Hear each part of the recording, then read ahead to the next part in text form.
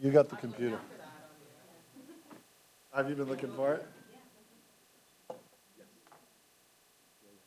Thank you, Kurt. Yeah, you don't mind. Thank you.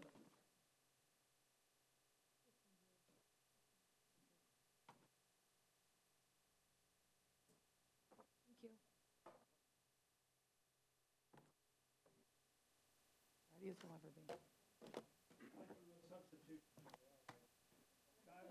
be. Yeah, yes. Shift change. Very appropriate. We were really squished. Sorry. We need to be able to answer your questions, and both of us gesture a lot. I don't know if you have noticed, but Jim and I both gesture a lot. Yeah. So.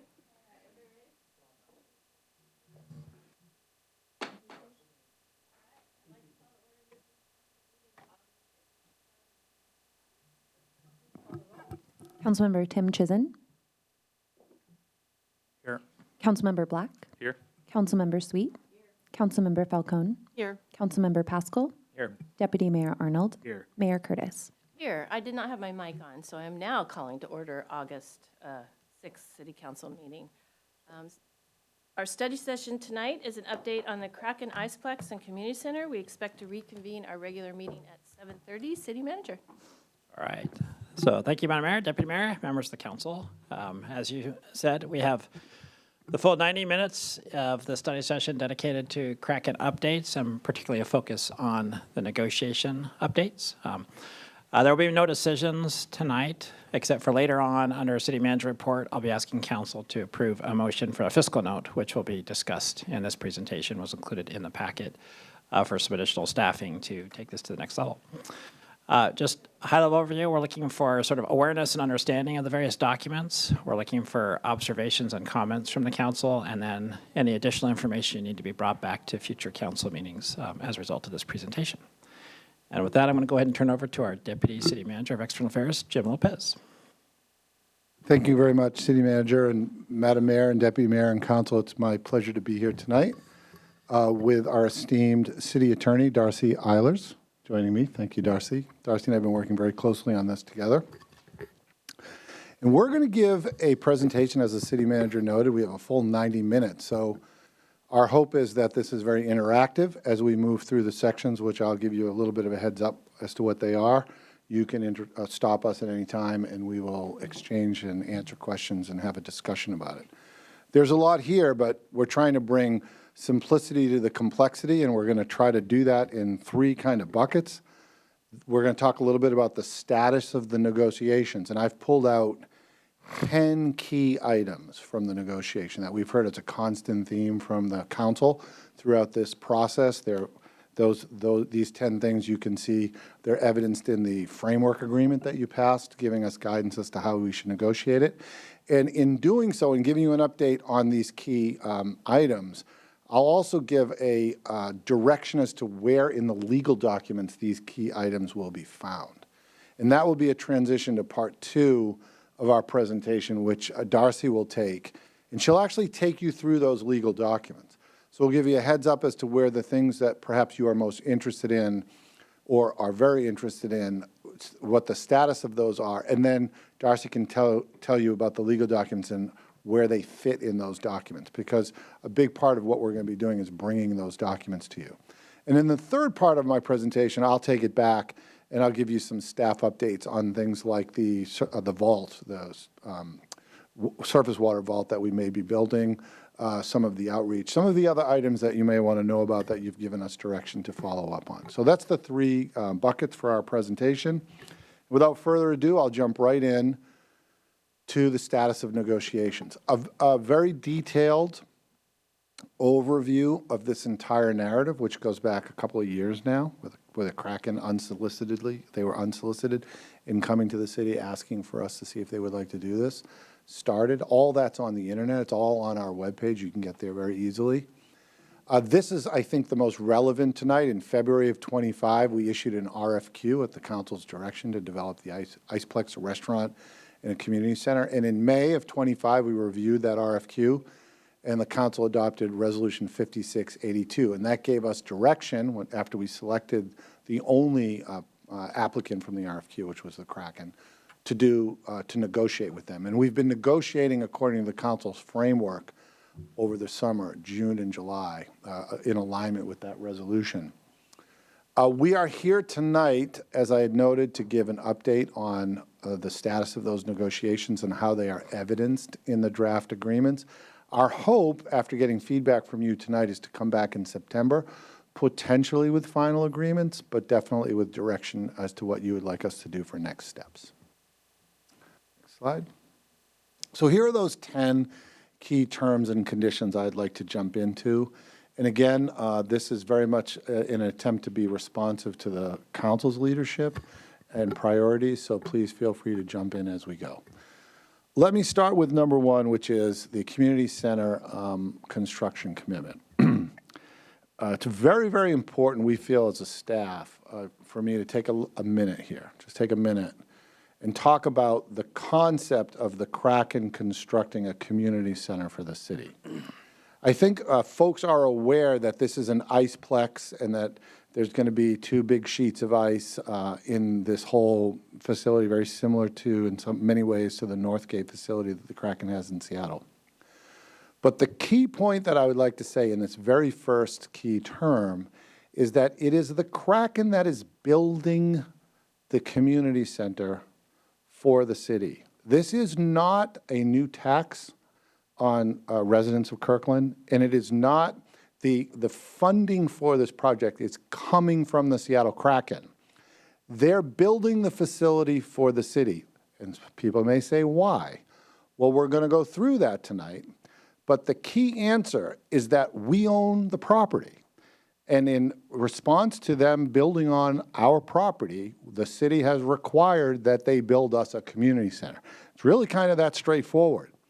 And we're going to talk about the details, and in certain cases, some levels of complexity. I've gotten to know a lot of lawyers in this. But I would like I know the council knows this, but I would like the community listening to think of all of the details and the complexity here, and there's a level above it. And the level above that complexity is this important fact. The Kraken are paying for our community center. And we're going to talk about that infrastructure now. And they're going to build the tenant improvements too. And we're going to talk about the process by which we work through that together with the Kraken. And there's many public benefits to this proposal, but this is a core public benefit because in many ways, I think this may even be the largest community center in the city once it's complete. It would definitely be pretty close to being the largest. So it's a big deal. And it will include essential infrastructure, restrooms, mechanical systems, and it will be part of the iceplex itself. It will be inside the iceplex, but it will be the city's property, and it will be operated by the city. So any questions on that very important first fact that sits over all the complexity? The Kraken's building us a recreational center. I see none. Good. Okay, number 2 is private capital and construction risk. So I think throughout the process, we have been very responsive, I hope, to the council's constant refrain to reduce risk to the city of Kirkland through this project. This is probably going to be a $60 million project. It's going to be in that area, and this is the funding and investment that the Kraken is making. One of the things that we wanted to make sure we got ahead of is that very important first part of the project where the facility is constructed. Now, we're going to talk about the different ways that this whole project could be financed, but we feel it's very important for the council and the residents of Kirkland to know that the Kraken is going to construct this facility with private capital. So the risk of building the facility, where it probably is the most risky, where you have to get the project done on time, in scope, in budget, is a Kraken responsibility. And that's what this key provision says. 100% of the project construction for both the community center and the Iceplex will use private capital and will assume all financial and delivery risks, design, entitlement, and construction.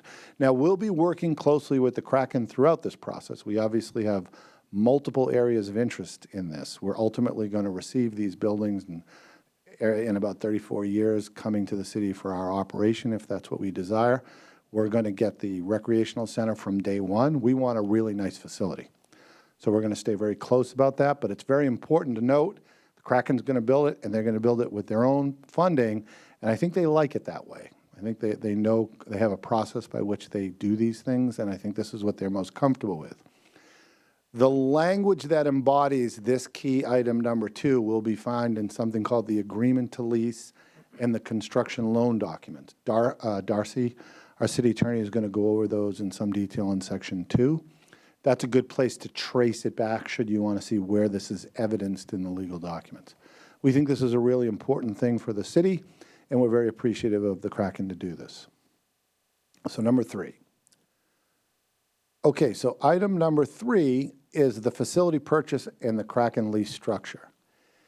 Throughout this process, in addition to the fact that we get a community, the Kraken are building on our land, one of the things that's attractive to the Kraken is the potential that the city purchases the building from them with city bonds, because our bonds are more competitive than private bonds. And this is for long-term financing.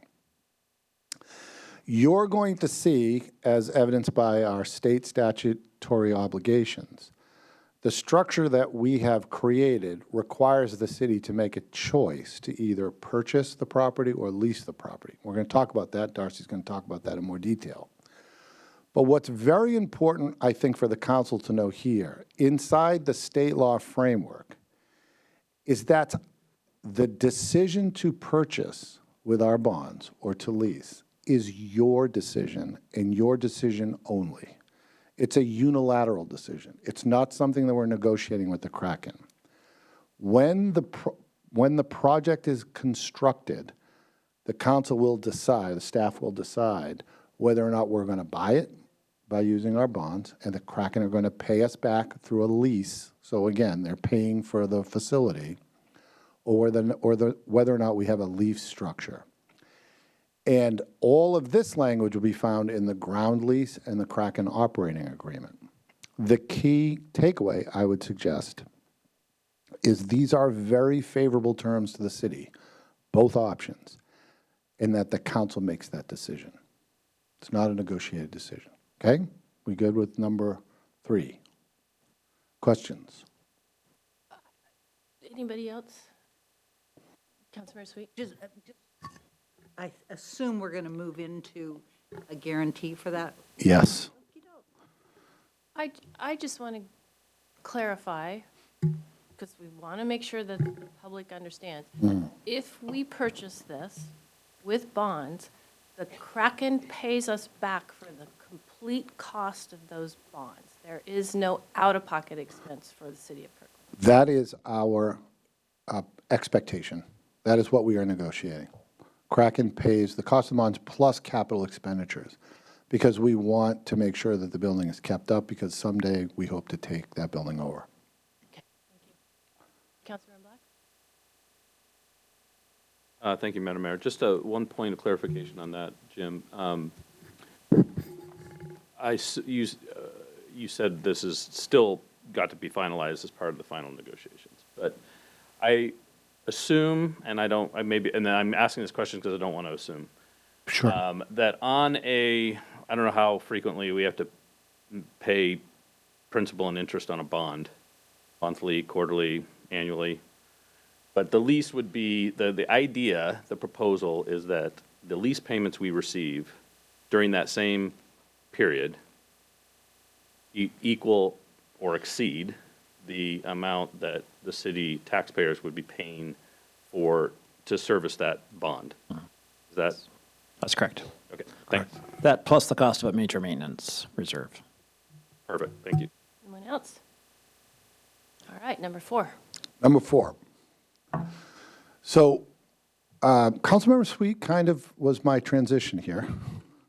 Because if we move to what staff is characterizing as our preferred option, where we would float bonds and purchase the building when it's completed, the key then criteria becomes how are we secure that we're not going to get left with the bond payments?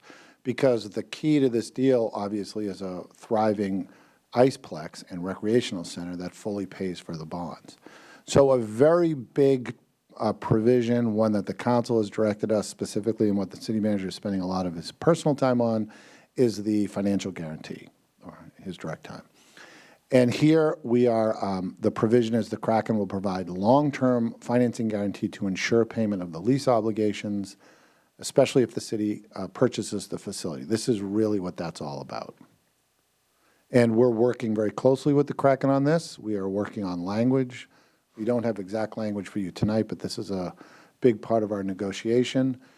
This will evidence itself in the legal documents, the ground lease, and a standalone financial guarantee. Thank you. Deputy Mayor? Thank you, Jim. And you mentioned you're still working on this. We don't have a draft in the packet. Just to give you some heads up on questions that we have when we do have language there. In the region, we've seen sports teams change hands in ownership. We've seen sports teams move. In the case of bankruptcy of a sports team, I want to make sure that we're to understand how this guarantee works in a number of scenarios. So I hope we'll have a chance to really walk through this when you have the details on what this guarantee looks like. Yeah, we definitely plan on having a lot of those details spelled out, and we don't have that written out yet, but we have made that expectation really clear with the Kraken negotiation team that we need to account for all those different circumstances that might occur, and so we'll go into a lot of the, we'll have a lot of those more details actually written now, but the expectation is that that we've conveyed is that if there was a buyout, with some nuance for local versus not local buyers, we would end up basically with an upfront payment and all those costs paid out. That if there was an early payment down or something, they would be included in the cost that we recovered in that early payout. But that's sort of some of the things we've been thinking about. We've been getting into the details. We just haven't seen them written, but we've expressed all those expectations. Great, thank you. I have Councilmember Black, then Councilmember Chisholm. Thank you, Madam Mayor. And so just to add to that, the questions we're going to be asking is also the entity that will be providing the guarantee. The goal, in my mind, is to make it the least likely to be a judgment-proof entity, so the highest up in the corporate structure that it possibly can be, and I assume that's part of the discussion and proposal right now, too. Do you have anything to report on that tonight? Yeah, we have. No, go ahead. We've heard from SHP, Seattle Hockey Partners, that Slapshot LLC will actually be the guarantor, and that's the company above Seattle Hockey Partners. That's the one that owns the Northgate facility, a minority interest in the Climate Pledge Arena facility, a minority interest in the facility they have in California, an interest in owns the Kraken and owns the interest in the minor league team. I'm obviously not in it's the hockey. league, Apologies, but yeah, the league. So that's the company that has those interests, and so we believe that is sort of the company that we would want that from. We still need to see what they are guaranteeing us and in what way, but they've identified the proper partner for the guarantee. Yeah, And they understand our interest in making sure the guarantee is from not just a shell holding company somewhere, but the actual entity that holds capital, holds property, has the general partners who are the, families who own the Kraken. That's where we would want the guarantee from. Yeah, and we're doing our due diligence on trying to track down how we sort of more affirmatively assure ourselves that that's the right company. All right, great, thank you. Councilmember Chisholm. I concur with Deputy Mayor's comments about bankruptcy. I think they're accurate. I think he should bring in some bankruptcy attorneys and ask him what they would recommend the Kraken do if the Kraken wanted to leave town, shirk itself of responsibilities, and exit the market. that is not something we plan on, but I think the Sonics had a large fight with the city of Seattle over a key arena, and there are other examples like that. So that should be a large concern. Another one of my concerns is the co-location of the community center as well as the Kraken facility, that if the Kraken facility was abandoned, if they did leave town, if the community center would still be functional, accessible, and in a good spot to use independently if the Kraken facility shut down. That's a worst-case scenario, obviously, nothing any of us plan on. But I would want to know that it doesn't make more sense to just locate the community center in a different location where it's not tied to the success of this facility. Because we may have a lot of eggs in one basket in this scenario. The other thing is the restaurant. I do want to ensure that the restaurant is built out, that the appliances and all the things that go in a restaurant are paid for by the Kraken, and that if a third-party contractor wanted to take over the restaurant, that they're not being asked to invest, hundreds of thousands of dollars in walk-in freezers, dishwashers, and all the other expenses that go into a restaurant. I think there may be two words missing. I think it should say restaurant and bar. But that may be just a typographical error.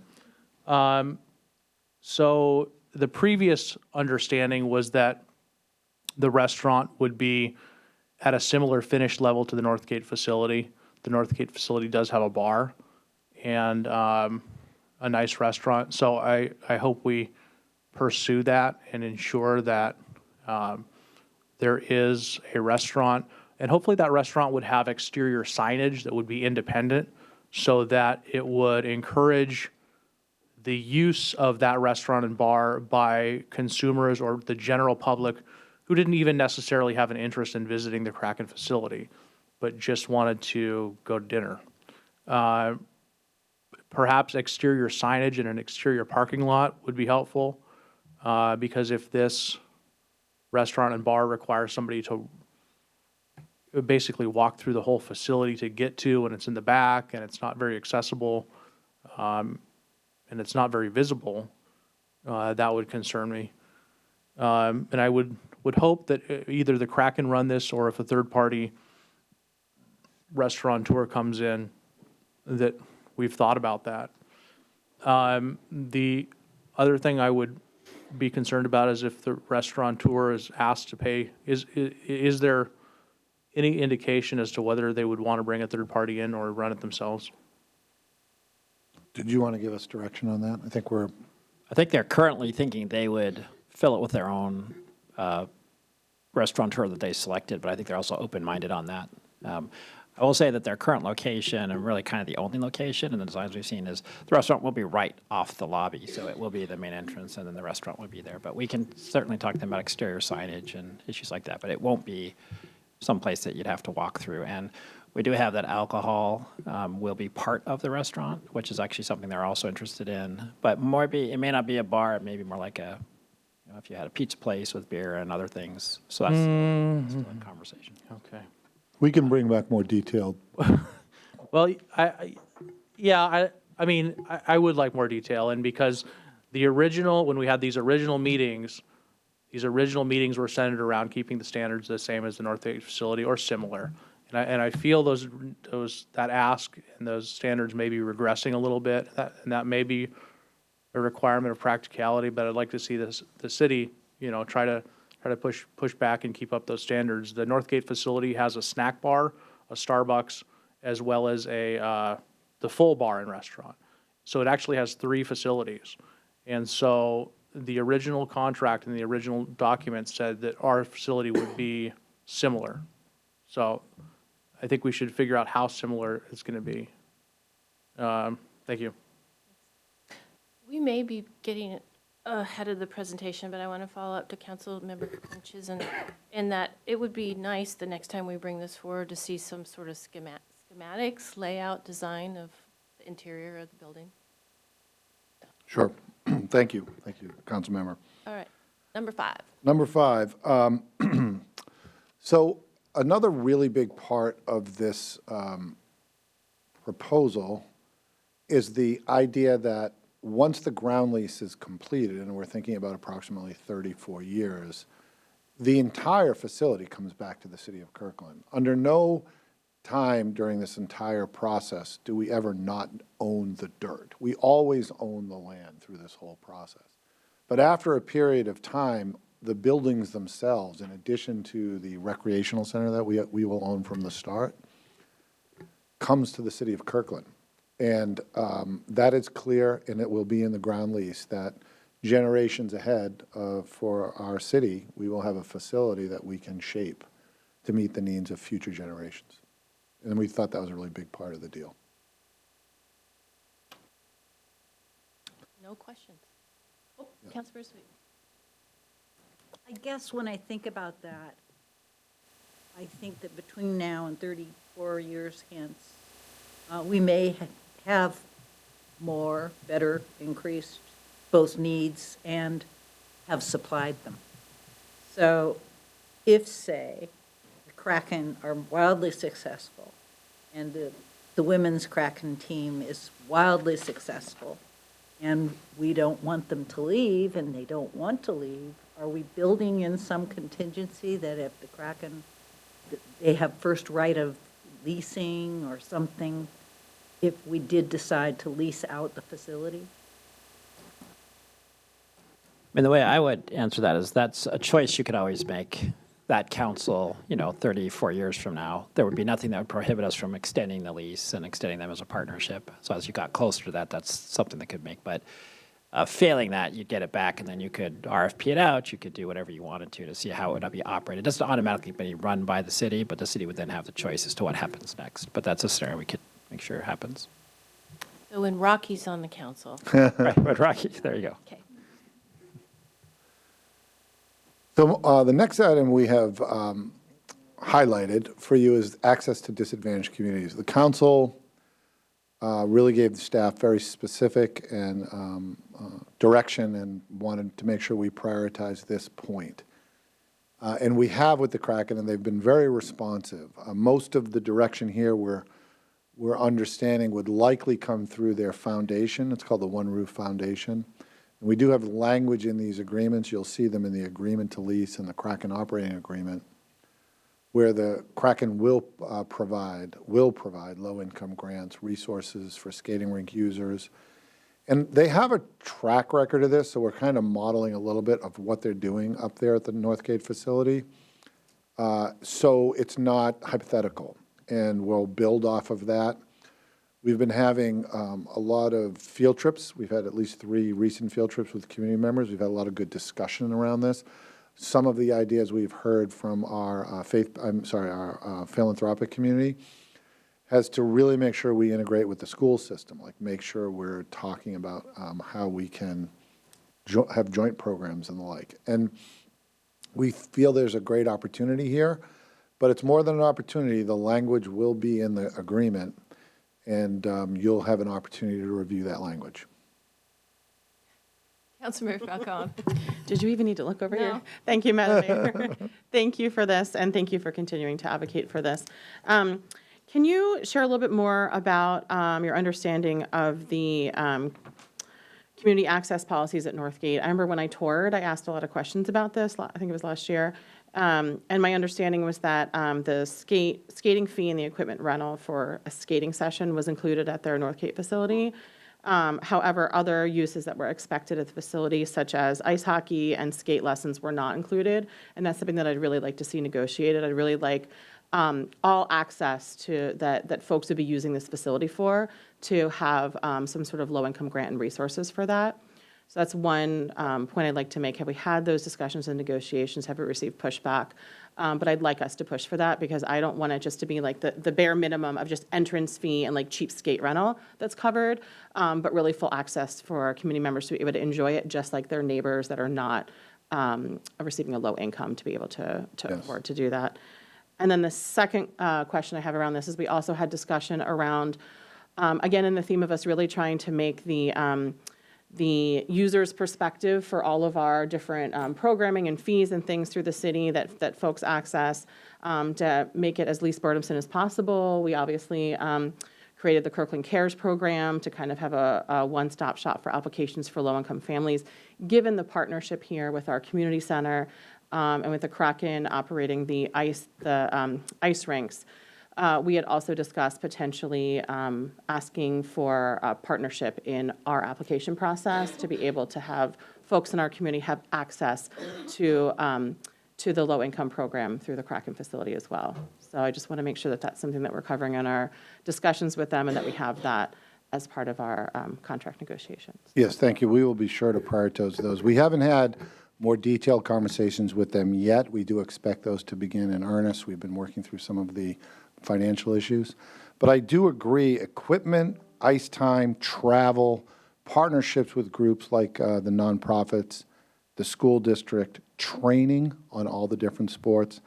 And I think you make a really important point about facilitating access through the city's portals, through the city's ability to do that.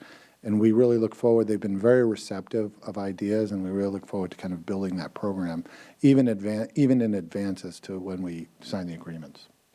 Great, thank you. And part of that, obviously, we'd have to figure out, as I know I believe the next slide is going to be talking about Kirkland residents and what Yes. access Kirkland residents specifically have to this facility as well. And obviously, our Kirkland Cares program is specifically for Kirkland residents or bill payers in Kirkland. And folks would be using this facility from Kirkland and elsewhere as well. So that would be part of what we need to figure out is, perhaps, Kirkland residents would have access through the Kirkland Cares program. Would non-Kirkland residents, what would that look like? And would we be compensated for our labor in processing applications of non-Kirkland residents through that screening process? We just want to make sure we're having those types of discussions, that we set those expectations moving into this. Thank you. Thank you. And Councilmember Falcone is right on.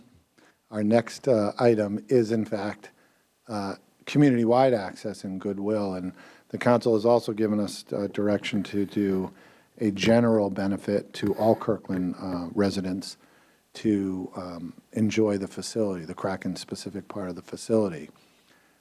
They have made a proposal. We're working on that concept. The idea that the Kraken is proposed is, well, first I would say they're amenable to that, which is very good. Their idea was to designate one night a month where Kirkland residents would have free access to skating. And I think their offer, I think, was an hour for that, like a Kirkland night out at the facility. And the language, when we agree upon language, if we can agree upon language, would be in the agreement to lease and the operating agreement itself. And we're working in that framework. We're trying to explore that framework, making sure that there's sufficient time and that it is a benefit that we expect the facility to be very popular. So we want to make sure that the benefits is sufficient enough for a lot of people to enjoy it. Okay, then I'm going to, Councilmember Tinchison, go ahead.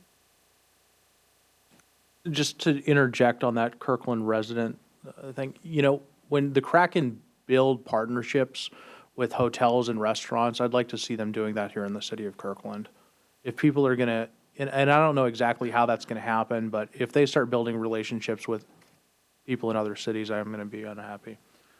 So hotels and restaurants, assuming that they have partnerships and are part of reserving teams, places, or something like that, I think we need to focus on bringing those people into Kirkland. Thank you.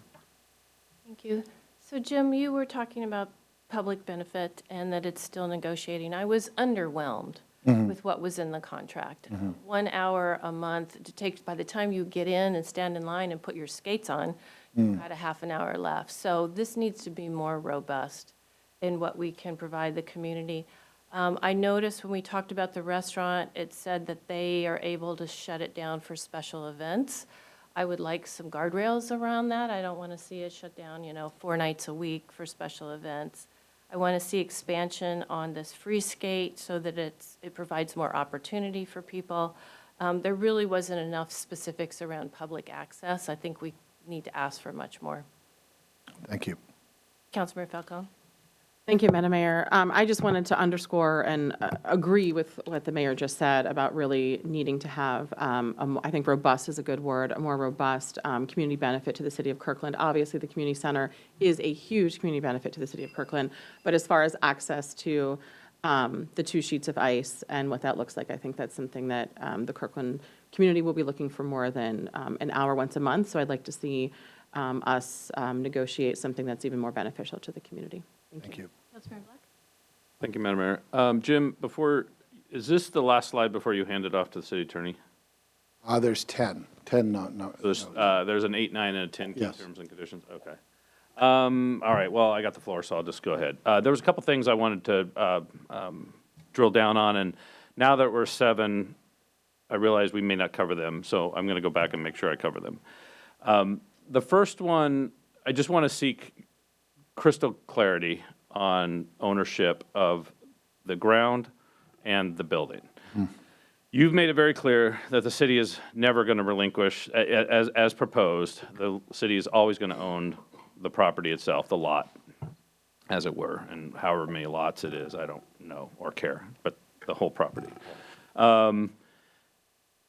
There is a scenario where soon, very, very soon after construction's complete, city will own both the land and the building, and we'll have a lease with the Kraken for that portion of the building that it wishes to lease, which is the restaurant, presumably some of its office space or something, and then the sheets. There's another scenario where, for whatever reason, future council decides not to purchase the property under this proposal and simply leases the community center from the Kraken. And then that's at the end of 34 years, the city would then own the ground and the building. Those are the scenarios, correct? Okay, just want to make sure that's all clear. Because I want to ask some of the questions that I think the public may ask, and that wasn't 100% crystal clear. Second of all, The city always owns the ground. and always owns the ground. Yep. And then related to that, and kind of springing off of something that Councilmember Tim Chisholm raised, if we go through that, I believe the only scenario in which we would not have sort of the legal right as property owners to the community center on the second floor is in the scenario where a future council decides not to purchase it, leases it, and then we would have to be clear in the lease terms that the public would always have access to the second floor. Is that something that's going to be, is that a risk that we need to be concerned about? Well, just to be clear, the council has the right to purchase, we Yes. have the option once it's completed. Future council decides not to purchase. Then it becomes this lease agreement, which has complexity to it, still very favorable terms to the city. And under that scenario, we would be leasing the property from the Kraken, but we still own the dirt. Right. We'd be leasing the community center portion of the property from the Kraken.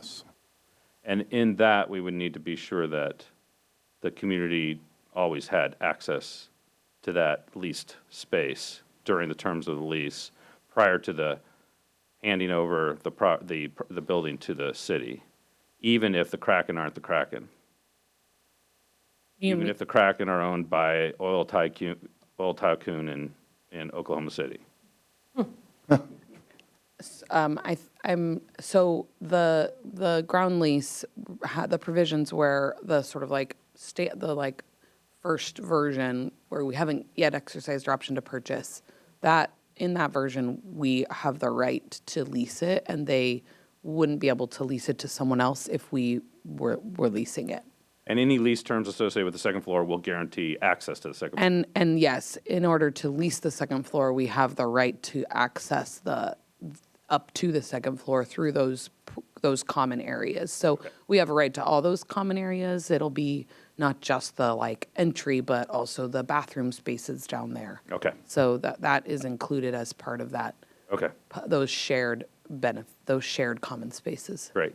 And then related to construction, there is a scenario where construction gets abandoned. I want to explore that. We kind of glossed over that. Yes. What is the protection in place for the city if, for whatever reason, construction's abandoned in mid-construction? Well, we have financial guarantees. Maybe you want to talk about that. So different than the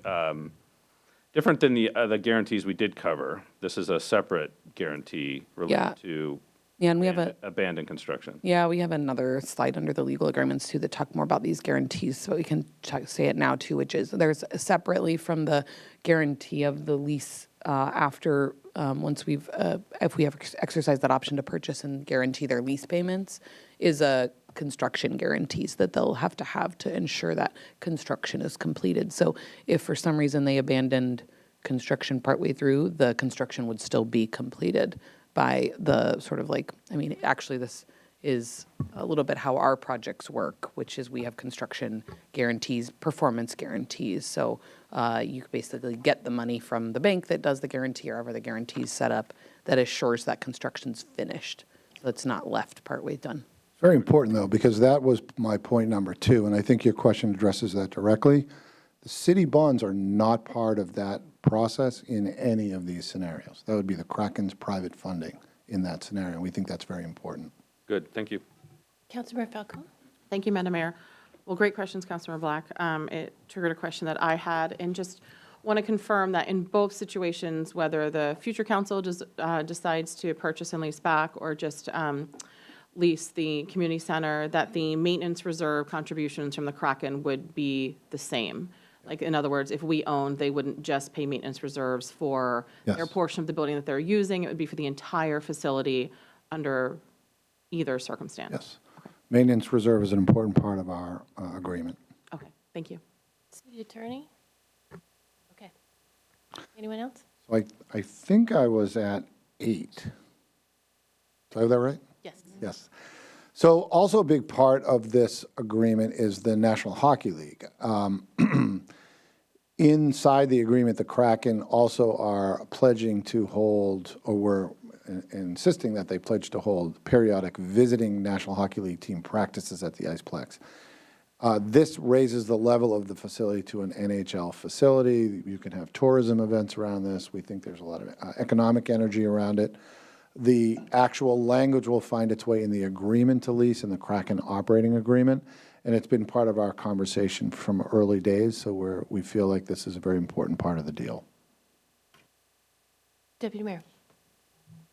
While I can see some of the interest in visiting NHL teams, for example, the Boston Bruins, just pick one, is there any contemplation of saying the Kraken themselves would come to Kirkland periodically? We can try to put that language in. I feel like anecdotally, I feel like they would practice here maybe 4 or 5 times a year, I think, in casual conversation, although I have not had a legal commitment to that effect.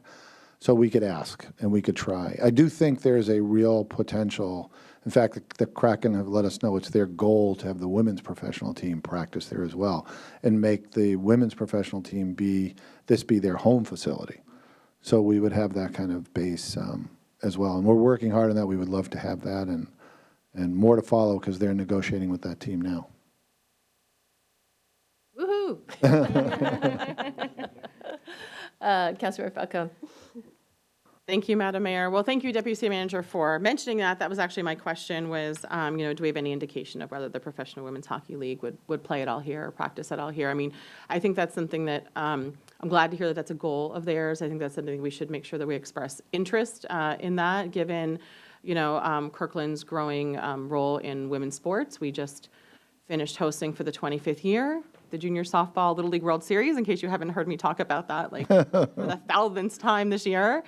Yes, and I have a new sticker here on my laptop. But it really would just go so well with our community and our community values of supporting girls and women's sports. And it would be really fun and exciting addition to our community. So I just want to express that interest to the Kraken, that we would be thrilled to have the Professional Women's Hockey League play in some capacity at this facility. Yeah, Thank you. they would practice, but yes, yes.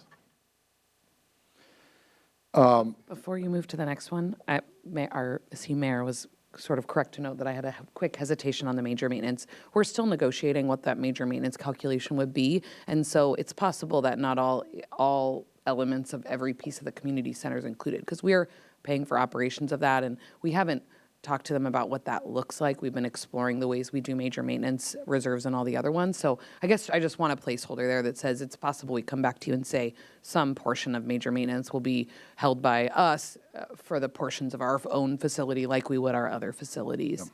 Sure, but it would be identical, the contributions would be identical for the Kraken and the city, regardless of the ownership Yeah. model we choose. Yes. Two options, yeah. Thank you. Yes. Still a priority for us. Yes, thank you. Thank you, Darcy. Yep. Okay, Councilmember Tim Chisen's point, the public restaurant amenity, we wanted to highlight that as one of our 10 key items. We will have language for a full-service, publicly accessible restaurant and councilmember with alcohol service, as the city manager noted. We could drill down a little bit more detail about what that means, but alcohol service will be a part of it. We could talk about a bar or the size and function of that inside the restaurant. I would just note there is a distinction between a full bar and alcohol being provided. Yes. So I would want to know that Yep. detail. Yes, duly noted. And we have made the point, and I think the council has made the point as well, that this is a community benefit. And this is part of the Kraken's part of the building, but it truly is a community benefit. It's a sense of place in that neighborhood, and I think that would be welcome. The actual language will find its way in the agreement to lease, the ground lease, and the operating agreement itself. And we would certainly talk to our economic development manager, Jen Davis Hayes. We would welcome the idea of exploring local restaurateurs that may want to be a part of this. We can have that conversation with the Kraken. I do think the city manager has it right, though. I think they have an idea of doing it internally now. And that brings me to number 10. Oh, I'm I sorry. just have one quick thing. We actually have an earlier drawing of the schematic, and David was able to print that out for you, so you could sort of see why we're saying the restaurant's supposed to be located near the lobby. So just some copies of these, and since we just printed them, thank you so much, David. I'm not sure if it has that. Yeah, yeah, perfect. Just that one page. We had a copy so that Jim could look at it too. Can I get that back from you, Neil?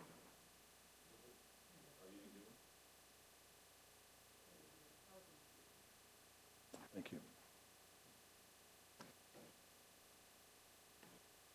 We'll certainly get bigger copies for you and put them in the packet next time, but I just thought since you asked and we had something we could show you, that it might be helpful to see some context there. Well, you can get a bigger copy from me, too.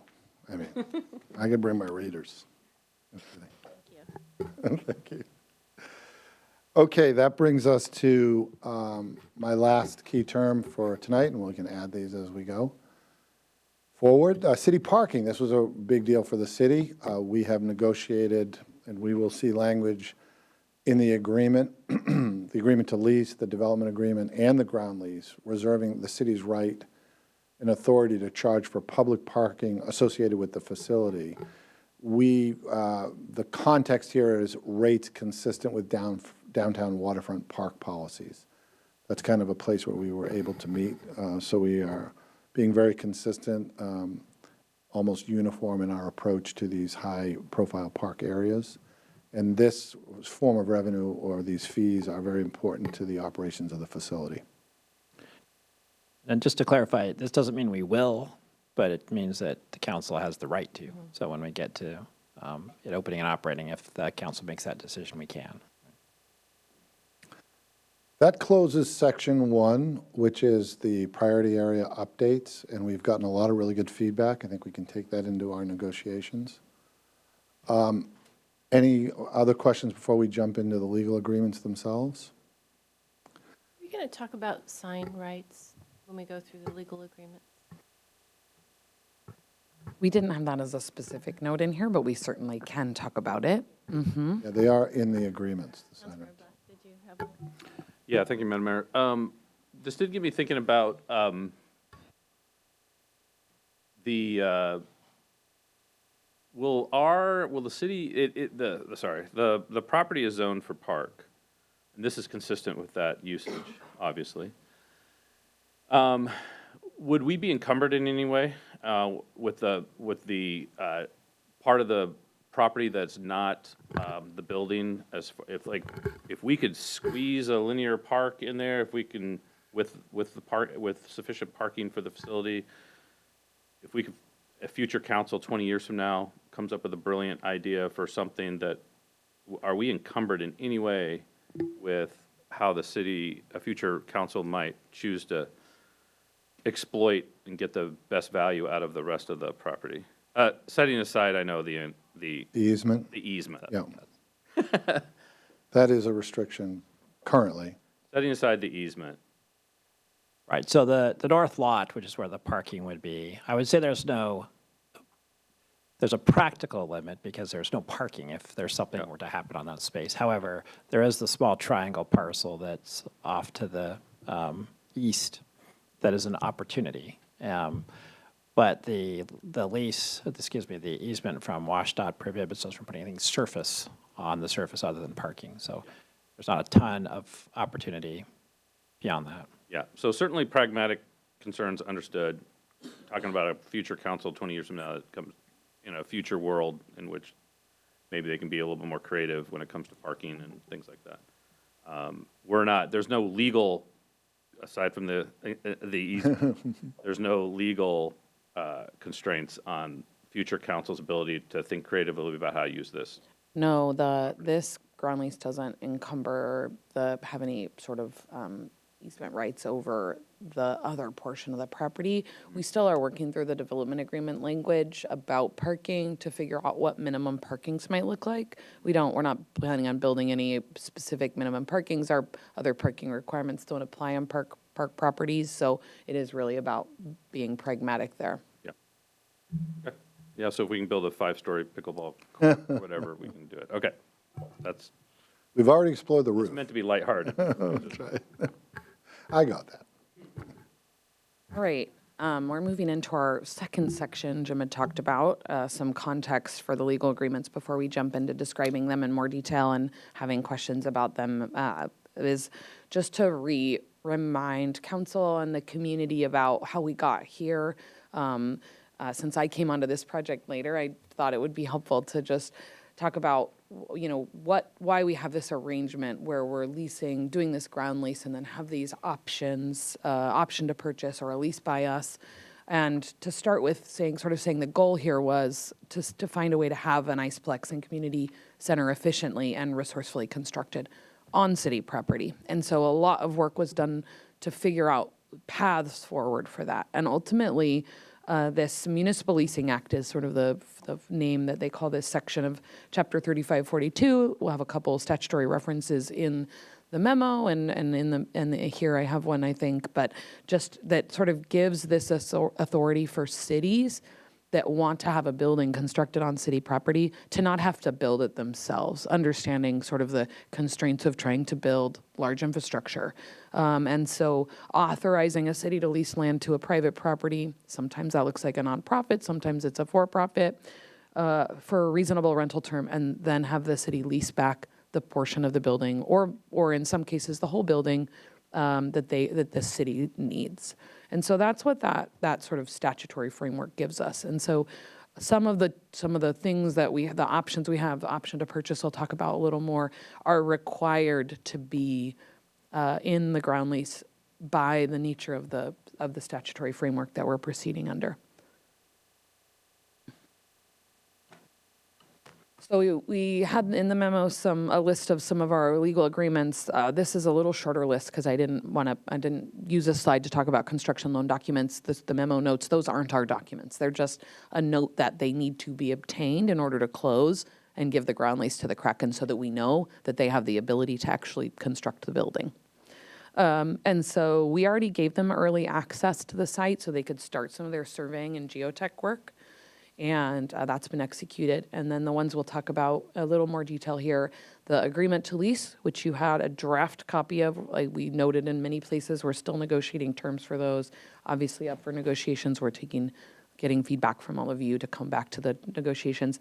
The development agreement you did not have a copy of. We're still working on that. It's a little interesting because we don't need a formal development agreement like we might with some of our other partners, like we did with Google or with the Village at Totem Lake. Because this is a park property, it doesn't need exceptions to the zoning code. But we wanted to provide a framework, and we'll talk a little more about why we wanted to do it that way in the next couple of slides. And then the ground lease, which also was in the packet, a draft of that. And then 2 other documents that will be attached to the to the ground lease, the Kraken operating lease, if we exercise our option to purchase, and the city community center lease, if we don't exercise the option to purchase. And those were not in your packet because we're still working out the details and drafting those. Deputy Mayor. Thank you. So just to clarify, as we're looking at this, council in 34 years will be able to make a decision on whether the city is purchasing the property or would lease it from the Kraken. But the agreement in how that would work, we're negotiating now. So we would know what those are, we would know what those would be. In 34 years, we wouldn't have to purchase the property. We just get it. We get the property back and we get the facility free if we didn't purchase it earlier. This decision would happen at the end of construction. Construction, Yes. okay, so we're looking at a decision that a future council would make in the next Let me 1.5 show to 2 you years. a beautiful timeline. We must have read your mind.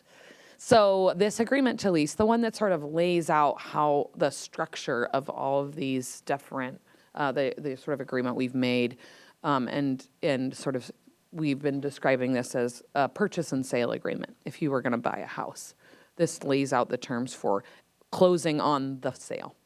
So the agreement to lease, we anticipate, we said September, we're obviously going to bring back more documents so you can see them fully to you in September, and then maybe a next round after that. So September or fall, September, October, potentially, we would anticipate executing that agreement to lease, sort of moving more quickly once council's authorized that on that agreement to lease, so we can start the clock on things. Then in fall 2025, we'd come back to you, I think, with the development agreement for approval. So we don't need that to happen exactly in conjunction with the agreement to lease. It would be referenced as the basis for the more specific details on the code. They could be together. They just are. They don't need to necessarily be together. They do have to happen before sort of Kraken really gets into permitting, because it'll be the basis by which staff on the permitting side of the house determine whether the facility is consistent with the requirements council has laid out for what the construction, like the actual facility, is on the ground. Then in summer 2026, you see some timelines in the agreement to lease. So it's like either in June or in August is their proposal, latest is August. We would have finished closing, which means we're executing the ground lease, and other things have happened. We'll go through a little more detail about what that is, but they've gotten their construction commitments, and other things fall into place. They've determined that all their due diligence is done and they're not concerned about any issues on the property. And after the ground lease is executed, that's when construction begins. So they're trying to get all the way through permitting so that once the ground lease starts, they can go right into construction. And then they're hoping to have construction completed by, I believe, we said fall 2027. It might even say August 2027 there. And that's when construction's complete. Once construction's complete, that's when sort of the city gets its ability to continue with the lease idea that's the sort of status quo under here, or to exercise the option to purchase. We'll talk a little bit more about the timing on that and on that slide. They would probably give us a few months heads up. If we were to do the bond option, I think we would have a little bit of a heads up. Yeah, they've indicated, sorry. Councilmember Falcone first. Thank you, Madam Mayor. Well, thank you for that. So it looks like there's a lot of different legal documents that are going to be signed at different points in time. And so I get a lot of questions from folks in the community, like, is this final yet? Is this happening? When along the process can we say, like, yes, it's definitely happening, like, the Kraken can't legally back out? Can they sign the agreement to lease, the development agreement? Like, could they sign the development agreement and then it's not until the ground lease is signed that they're like 100% committed and there's no backing out? When can we kind of have that answer for the community to really kind of comprehend kind of in layman's terms that, yes, this is proceeding, this is the direction we're going? I'd say that the place where they can no longer back out is the ground lease. Okay. So the agreement to lease sets parameters for closing, including them doing some due diligence. So in your example of you're going to go buy your house, you sign your purchase and sale, and then you get to go make sure the title reports shows that this person actually owns the house and can sell it to you, and that there isn't, some contamination on the ground if you wanted to look, or that. And so you get to say at that point, I don't want to proceed to closing. So there's parameters around what you can back out on in the agreement to lease. It's not just like, oh, we didn't want to do it. But if they never got their construction loan financing, for example, then we'd never get to closing. So if they couldn't get construction loan financing, or they determined that they didn't want to, I don't think that's what's going to happen. They've already put in a lot of funding to get to where we even are now. But if they did, then we'd never get to the ground lease. And so they could still back out. Thank you. And is there any provision in there that if they do, for a valid reason that's written in there, decide to no longer proceed, that there's some financial compensation to the city for the time and resources we've put into negotiations, where if they, summer of 2026, say, never mind, that the city's compensated in some way? We did contemplate, we contemplated that, and right now, the way it's written, we don't have any specific dollar figure penalties. We could certainly explore that, but by our sort of read of it, they are putting in a substantial amount of money also, and if we ended up not going to closing, we didn't. I guess I'd say it seems like it would be mutual. Yeah, they raised a similar issue in reverse, and we began to get to this. It got complicated, more like mutually assured destruction rather than a potential partnership. And We both got essentially skin in the agreed. game. Yeah, We're all there's a spending lot money of at skin our in the own game. risk to get to this point. And it may or may not happen, but is likely to happen. So they're spending quite a bit of money on design. We've obviously spent quite a bit of money in prep, but we, at the moment, are choosing not to do that. Certainly, we could revisit that. But again, they had a similar request starting. It was like, hey, you need to make us whole if we go all this way down, and then the city doesn't do it. Right? We're like, yeah. So, Okay, I'm processing. yeah. I may have more questions later. Sure. Yeah, we did discuss it, and because both sides have significant resources invested in it, we feel there's a lot of good faith into the agreement, and we benefit if it's not in there as well, if we're not the ones that move forward. I do want to clarify, too, that nothing that I said previously changes the fact that we're making the decision whether we do the bonds or not. That is a unilateral decision of the city. We could get a little bit of a heads up on floating the bonds, but we still have to make that decision when construction is complete. Thank you. Member Black. Thank you, Madam Mayor. I'll just say, based on that was a good question. At the same time, I totally appreciate taking care in negotiating and asking for something that you know is going to bounce back and be asked of you, because the other party has similar interests. So I appreciate that staff thought about it. I also kind of appreciate where you're landing on it. At least I realize it's preliminary, but it makes sense. Second thing I wanted to ask about, was the following construction, a future council, I'm thinking about, the interest of a future council in making that decision to purchase following completion of construction. How, has it been discussed how long that window will be? Obviously, the city is not going to be in a position to say, hey, 2 years in, now we would like to purchase. That's not going to be an option. There's going to be some period of 90 days, 180 days in which we can exercise that option. Has that been discussed? There is no limit. The city could decide to purchase it at any time. Anytime. Is that because of the statutory framework on which we're operating? Yes. Oh, what a wonderful statutory Yeah. framework. And Nice benefit for us. Yes. In that case. Gives the city the utmost flexibility. yeah. Okay. All right, thank you. And just to, sorry. I just had wanted to put some context on what Jim had said for that. Before construction is complete, Kraken's indicated to us that they'll give us their cost of construction number approximately 3 to 4 months before construction's complete. And then if they incur added costs they weren't expecting before that time or after that time, they'll sort of eat those costs. They won't consider those as part of what we need to purchase from them if we decided to exercise purchase. to be able to give sufficient time for us to go out and go through the bond process before construction's complete. So if council at the time that construction's complete wants to exercise the purchase option immediately, you'd have that ability without having to do a portion of lease time. And that's really important. The really important part is we wouldn't have to do an interim lease if we could work all that out. So thank you, Yum. Do you have a follow-up? Okay. Thank you, Madam Mayor. So sorry, I should have thought of this as we were talking about it. So although the statutory framework on which we're operating says that the city will always have the option to purchase, I assume in reality, if we decide to go with the lease, we will sign a lease, and we will be at least contractually obligated for the term of that lease, unless we build into that lease terms that are an additional contractual right to exercise the right to purchase. Is that fair to say? In all likelihood, I just want the public to understand that if the future council goes down that route, even though the statutory framework says we have utmost flexibility to exercise the right to purchase, the lease terms may be different than that. It would be understandable a tenant would not want to sign a lease where in the middle of the lease, it could be pulled out from under them and the property purchased. If in the circumstance where we lease instead of purchase, the lease agreement that we have with Kraken, where we're leasing from Kraken, would not prohibit us from exercising our purchase option later. Of the whole building.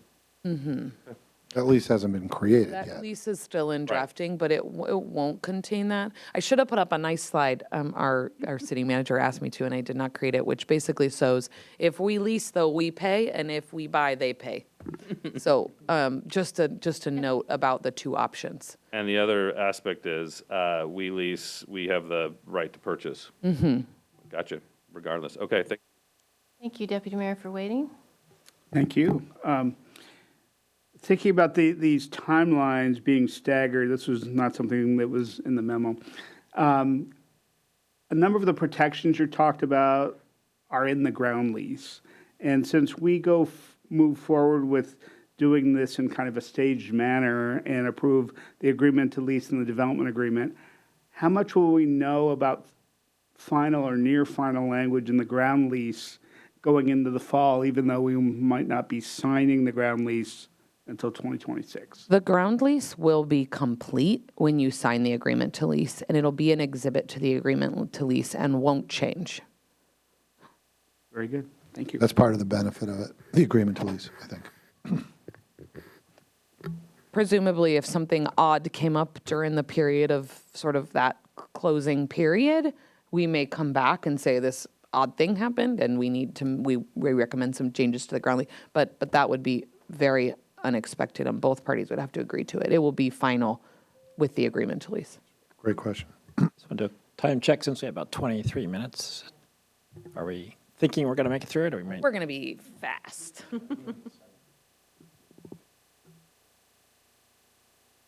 Go ahead, Darcy. Okay.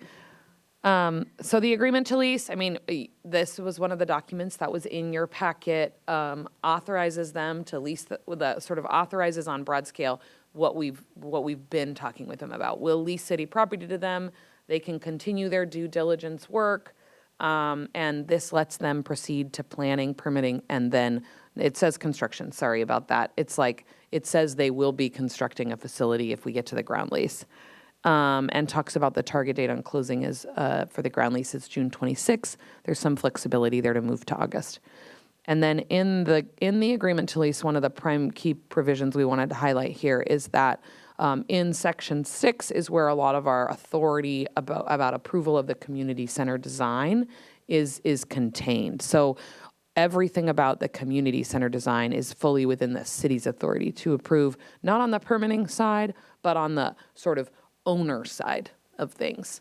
So it'll be during this period, agreement to lease period, before ground lease, there'll be sort of two paths of city reviews. The permitting side, where they're just making sure it's code compliant, and then the sort of owner side, where we're making sure it's the building we want built. And the community center piece has a lot more authority for the city. Overall facility design, we're still working on some of this language. You probably saw a note there that we're still under negotiations about it, but it basically gives us authority to look at some of the design, to look at the designs and ensure that we're on a high level, more high level, like it fits the fit and finish that we were looking for, but not every single detail. I don't want to make that sound more concerning than it is. I mean, in the community center, for example, we need particular toilet paper roll holders so that we don't have to buy different toilet paper for this facility versus our others. But we don't get to say in the Iceplex that they use those same toilet holders. You know, there's It's like, we're not getting into quite the detail on the Iceplex portion of it as we will on the community center portion. There's also a qualitative element to this. We asked, and the Kraken has actually gone to the Redmond Senior and Community Center that we had our retreat on to walk around as a fit and finish kind of idea, and they did that. And before the agreement to lease is, at our next round of agreement to lease, we're going to have sort of some more detailed schematics about the actual look and feel of that. And so that's something that will be included as attachments to say, this is what we expect it to look like. We're approving these as the look of it. And so our review on the owner side of the building on this will be to make sure that their designs are consistent with what the agreement to lease has as copies of what you have said you like the look of on the Iceplex restaurant portion. Thank you. Councilmember Falcone? Thank you, Madam Mayor. Okay, I heard two very different examples of the types of things that we'll be reviewing, which is great. That kind of like lends itself to my question. I heard like toilet paper holder, specific things. And then I heard kind of look and feel. So thank you for both of those. Because my question was, the city retains the approval of community center and overall facility design that you have here. How much of that is staff and how much of that would be coming to council as far as like council input and like approval or input on the look and feel of the facility and those types of things? I think you could certainly go some direction on that. The community center, we're basing everything on the OPSIS design that you authorized and that we did, and that's what we've given them. So we're basically approving to that with specific detail. So I guess it maybe it's a little bit iterative, in checking in. Where intent is, there's going to be a lot of really detailed nuance, lots of spreadsheets on even, things like where do the outlets go and that kind of stuff. And obviously you guys won't want to see, but yeah, we definitely want to check in. The goal is that the city likes it, not just that staff like it, so. Thank you. Yeah, I assume a lot of those details are staff. We're not experts on that, right? We don't want to pick toilet paper holders. That's not our role here. But yeah, I'm just thinking of like visibility with community as well, right? And transparency with community when it comes to council, just to kind of, for folks to kind of know the general look and feel and kind of know what to expect with that and to be able to give us input to then share. Thank you. Okay, back to you. All right. We talked a little more, I summarized this earlier. So this is will look a little like a conventional development agreement. Talks about zoning and permitting, land use, development conditions, about lot lines, signage, not the signage I think that you're talking about, so we can talk a little more about that. And then the sort of framework for entitlements. And then the reason that we propose to bring this to you and have this look a little more like a standard development agreement is that normally park properties are developed at the approval of the Parks and Community Services Director. But we wanted to move this and elevate this to council so that you had more of visibility into and feedback into what you want the lot lines to look like. How big do you want the lot? How close to the sidewalk do you care if the building is? What kind of parking requirements are we going to have? And so that is why we're proposing to bring that. And planning staff's been, Allison's been really helpful in sort of pulling out what from the code we might want to put into that. We're just working on finalizing that. So any questions about that? We'll definitely get a copy of that to you in September. And then the ground lease, we talked a little, sorry, I sort of jumped the gun on some of these already, but that will be executed after Kraken's permitting is completed. And then we say about 34-year, right? They're trying to match up the term of this agreement to match with some of their other leases. And so depending on when that's executed is when we would, I think we'd have that term locked in, and we're going to describe what they're trying to tie it to. So it'll be tied to the year rather than a number of years. And then they're required under the ground lease as the primary function to lease back a portion to the city unless we purchase it. There won't be a separate purchase agreement by the city because that's all built into the ground lease under Section 37. So we're trying to build in everything that you normally would so we can just act on that purchase. And then we built in a lot of the conditions about compliance with the requirements of the Municipal Leasing Act. And yeah. Got a graphic here to sort of show you once the ground lease is signed. That's our graphic here on the left. Then they do construction, and at that point we can purchase or lease with right to purchase at a later date. Okay. Okay. And then a little more details just so we could highlight why we have the lease rather than just saying we're going to purchase the property. RCW 3542-040 prohibits it from requiring us to purchase it. It has to be an option. It can't be a requirement. And so even if the terms, it's like, oh, well, likely we want to own this, we just cannot have that be the requirement in the ground lease or in our agreement to lease. And that, gives some flexibility later. It's also a very important point, excuse me, Darcy, for folks who ask why the two options are still there and why the council isn't simply deciding now. Well, the law says that we have to wait. And then we've talked about if we decided to exercise the option to purchase, the intent there would be that we'd purchase through municipal bonds, and that would ultimately the cost we pay. There's a defined cost of construction in here in the ground lease, and that is what would be the basis for the price we pay. And then SHP, Seattle Hockey Partners, would use that funding we use to buy the building with municipal bonds to retire their own construction loan. I don't know if you want to sort of highlight that that the municipal bond piece doesn't raise taxes, or it's not any sort of anything you go out to taxpayers about there. It's a regular loan. Yeah, councilmanic bonds. And then if you exercise the option to purchase, Kraken has to transition to tenants under a separating operating lease. They don't have the option if we exercise the option to purchase, they couldn't suddenly say, and no, we don't want to lease anymore. They're required under the ground lease to exercise or to execute the operating lease. This document was not in your packet. We're still working on the terms of those. We'll get those to you in September. And this is sort of has the same term. We say about 34 years, right? Depending on when it happens, it'll have that same year. And then the rent will be structured to support bond repayment and the major maintenance reserves, which we discussed earlier in Jim's discussion. And then we have some sort of agreed rent in those final terms. Whatever those years are that are over the amount of municipal bond payments, they'll still be paying rent. It won't be free at that point, even though the building's paid off.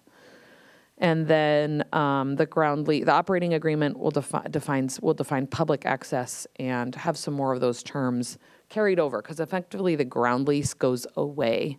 So we carry over a lot of those terms that require the public benefits of Kraken's operations into the operating agreement so that those are maintained. And we noted earlier it'll be an exhibit to the ground lease, and sort of like the ground lease will be an exhibit to the agreement to lease. That will be the operating agreement. There won't be flexibility to sort of try and modify terms later by Kraken. And then if we did not exercise the option to purchase, there's going to be an attachment to the ground lease that's the community center lease. That's our lease. We're the leasee in that situation. Kraken is leasing to us. And it defines space use. It'll define sort of our payment obligations to them in rent. And public access commitments. So giving us those common spaces, rights to access. And we note here, the non-purchase option here is required. We already talked about that. But we, in this option, we end up paying Kraken. And so may not be the ideal option compared to the one where they're paying us for to retire municipal bonds. And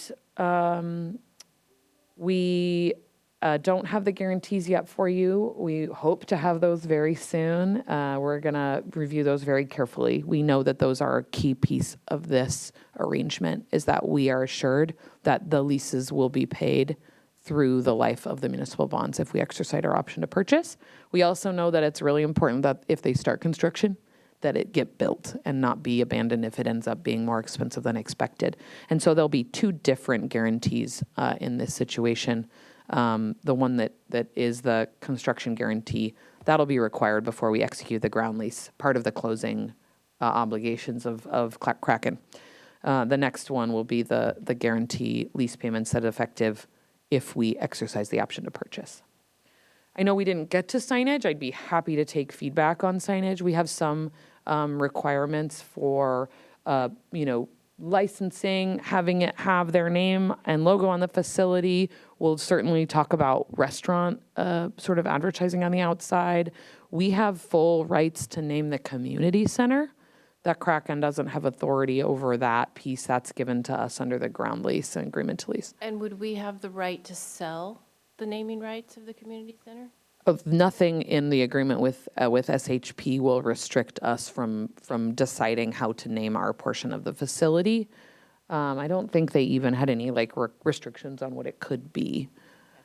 That's what I was looking for. Did you have a question? I did.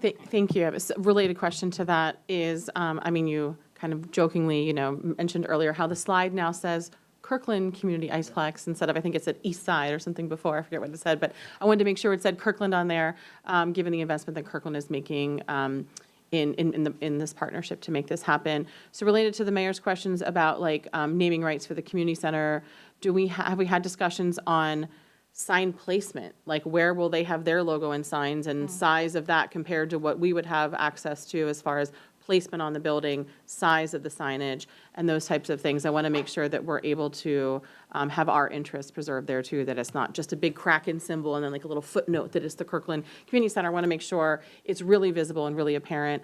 And also with, to Councilmember Chisholm's comments and questions earlier. The same with the restaurant, right? Depending on what's there, really wanting to make it accessible for folks, but folks to really know that that restaurant is there too, right? We want people driving by to be intrigued by, oh, there's a restaurant there. That looks kind of cool. I want to go in there and check that out, right? And so I'm no designer, but I just want to make sure that given that there's going to be three potential things from the public's and the user's perspective that they may want to go into this facility to use, the community center, the Iceplex, and the restaurant, that's really visible and that makes sense and that we don't, we are logical about that in our negotiations. Thank you.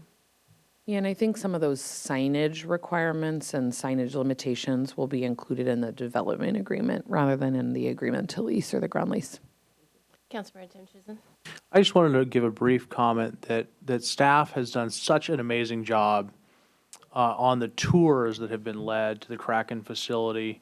I had my third last week, and it's really led to the community support and the community understanding of this project. And I want to thank staff. Some of them aren't here, Luana and Jim, but thank you. Thank you. Thank you. We're moving on to our third item section, so I'll hand it back over to Jim. Thank you, everybody. Thank you very much, Darcy. You have 7 minutes. 7 minutes for 6 slides. I see 8 on mine. That just switched. Well, I'll move expeditiously here. I do want to make sure, Madam Mayor, that council has all the time they need to ask us questions, so just please ask away. If we move through rapid fire form, I just want to touch base on some of these.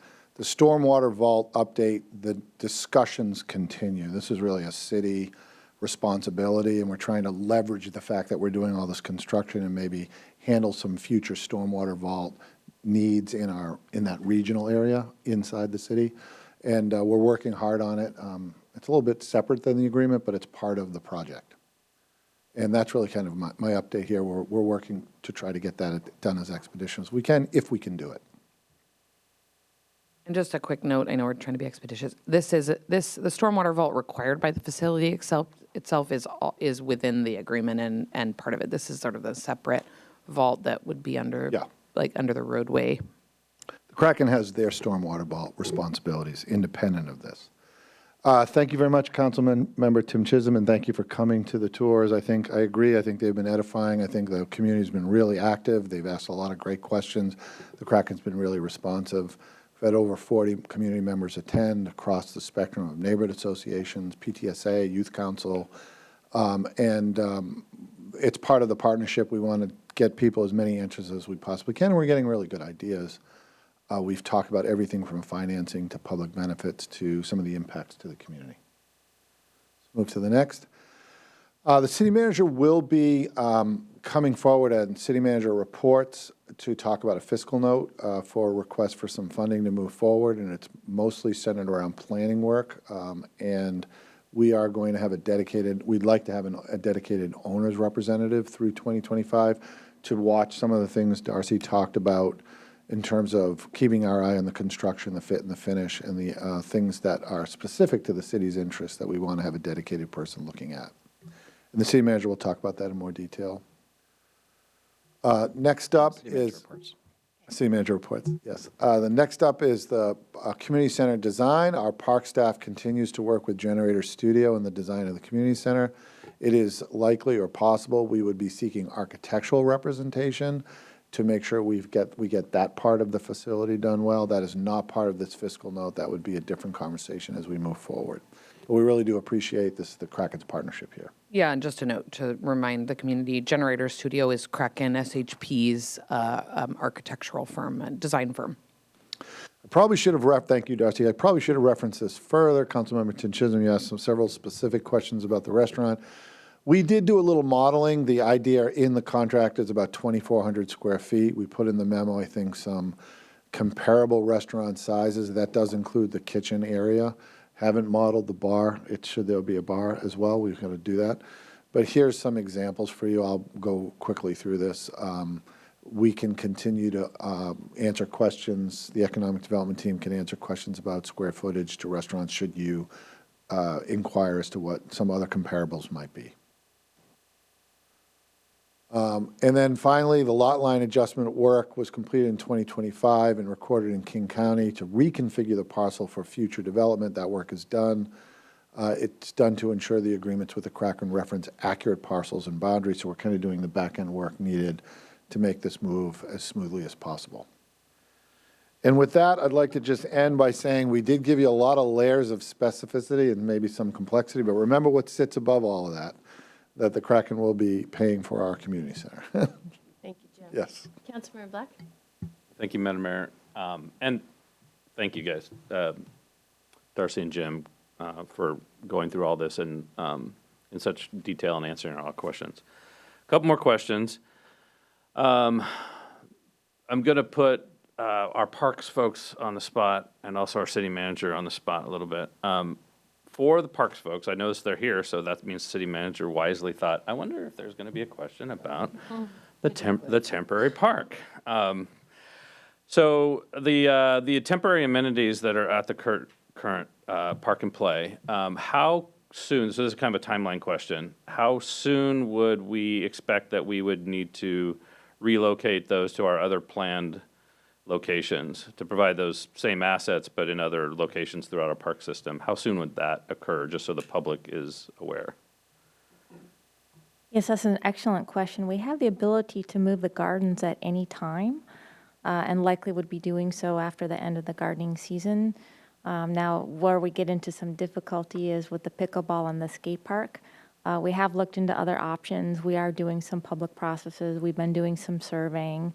We have primary identification or primary locations identified, and we're pretty close to the next step to coming forward to council with those recommendations, which may then also involve some financial allocation from CIP projects to do those relocations.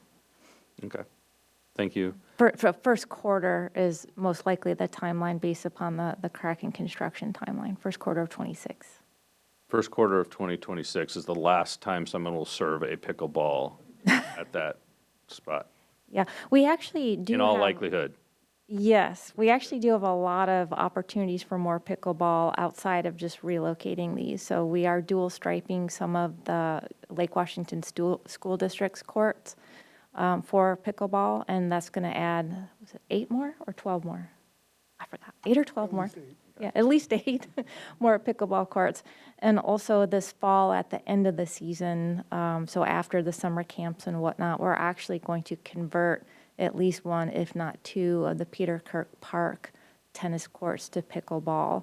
At the moment, the indication is that those are the least courts used for tennis and most interested in pickleball. Also, from a location perspective and any disturbance to neighbors has the least disturbance factor for pickleball.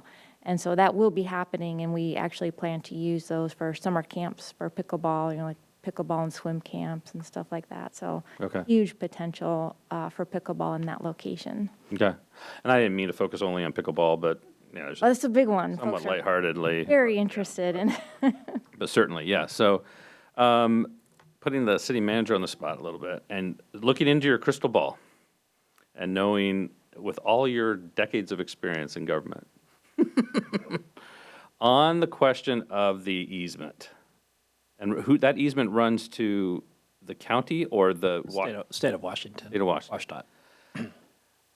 On that easement, what is, if you looked into your crystal ball, when is the earliest that we could conceivably extinguish that easement because someone at a higher level of government finally recognizes that that easement is not necessary for future plans for that intersection? Is there such a day? I think there is such a day, but it's going to require essentially a governor's decision and recommendation to the state WashDOT that that's not, the concept that's in the 405 master plan would not be built in that way, and so the area they've set aside would not be necessary. So that'd be a lot of complicated conversations, but in the end, it would be a politician-based decision. Okay. And so however long it took to get through that. We could start socializing that at any point? Okay, all right, thank you. Thank you. Deputy Mayor? Just a closing comment. I know we asked a lot of tough questions today, but that doesn't belie the excitement about saying we're excited about the opportunity to partner with the team to bring a community center. This is feedback we've heard from residents saying, like, as we look at how we fund and build a community center, how do we partner with others? And it's great to see this coming together. We're just working really hard to protect the community's interest as this goes forward. But as Councilmember Tim Chisholm says, this is something that lots of opportunities to partner and build and work within the community businesses. And we're very excited. Thank you. Thank you. I also wanted to say, I think this deep dive was really important because there has been a ton of questions in the community, and this really helped clarify what's moving forward and how it's moving forward. So thank you both for spending the time with us. Anybody else? All right. Thank you. We conclude our study session for this evening. We'll be back at 7:30 for our regular meeting.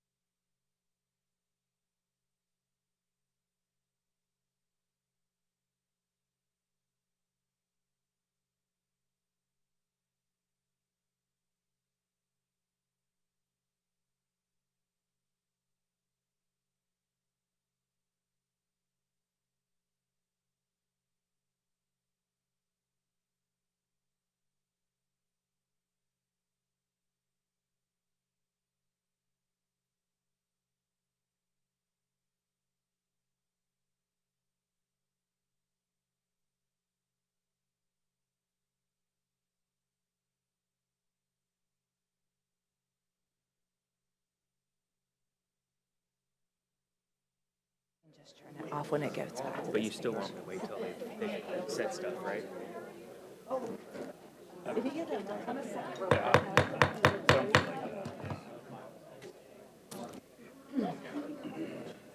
Welcome, everyone.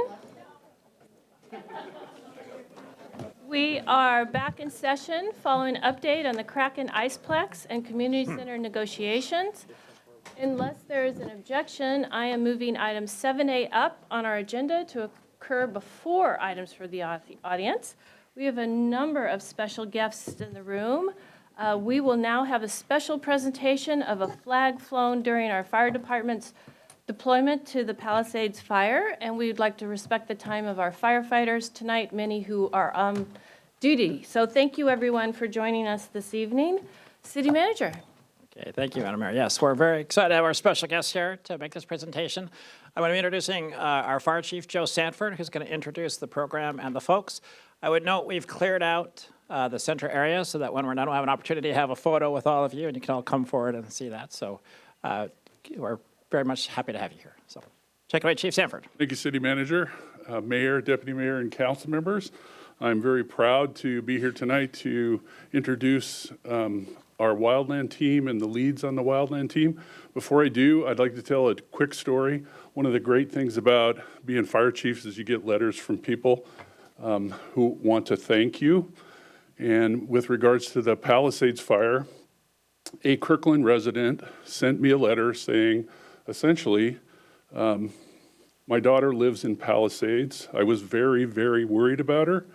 And she called me yesterday and told me that, and she had grown up in Kirkland and moved down there. She called me and told me that the engine that's protecting my house came from the Kirkland Fire Department. So, great story. So at this time, I'd like to introduce Lieutenant John Hernandez and Lieutenant Doug Tomzak. Welcome. Welcome.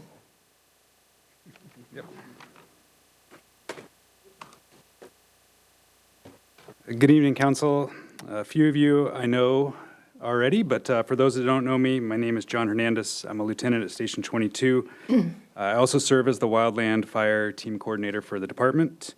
The Kirkland Fire Department Wildland Team was established in 2018 and has grown to over 42 members that are qualified for going on wildland fire deployments. Each of these members holds what's called a red card certification.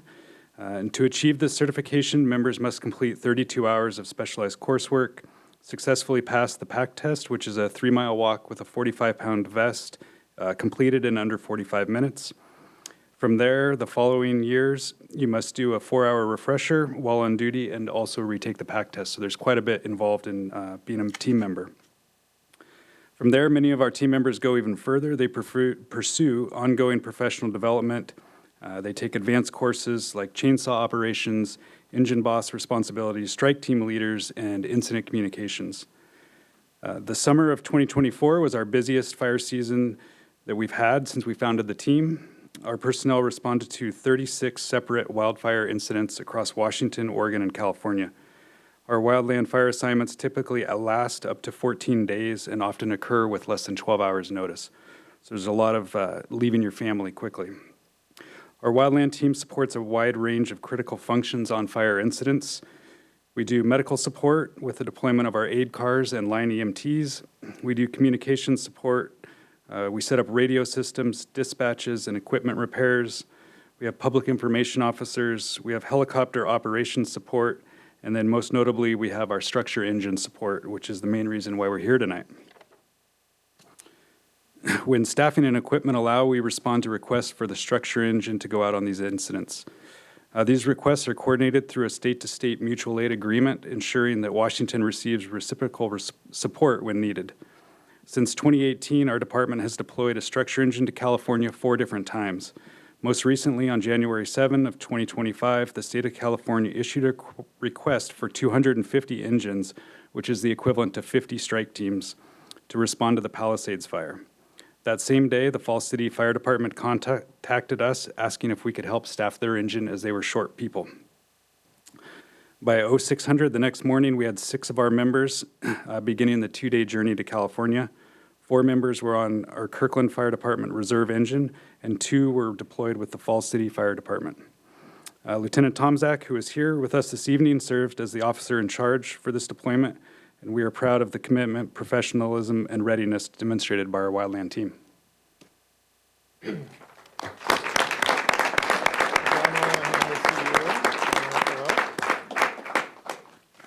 And it looks like we have a slideshow we're going to watch real quick.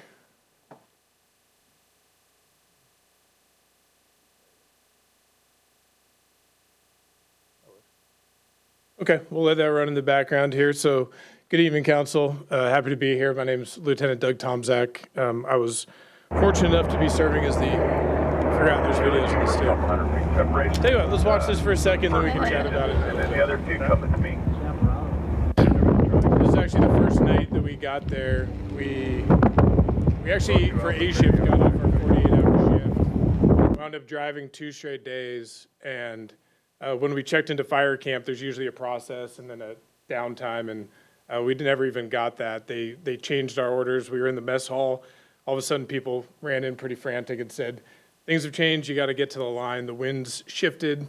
And so what you're seeing right here is that first morning. We had basically gone 36 hours straight when that front kind of hit us, and we had the opportunity to just really be on the tip of that spear with just all the urban protection, interfacing with those homes. So pictures up here, the 6 Kirkland firefighters that were down there. This flag that you're seeing tonight that we're presenting was flown behind the engines and taken around with us while we were down there. Didn't suck to be at Malibu for a base camp. I will say, another picture of downtown LA, they had put us up in some areas, but you can see the devastation that you're looking at here. This is just what used to be Malibu and just looked like miles and miles of this. A really somber experience when you're down there.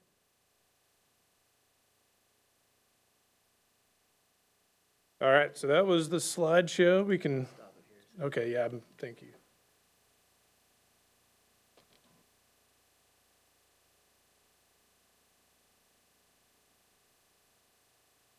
Okay, perfect. So the whole reason we're here is just we really want to thank you for your continued support of our fire wildland team.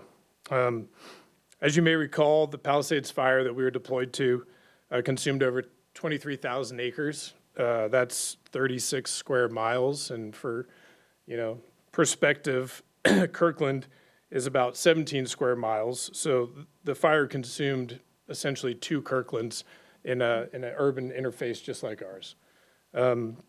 12 people were killed, 6,800 structures were destroyed, and more than 100,000 people were forced to evacuate that area. So essentially, the volume of people, same as Kirkland, and the size 2 times. This is a really meaningful deployment for us because, like John mentioned, we had essentially an order of 50 strike teams, and obviously Kirkland can only support so much. So we were working with all of our neighbors throughout not only the county, but the state and also the entire country while we were down there. I'm incredibly proud of our team's dedication and professionalism while we were there, and we're honored to bring back this flag as a symbol of that shared commitment to service. Thank you. We're going to come down. Take it up here. No, stay there. Stay there. So before we come down, I just want to express on behalf of the council that we are incredibly grateful for your sacrifice and your service.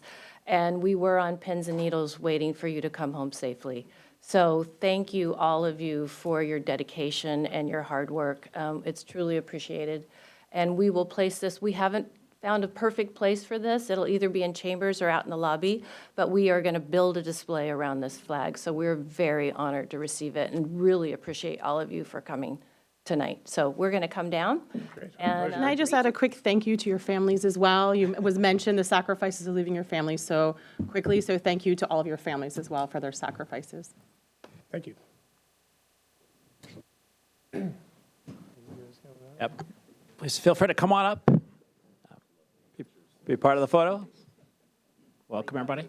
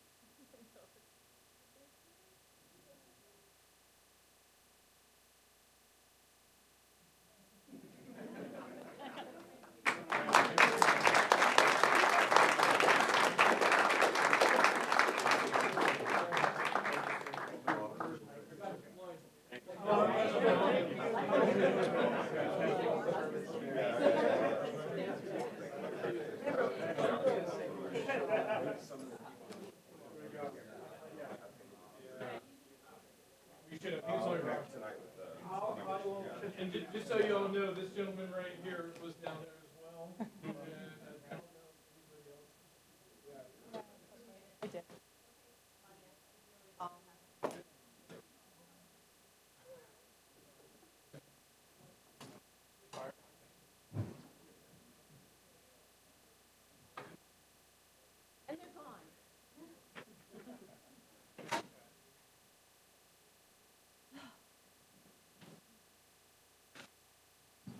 We lost Neil.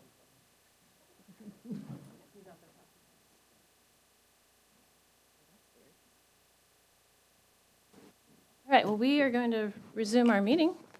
We are now moving on to items from the audience. This is a time in our meeting when we normally hear from the public. Please limit your remarks to 3 minutes. We will provide up to a total of 45 minutes for our items of the audience, with no more than 6 speakers on a subject, regardless of their position on the subject. If you would like to address council during the items for the audience period, please sign on up using our online public comment instruction link or the posted QR code in chambers. For those participating by phone, please dial *9 to be recognized to speak. Items from the audience is an important part of our business meeting, and we ask that everyone be treated with kindness and respect. We ask that you please do not clap or applaud or otherwise openly express your agreement or disagreement with a speaker. When that happens, even when being openly supportive of a speaker, it can be disruptive of the meeting and discourage others from sharing a different viewpoint. We discourage people from using obscenities and making personal attacks against others.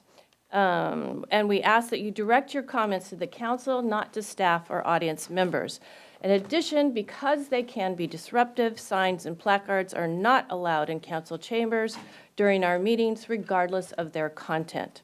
As a reminder, state law does not allow items from the audience to be used for promoting, opposing, or discussing a candidate's campaign or ballot proposition. Kirkland prides itself on being a respectful, welcoming community. We want everyone to feel they belong in council chambers, expressing their viewpoints. City Clerk. Our first 3 speakers are Debbie Lacey, Karina O'Malley, and Paige Burke, and our first 2 speakers are virtual. All right.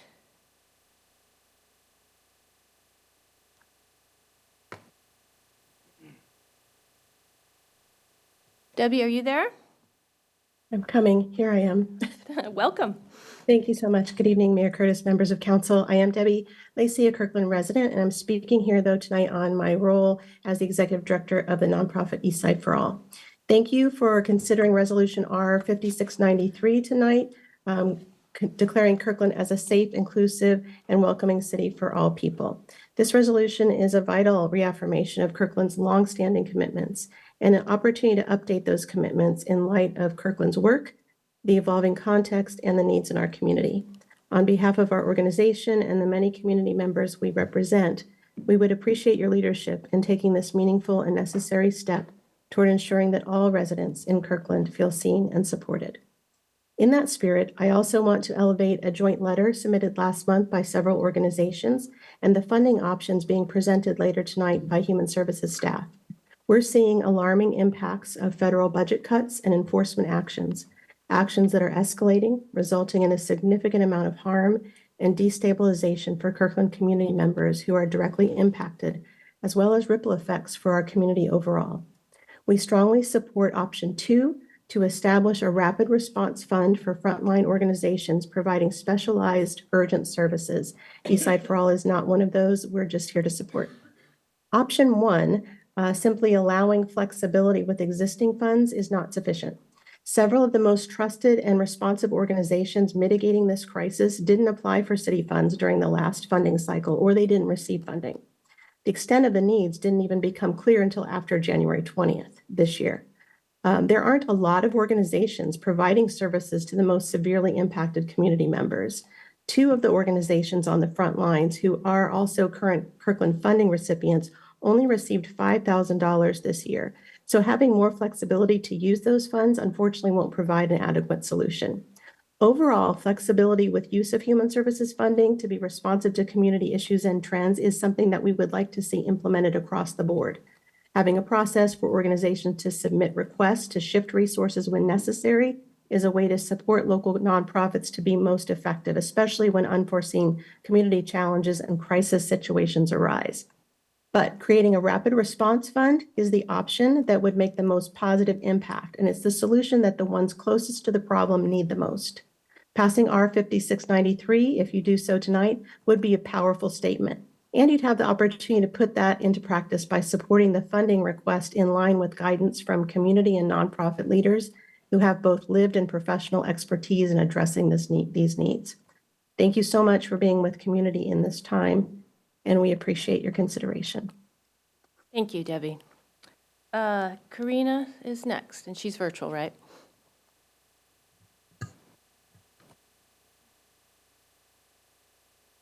Karina, welcome.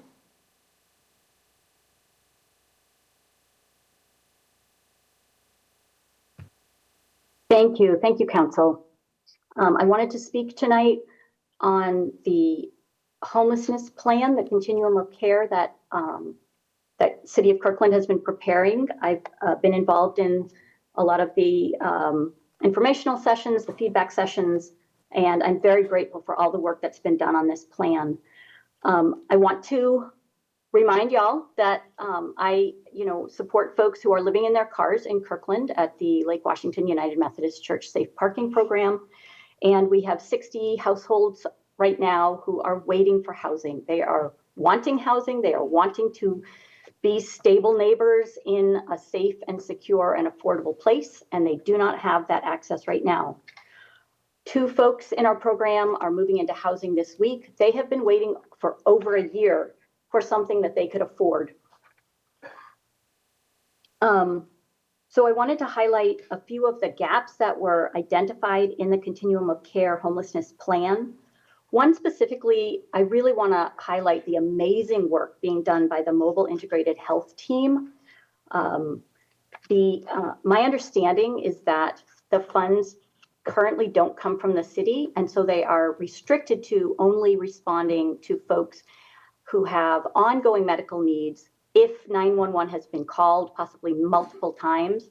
We have so many folks living in their cars that have just ongoing chronic physical health needs that we identify. We see folks deteriorating, living in their cars. It's a terrible thing on their body.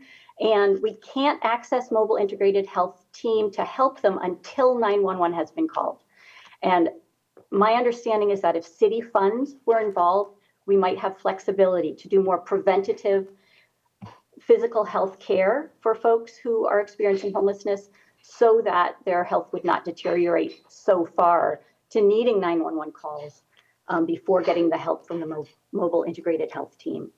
A similar gap happens with the RCR, the Regional Crisis Response Team with mental health, where 911 has to be involved. Somebody has to be in a crisis situation before we can get that team to help them. We would love to have sustainable outreach to folks for their mental health needs before they're in crisis, because that's so much more effective. I also would like to just, in the last few seconds, express my hope that you will continue to work to identify public land, not just depend on faith communities and nonprofits, identify public land that folks who are homeless can go to and be safe, that emergency providers can direct folks to and say, you can be there and you will be safe. Thank you. Thank you, Karina, for that feedback. Paige, welcome.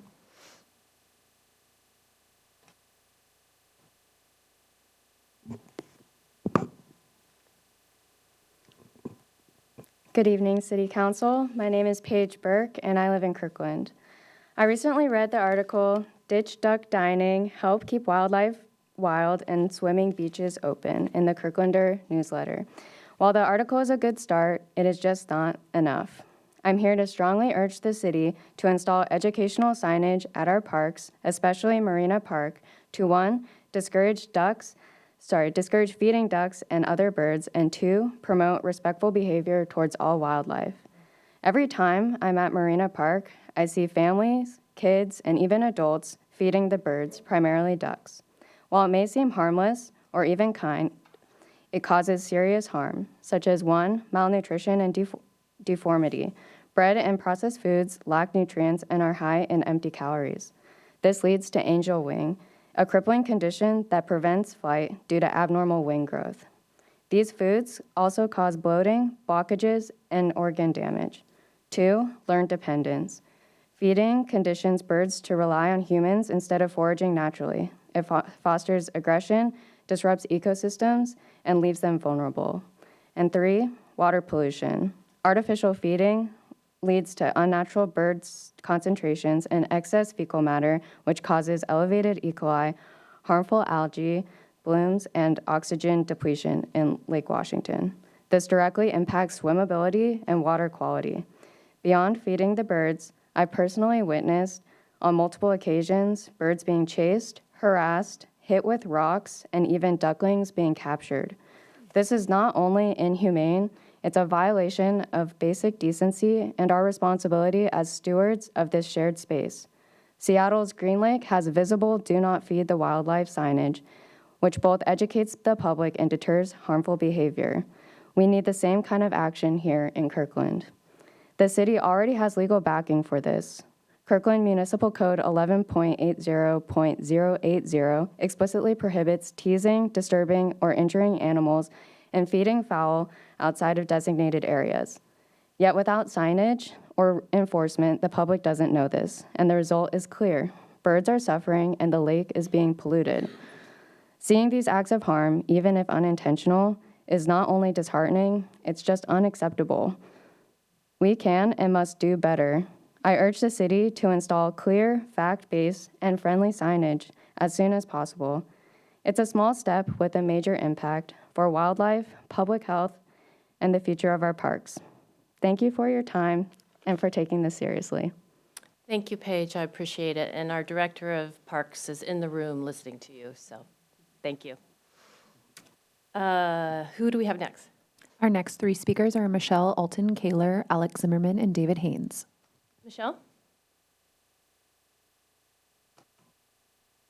Good evening, Madam Mayor and council members. Thanks for this opportunity to speak this evening. Please raise your hand if you love Lake Washington. I know I do.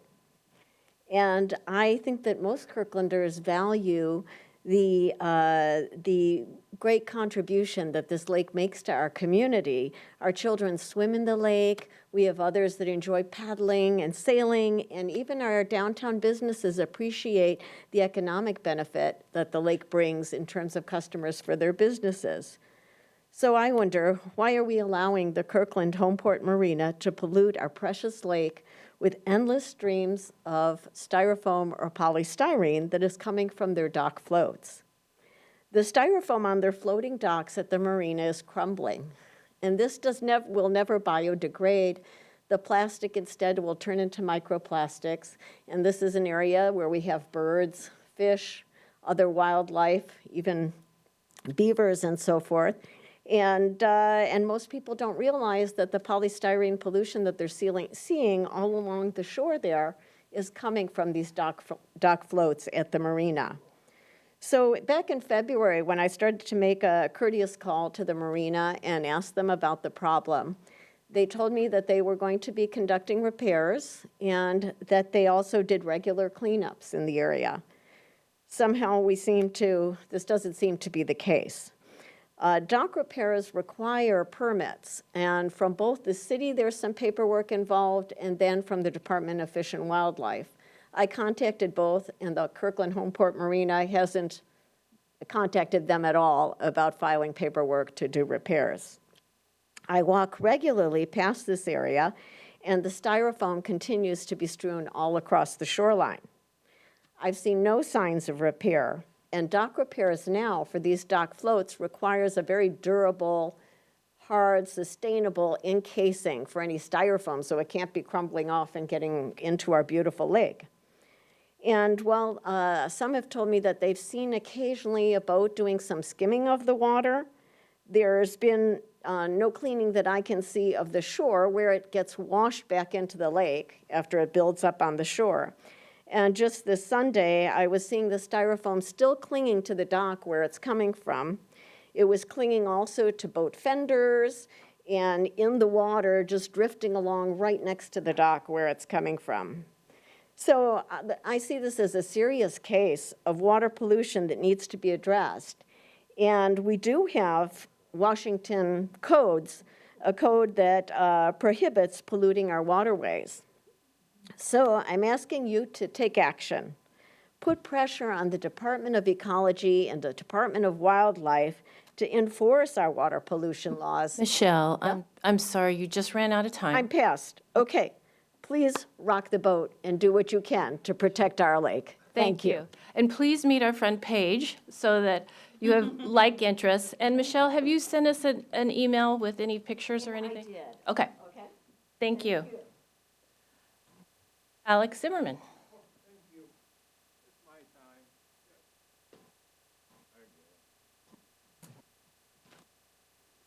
A little bit taller, yeah. Okay. Sie heil, my dirty damn Nazi Gestapo fascist pig and bandita, yeah, mafia, yeah. My name Alex Zimmerman. So fascism for last year, when Trump come to power, go bigger and deeper in us county. In all state, but county come to absurd level. This very interesting for me because I have analogy what is more dangerous situation what is we have right now in King County. More dangerous is Adolf Hitler having 33. It's absolutely absurd what has happened. And I don't talking about my personal election is gone. Bye-bye. That's not a point. Point I only one man who support Trump officially is they cut my throat totally.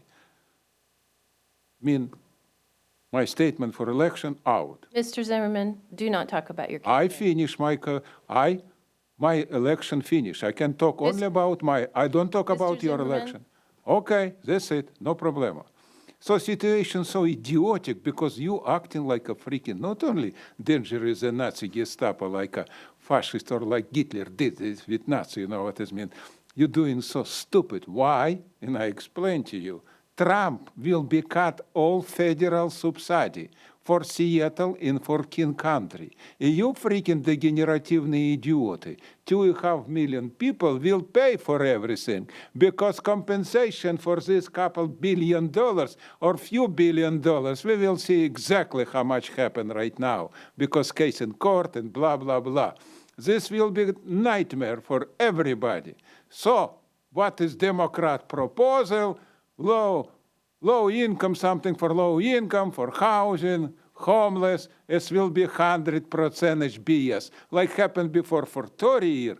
But right now, with Trump's support, you know what it means, situation will be absolutely idiotic. Can you answer me one question, what is I totally confused? How so many idiots, you know what it means, who belong to Democrat, Nazi, Gestapo, pig, you know what it means, doing something for 2.5 million people? And why is this 2.5 million people very quiet? Can you explain to me? Huh? We're talking about real money from your package. A freaking degenerativные idioты. Why you scared? Why you acting like a slave? Can you explain to me, to everybody who listen to me, You don't understand what's going on? Ask Alex Zimmerman. I'm open to you 24/7. Guys, situation exactly critical. Is this exactly what is will be happen? Maybe too old. Don't look in this, but for another couple of years, everything will be like a nightmare. And Trump will doing this. Viva Trump! Viva New American Revolution! We need to clean this Nazi pig. Thank you very much. All right, who do we have next? Our next speaker is David Haynes, who is virtual, and I do not see anyone currently signed up under that name virtually. So Okay, then Our we'll move next- on to who's next. speaker would be Jack Stott. Jack, welcome.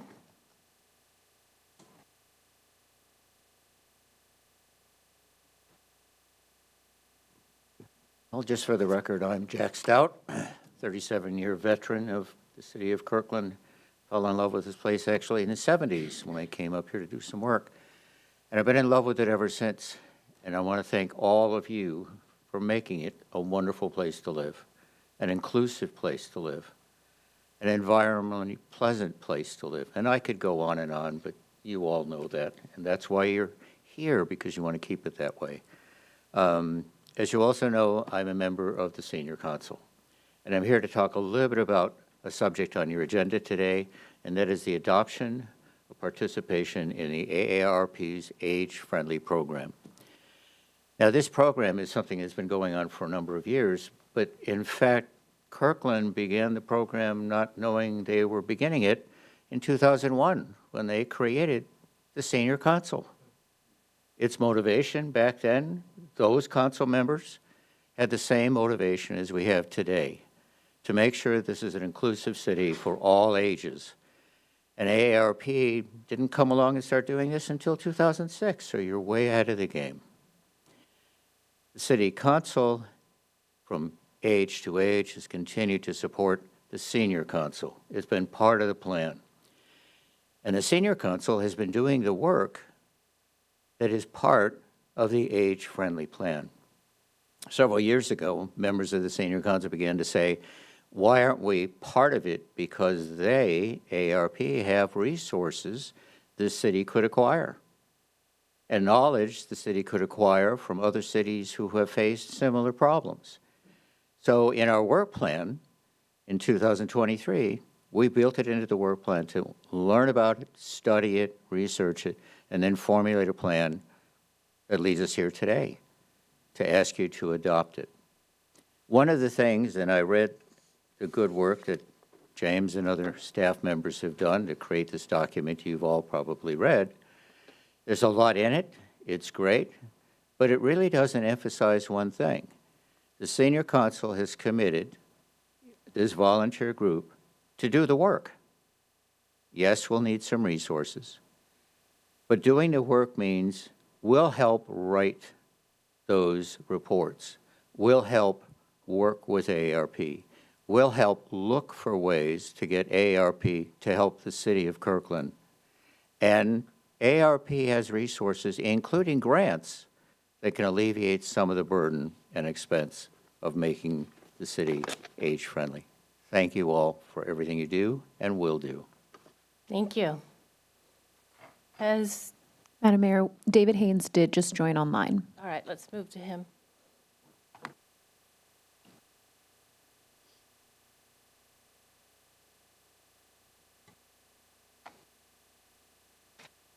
David, are you there?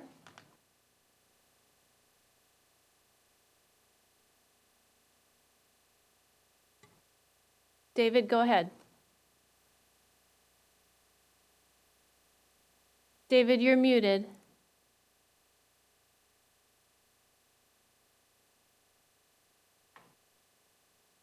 Hi, can you hear me now? We can. Go ahead. Thank you. I just want to point out that when you have like troubled drug addicts who get to be exempted from jail and they go to the Kirkland clinic, they're supposed to be escorted to an authorized encampment that could be stood up to help them break the addiction. And then if they were committing crimes, they could have community service that's supervised from the encampment instead of like what Seattle is doing is they are fraudulently gouging Medicaid to sign up all these junkies to keep them out of jail, claiming that they can't work. And part of the problem is they're not making those guys make the concerted effort to break their habit.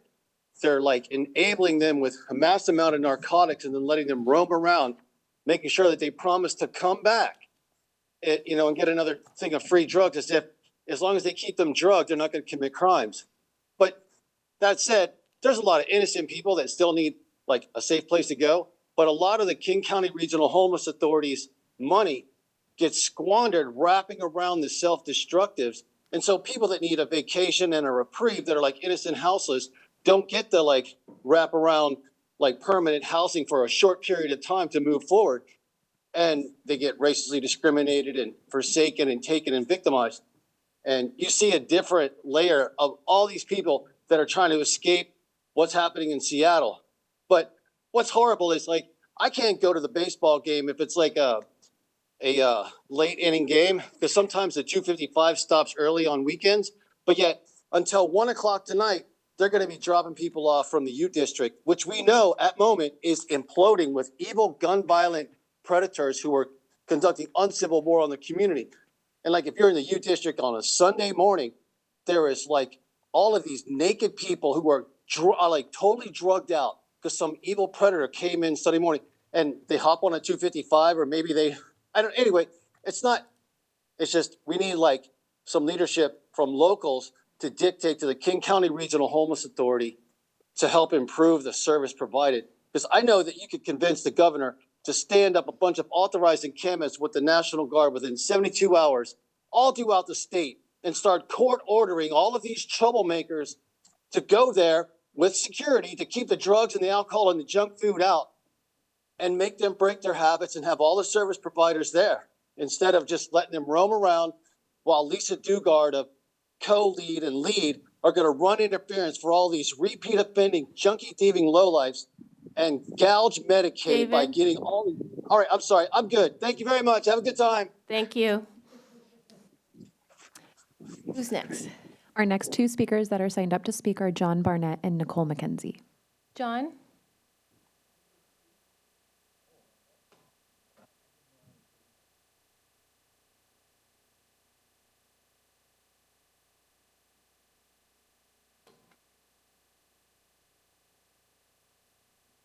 I apologize. I didn't know that I was signed up to speak this evening. Oh, well, we're happy to have you. I addressed this august body in October last year about being an age-friendly city. And as Jack has mentioned, it's not just for the 50-plus population. It's for everybody. Age-friendly is for every age. And so since so many cities, Puyallup, Seattle, Tacoma, and most recently Renton, have signed on to it, I don't want to be picking up the tail. I want to be right in the middle of it and taking on age-friendly for Kirkland too, because I'm proud of age-friendly Kirkland, and I've been here 35 years. I love the place. So please, I ask your kind efforts to approve tonight taking on age-friendly for Kirkland. Thank you. Thank you. Nicole?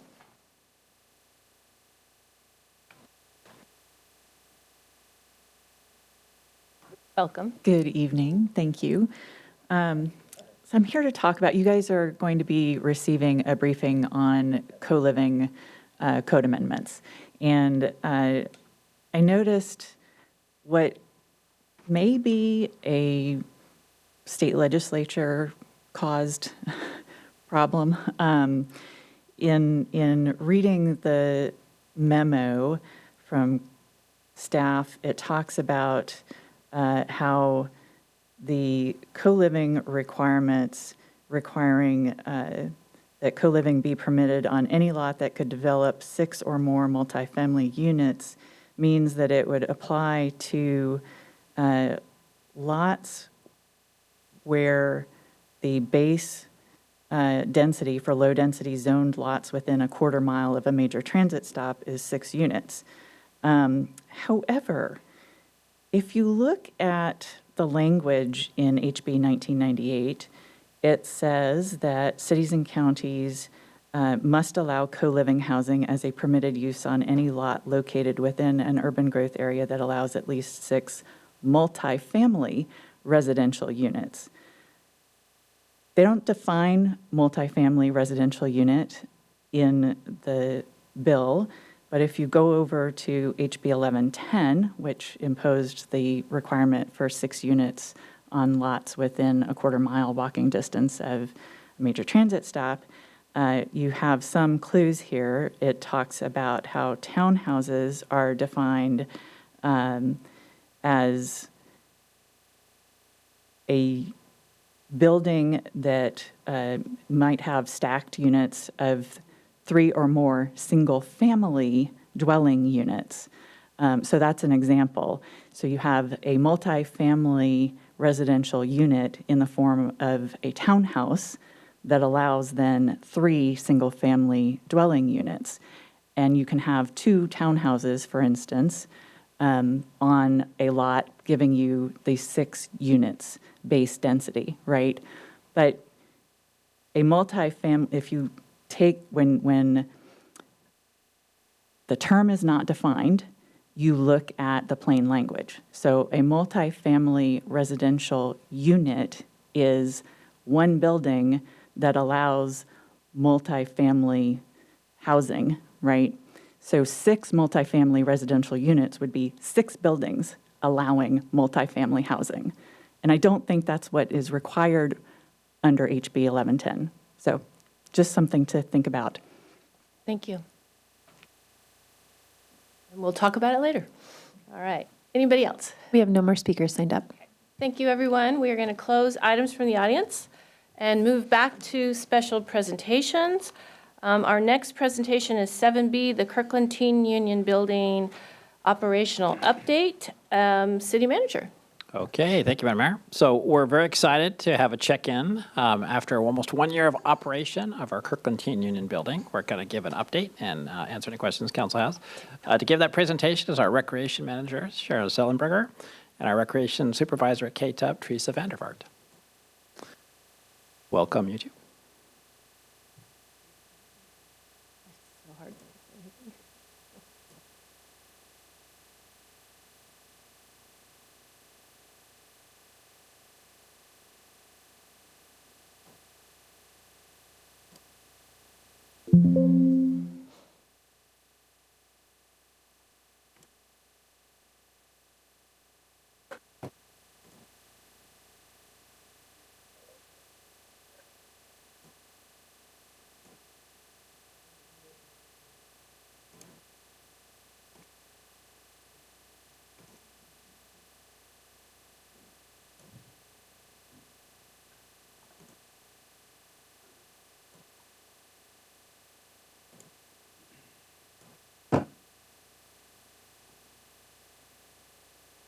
Kurt. Good evening, Madam Mayor, Deputy Mayor, council members. As Kurt said, we are so excited to be here tonight to share an update about the first year of operations of the Kirkland Teen Union Building. And I'm happy to introduce Teresa Vandervaart. Teresa is the Recreation Supervisor at KTUB and is going to share the update with you tonight. Thank you. Thank you, Sarah. Thank you for having me here tonight. I apologize in advance. I am a fast speaker, so please be prepared. All right. So, KTUB, in its first year of operation, we opened in September 3rd of 2024, and we have some new information and data that I would hoping to share with the council tonight. I know that this information has already been shared, but I wanted to share it again because I am excited about the numbers. If you see some of the photos as well that have happened throughout this year, from September 3rd to 2024 to July 18th, 2025, KTUB has welcomed 583 unique teen visitors into our doors. Total check-ins are 4,893 93 check-ins. The KTUB van transports 21 teens, and number of rides given during a school year has been 152. This program has actually been piloted so we could go to 2 of the farthest middle schools outside to provide one-way transportation all the way to KTUB after school throughout the school year. And the most checked in a single day has been on Wednesday, June 11th, 2025, with 90 teens in our building between the hours of 1:30 and 6 p.m. For the next slide, we are talking about the age breakdown of participants. When looking at this chart, you'll have to look that there's actually the age and the percentage within the boxes. So we have ages 11 through 18 represented here. The reason we are considering teens as 11 years old is because that is the youngest age you will see a 6th grader in middle school through an 8th grader, or through 8th, oh, excuse me, I'm a little nervous, through a 12th grader who is 18 prior to graduating. When looking at this chart, you can see we have 11 through 14-year-olds make the base of how many teens are participating in KTUB at this point in time. What you'll also notice here is that 15 through 18 is our smaller percentage, but we do have plans, and our team has been working on how to continue to have more high schoolers in and participate in the upcoming year for our drop-ins. What this looks like is getting feedback from the high school age range, from staff, interns, and current participants in that age range. And we predict that the longer that KTUB is open and we are more established, that the participants currently who are in middle school will age with us and continue to come back year after year. For the next slide, we have our new visitors versus total visits per month. Let me walk you through this. So the yellow smaller numbers are the actual new visits over the month. So those are brand new individual teens who have come in on their own accord to check out what KTUB is. By looking at this, you are also seeing the large green numbers, which is a continual and returning visits by those same participants throughout the year.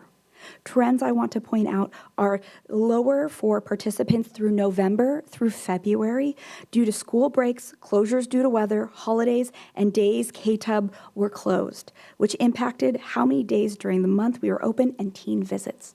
However, trends that continue from March through June, you can see we continue to gain teens for first time and return teens in the space where they were able to continue to enjoy throughout the school year. In July of 2025, an updated number that is not presented on this chart, we have 61 new visitors, as well as 334 visits per just the month of July. For the summers, we've noticed that it has slowed down and noticed the trend is similar to the breaks during the school year. However, during summer, the building is also being used for camps for participants ages 5 through 14. As we continue, and this one's a little tricky, so I will walk through this.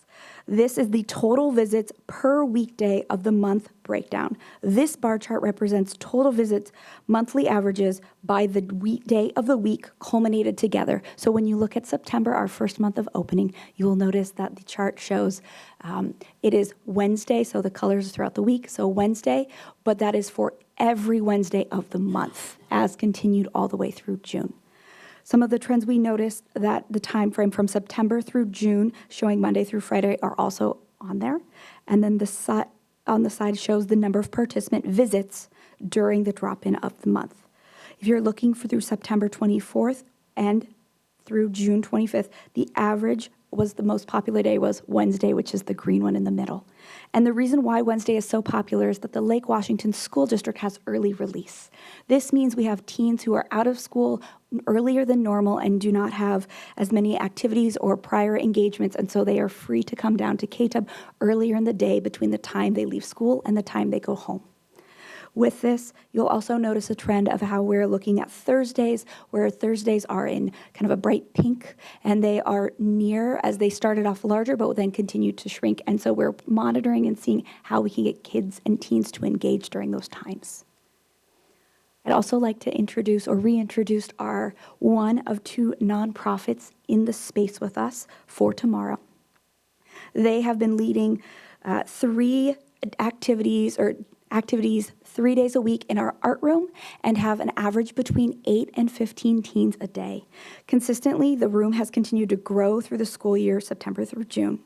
For Tomorrow has also opened the recording studio in the spring with us, and they have already offered 8 free recording studio classes for middle school and high school teens.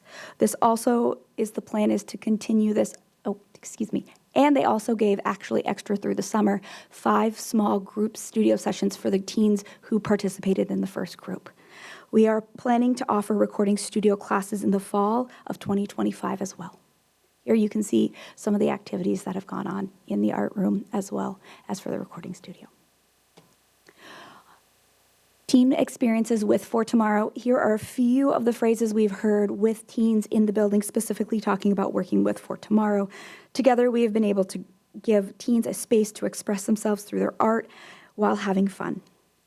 Our other nonprofit partner that's also in the space is Youth Eastside Services, YES, with our mental health counselor, Kirkland. As you can see here, she has served 17 clients, totaling 98 hours of individual sessions during our drop-in hours. She also has facilitated 40 Wellness Wednesday activities ranging from 5 to 15 participants activity as well.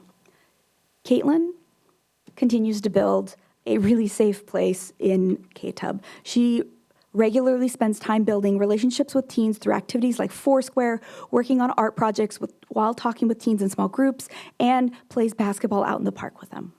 Here are a few things that she has noted that she was able to do, like connecting with teens in the schools, as well as providing, normalizing mental health support and reducing stigma so teens can talk with their parents and come in and talk with her about mental well-being, not just during crises.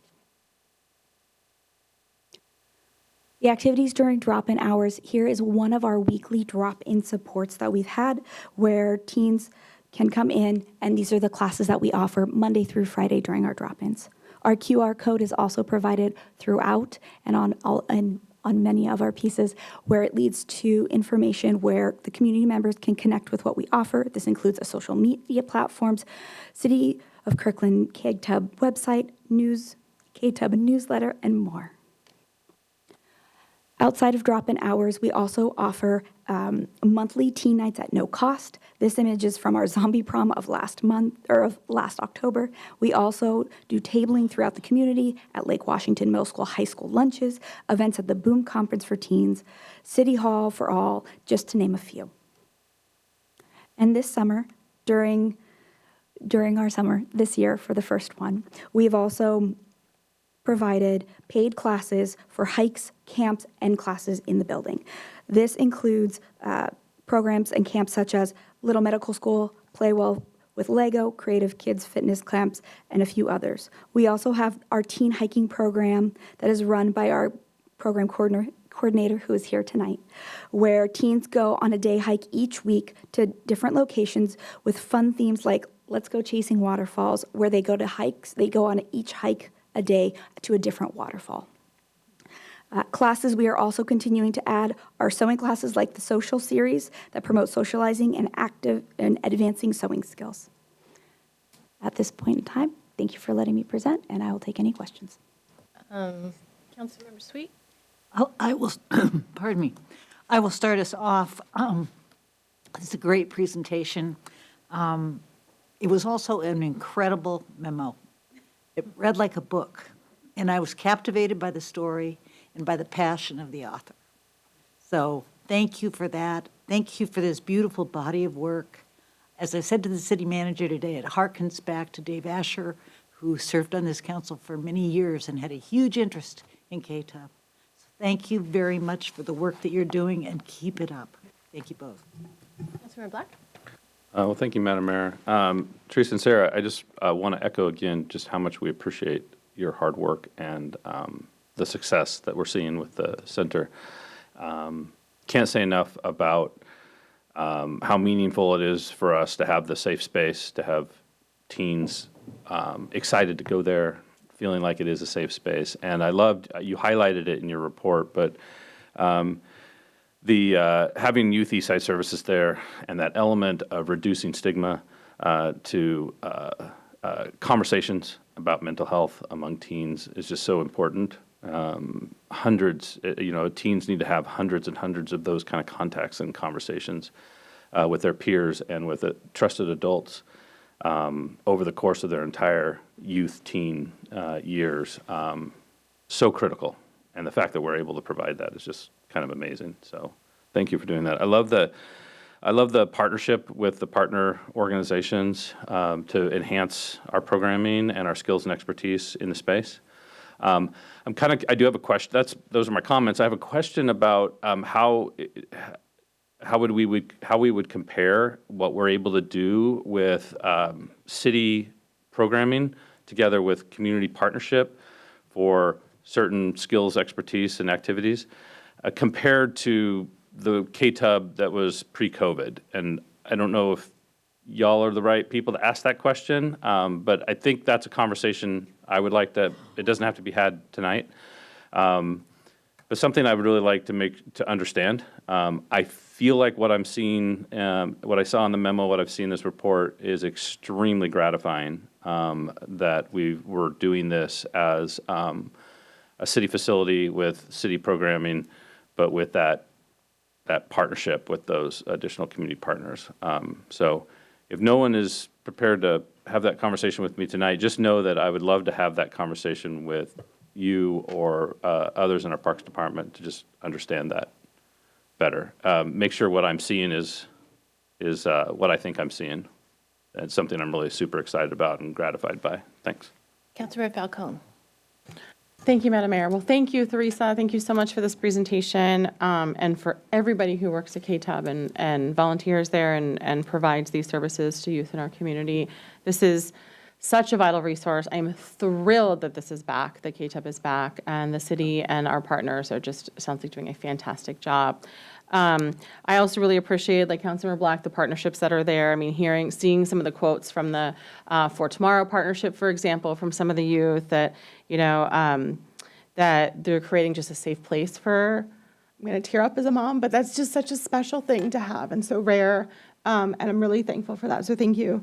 Also for YES and the services that they provide. I mean, that's a lot of clients for one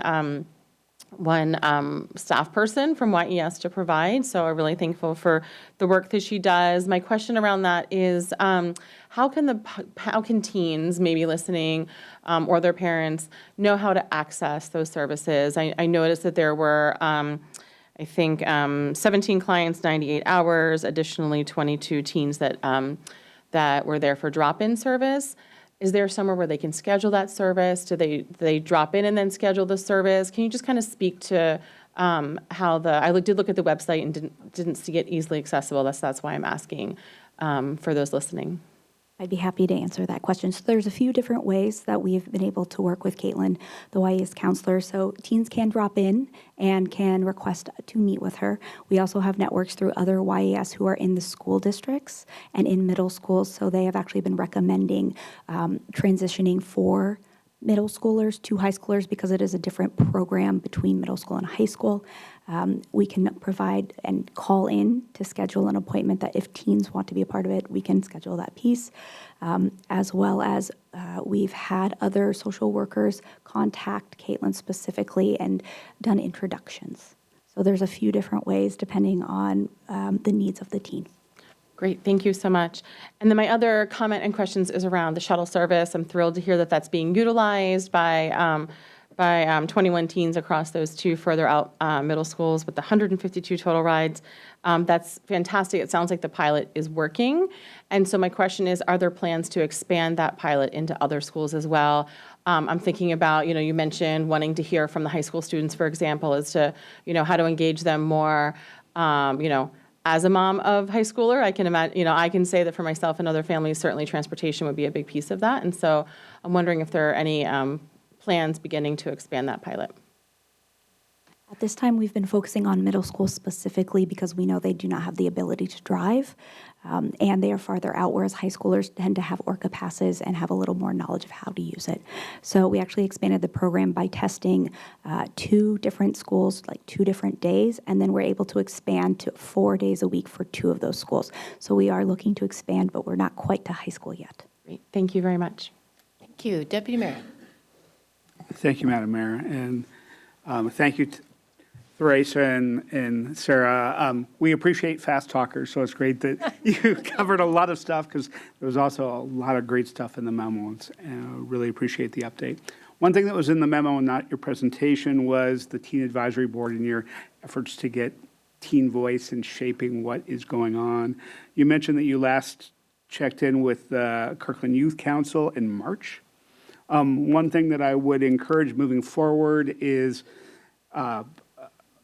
formalizing that particular role. To Councilmember Black's point to comparing with the past, my impression is in the past, the Youth Council and KTUB were somewhat siloed, and so the more that you can be coordinated so that you're hearing from the Youth Council on what's happening from them and vice versa would be my suggestion. Thank you.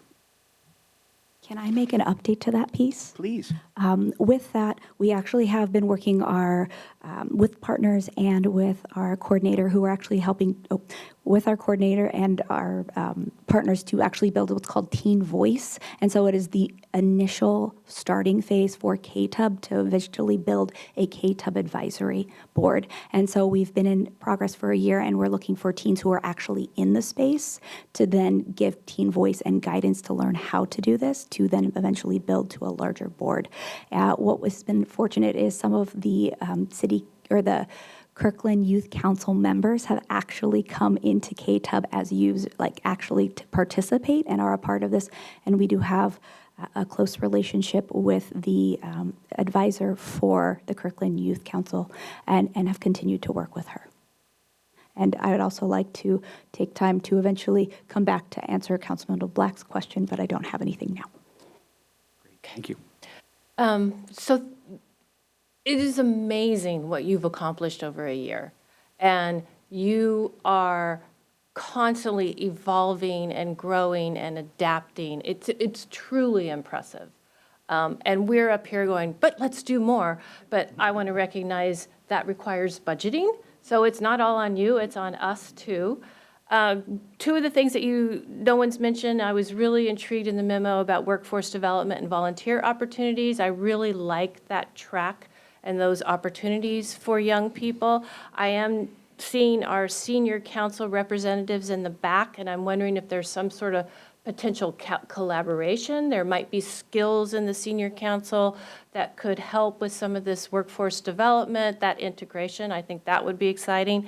And the summer camps are awesome, and I hate seeing a wait list. So again, and I know you do too, so again, that comes back to us and on how we can do more, but really, really exciting. Well done, everyone. So thank you. Okay, we are now going to move on to the consent calendar. Before we have a motion, I want to ask Deputy Mayor to present the audit of accounts. Thank you, Mayor. We had payroll in the amount of $7,034,362.93 and bills in the amount of $9,865,962.09. Thank you. Is there a motion to approve the consent calendar? Councilmember Tim Chisholm. Thank you, Madam Mayor. I'm going to move that we remove one item from the consent calendar having to do with the Everest Park bathroom replacement. Thank you. Councilmember Tim Chisholm has removed item AE1 from consent and will now be last on our business agenda tonight. The question is now on the motion to approve the consent calendar as modified. Second. Been moved by Councilmember Sweet, second by Deputy Mayor Black. There is an ordinance on the consent calendar, so City Clerk, will you please call the roll? Councilmember Tim Chisholm. Yes. Councilmember Black. Yes. Councilmember Sweet. Yes. Councilmember Falcone. Yes. Councilmember Pascal. Yes. Deputy Mayor Arnold. Yes. Mayor Curtis. Yes, the consent calendar modified consent calendar is now passed 7-0. We are now moving on to our first business item, item 9A, which is the Planning Commission Recruitment Interview Selection Committee ICS recommendations. City Manager. All right, thank you, Madam Mayor. So what you have before you is a recommendation from the Interview Selection Committee that the council would suspend its rules and actually interview 4 of the candidates for the Planning Commission vacancy, as opposed to the normal 3 that's in the current council policy. The council also has the ability to take any other members of the candidate pool and bring them forward if you want to go beyond that recommendation. But the formal recommendation in front of you is whether or not the council wants to go ahead and suspend the rules and move those forward to an interview process. Thank you, City Manager. So the ICS group met 2 weeks ago. We had 13 qualified candidates. The group selected 4, which is out of our normal procedures. So I would entertain a motion. So moved. Or you want me to state it? If you, well, I can do it for you if you want. Been moved by Councilmember Sweet, second by Councilmember Tim Chizen, to suspend Council Rule 8.12 to allow the 4 applicants to be considered for the Planning Commission vacancy and to accept the ICS recommendations. Is there any discussion? Councilmember Tim Chizen. We had a good discussion. At a later date, I'd like to discuss how to best support our planning commission, and that's perhaps a subject for a retreat. But I just want to note that. I'd be interested in discussing that at a retreat, at a future retreat. Thank you. Thank you. Anyone else? Deputy Mayor?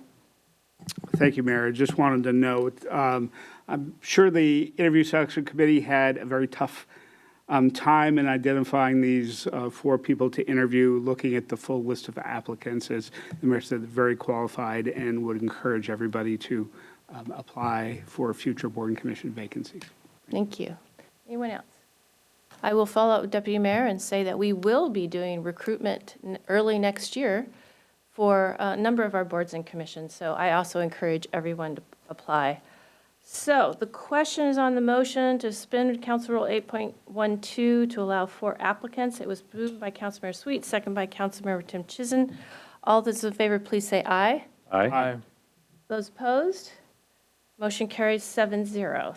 Thank you. We are now moving on to item 9B, which is briefing on Police Department duty weapon replacement. Welcome, Deputy Chief and Chief. City Manager. All right, thank you, Madam Mayor. So as you saw in the memo, we are going to need to replace our duty weapons for our officers. We have a funding plan that we're going to walk through and also give some background as to why this decision was made. Here to provide that presentation is our Deputy Police Chief, Mike St. Jean. And fun night last night. Thank you all for coming. It was a wonderful evening, National Night Out, so it was a wonderful, we appreciate the community for putting together everything, and there's a lot of good food and times were had by all. So good evening, Mayor, Deputy Mayor, and members of council. I'm here tonight to provide you with a briefing on the need to replace all department-issued pistols, and no council action will be needed. I have 4 slides, so a brief presentation, and I can take questions at the end. So in order to provide some background, in 2021, the department replaced all issued pistols with the Sig Sauer P320, which is the model name, pistol. This followed an extensive testing process by department experts and officers. Unfortunately, in October of 2024, the Criminal Justice Training Commission, or CJTC, temporarily banned the P320 from being carried in their facility due to their belief that the P320 was an unsafe pistol. They then followed that temporary ban in February of 2025 with a full prohibition of the pistol being carried at any of their facilities or at any CJTC-sponsored activity or training.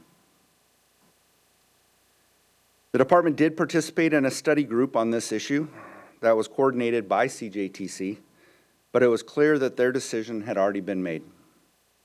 The department disagrees with CJTC's belief that the P320 is unsafe, and we would never issue an unsafe pistol to our officers.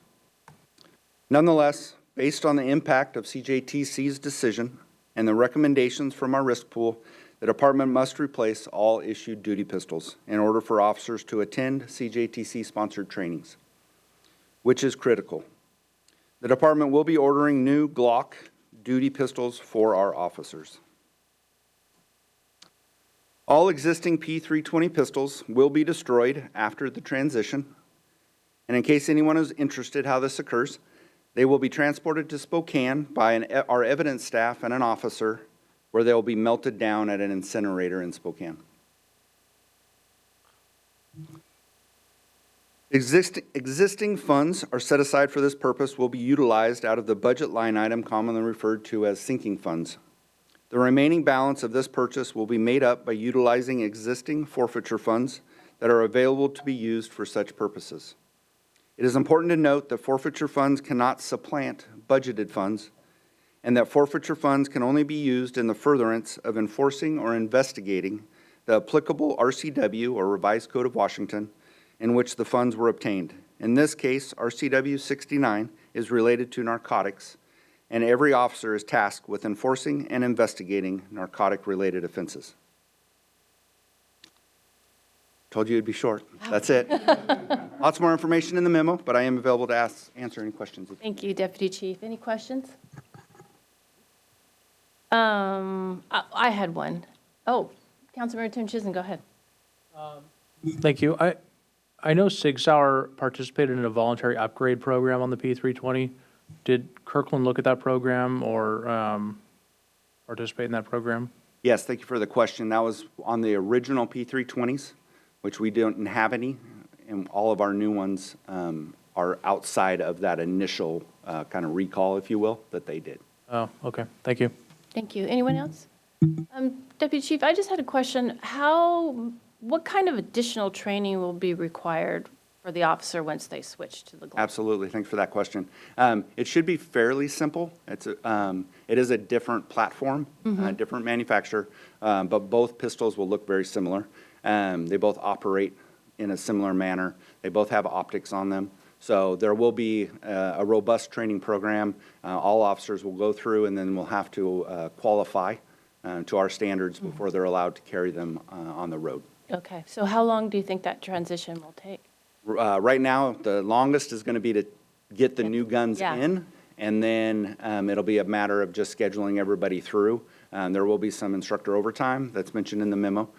So we will do it as quickly as possible. My goal would be by the end of the year, or very beginning of first quarter 26, but it really depends on how quickly we can get the guns. Okay. Thank you. Councilmember Black? Thank you, Madam Mayor. Thank you, Deputy Chief, for the presentation. And I want to ask a question just to make a point really crystal clear. You touched on it, but I just want to make sure public listening or watching later understands what it means for the band to cover any training that's conducted by CTGC. So if what does it mean that our officer, if we did not make this switch, what would it mean that our officers have a P320 service firearm and are scheduled to attend one of these training sessions? Absolutely. Great point. So it includes like what everybody kind of would think, the basic academy. So when we send officers down for the 4.5 months of academy, we have to send them right now down with a different gun. It also is all instructor certification. So our officers that are firearms instructors or any of our different cadres, those are all CJTC sponsored trainings. They might occur throughout the state, but they would not be able to attend those. We've also hosted some CJTC sponsored trainings, which we really like to do because we like to show off our building. But we can't do that anymore because that's a CJTC sponsored training. So it really severely is hampering our ability to get officers to some of this required training. Okay. Thanks for underscoring that point. Thanks. Thank you. Thanks for being here tonight. Thank you. Okay, we are now moving on to our next item, which is update and funding requests on the 100th Avenue Northeast Roadway Improvements Project. City Manager. Okay, thank you, Madam Mayor. So we're switching out the presentation. We're getting you an update on the 100th Avenue improvement and trying to bring it to closure. We also have a fiscal note that we're going to be looking for council approval at the end of the presentation, and we do need the council to approve this fiscal note in order to actually finish the project, which should be finished this September. So here to walk you through all of that is our Capital Project Supervisor, Laura Drake. Thank you, City Manager. Good evening, Madam Mayor, Deputy Mayor, and City Council. Again, I'm Laura Drake, Capital Project Supervisor, here to talk to you about the 100th Avenue Northeast Roadway Improvements Project. I'll talk about the project scope, specifically what problems is this project solving. We'll talk about the issues encountered during construction, our current funding sources to address the immediate project shortfall, as well as funding opportunities, including additional cost recovery. We'll talk about lessons learned from this project that we're applying in real time to CIP projects. And I'll close with the staff recommendations and our next steps. Prior to annexation, King County was interested in improving the 100th Avenue corridor. However, our improvements began with the 100th Avenue corridor study, which was completed in 2014. This study looked at the corridor and determined there was a lot of issues going on here. There were no continuous sidewalks. In fact, people were walking on striped shoulders at roadway level with no buffer. And the bottom picture highlights one location where that pedestrian space ends mid-block with no destination. There's no dedicated bicycle facilities, making it difficult for bikers of different ages and abilities to use this facility. The study also looked at 2 full years of traffic collisions, and between Northeast 138th Street and the city limit at Northeast 145th Street, there were nearly 50 collisions during that 2-year span. By far, the number one cause of these collisions is rear-end collisions. This is indicative of a corridor that's heavily used by a lot of traffic, heavy congestion. The second most common type of collision is related to turning movements, people trying to turn onto or off of the corridor. I do want to highlight the low lighting levels, the insufficient lighting that was identified in this study, including some significant dark spots north of Northeast 140th Street. This is really important, especially when we go back and look at those collisions identified in the study. Most of these collisions occurred in the darkest months of the year, from October to March. In addition to the study, which took a really close look at the transportation needs for this corridor, we've inherited a very old, aging stormwater system from King County that was due for replacement. Additionally, the North Shore Utility District, which provides water and sewer for all businesses and residents on this corridor, was also looking to improve their infrastructure as it was aging. So with that in mind, this project addresses 4 council goals: community safety, balanced transportation, sustainable environment, and dependable infrastructure. So to get there, we're converting the street-level pedestrian facilities highlighted in this photo. We're turning that into proper elevated sidewalks with elevated bicycle lanes on both sides of the street, continuous the whole length of the project. We're turning 2 vehicle lanes into 5 full vehicle lanes to address the congestion issues. That's 2 northbound, 2 southbound, and a center turn lane. We're optimizing our ability to move people through this corridor by using intelligent transportation systems at the 2 signalized intersections. We're installing bioretention planters, which also offer a buffer between the roadway and the people using these cycle tracks. We're installing water quality cartridges and replacing our aging stormwater conveyance pipes. Additionally, through funding from King County, we were able to add in an underground modular wetland. This is an enhancement beyond the requirements of environmental permitting, so a further betterment. And through council action, we've addressed community requests for an additional mid-block crossing with a hawk signal enhancement installed near Northeast 140th Street. All of this together is the largest, most complicated project that Kirkland's capital improvements team has handled to date. And with this, we've encountered several issues during construction. First, I'd like to address additional costs related to our new infrastructure. As discussed last year when I came to council, we are installing block walls on the corridor. Our consultant engineers anticipated this would cost about $350,000 based on their design. As we began installing these walls, we saw there's a big quantity discrepancy between what was estimated and what it's actually taking to build the walls as they were designed. We presented to council an increase estimate of an increase to $650,000. However, since October of last year, we've completed the walls, including backfill behind the walls for drainage, and we've needed to do some additional side tie-ins for the walls in order to properly install them, again, in accordance with how they were originally designed. All of this has led to a total increase, instead of $350,000, up to $845,000. I do want to highlight that these block walls were necessary on the east side of the roadway to provide space so we can build out for the new sidewalk and bike lane. The top photo does highlight new sidewalks that are available to the public today. Additionally, we do have a quantity increase, a cost increase related to our asphalt pavement. The project was designed using measurements taken in 2016. These measurements are using best practices for engineering understanding of the conditions of the roadway at the time of the measurements back in 2016. So our design was based on that. We tried to optimize the existing roadway, choosing to overlay where the roadway was in sufficient condition to withstand an overlay. However, as we began construction, we've realized the roadway has deteriorated since 2016, and we've seen full depth cracking through pavement sections intended to be overlaid. If we overlay over the full depth cracking, those cracks will translate up through the new overlay top lift, and we would end up with a roadway that would be deteriorating again very soon as 5 years from now. So with that in mind, we are moving forward with full depth replacement where necessary to ensure a long-lasting product for city maintenance and for the traveling public. I'd like to talk about additional costs related to project safety during construction.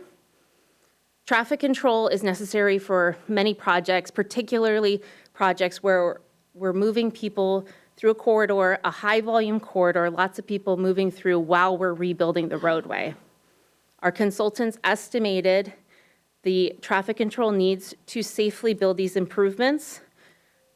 They anticipated a contractor would choose to focus on one area at a time, completing multiple improvements, multiple types of work in that area before moving on. However, our designers did not actually add in any requirements for a contractor to build these improvements in that manner. Therefore, that left our contractor with the flexibility to build in whatever means and methods still met the contract requirements. And in this case, we've ended up with a contractor who is able to build improvements in a more linear fashion, where they're completing multiple improvements at the same time along the corridor. We saw this initially early on in the project where they completed tree removals along the whole corridor, then went back and installed walls along the whole corridor, and so on.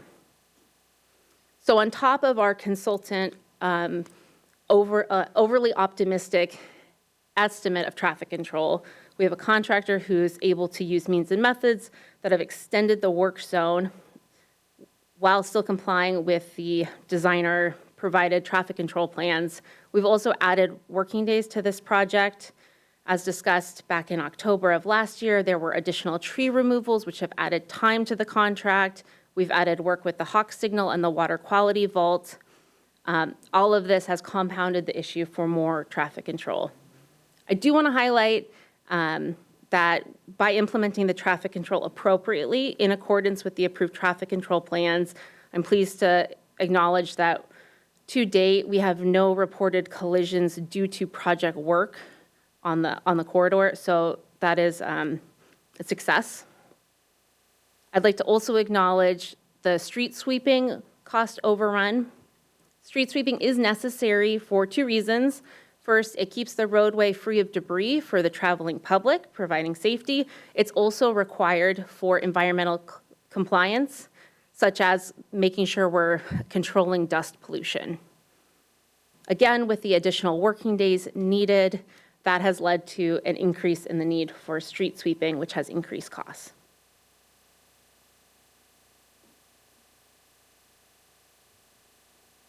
I do want to highlight two areas where we've actually been able to reduce costs. The first is the Kirkland placemaking sign. I have a photo on here of what that sign will look like. So by removing that from this contract and hiring a specialty contractor to install a city procured sign, we're actually able to economize $100,000. Additionally, when I was here in October last year, we discussed the franchise utility impacts. Specifically, these are delay costs to the city's contractor related to non-city utility relocation work during construction and mislocated underground utilities. Through working closely with the city attorney's office, we've been able to recover some of that cost, reducing what we projected last year as the cost to the city. But we are continuing to pursue additional cost recovery to maximize getting money back to the city. Finally, we had a few miscellaneous overruns, primarily due to property restoration. I'd like to remind council we had approximately 50 different parcels we received temporary construction easements from. So while we're on their property to facilitate our work, we do need to put their property back how it was before. And we have needed a little bit more work than what our design engineers estimated it would take. Additionally, we are requesting approximately $200,000 to replenish the construction contingency. So while we are very near the end of construction, we're expecting substantial completion at the end of September. We do have some significant work items left to complete. Specifically, we're regrading the roadway at the intersection of 100th Avenue Northeast and Northeast 145th Street. There's a lot of paving work left to complete, and we do need to finish turning on the new traffic signals, including the hawk signal.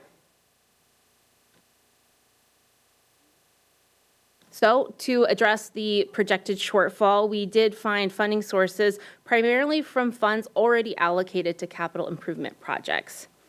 The Juanita Drive multimodal intersection and safety project is nearly complete and is finishing under budget.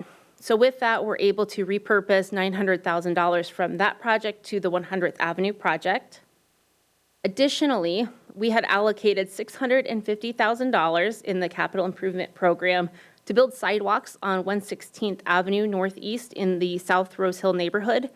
This is such a high priority sidewalk due to the school walk routes that we were actually able to complete this under the Transportation Benefit District program. So those sidewalks are now open and usable by the public. Finally, we are requesting $50,000 from REIT reserves. As I mentioned earlier, we are still pursuing cost recovery efforts, so bringing in more money so that we can return more at project closeout. And finally, we've been working with our Transportation Improvement Board, the state grant that we received for this project. Originally, that was a $3 million grant. We were previously able to increase that to $3.3 million. And I did reach out to our area engineer for the grant agency, went over all the change orders we've had to date, and he did confirm we are eligible to request the maximum increase, which is $150,000 for where we are in the process. With TIB, we are not able to make that request until the next milestone, which will be at grant closeout, which comes immediately after substantial completion.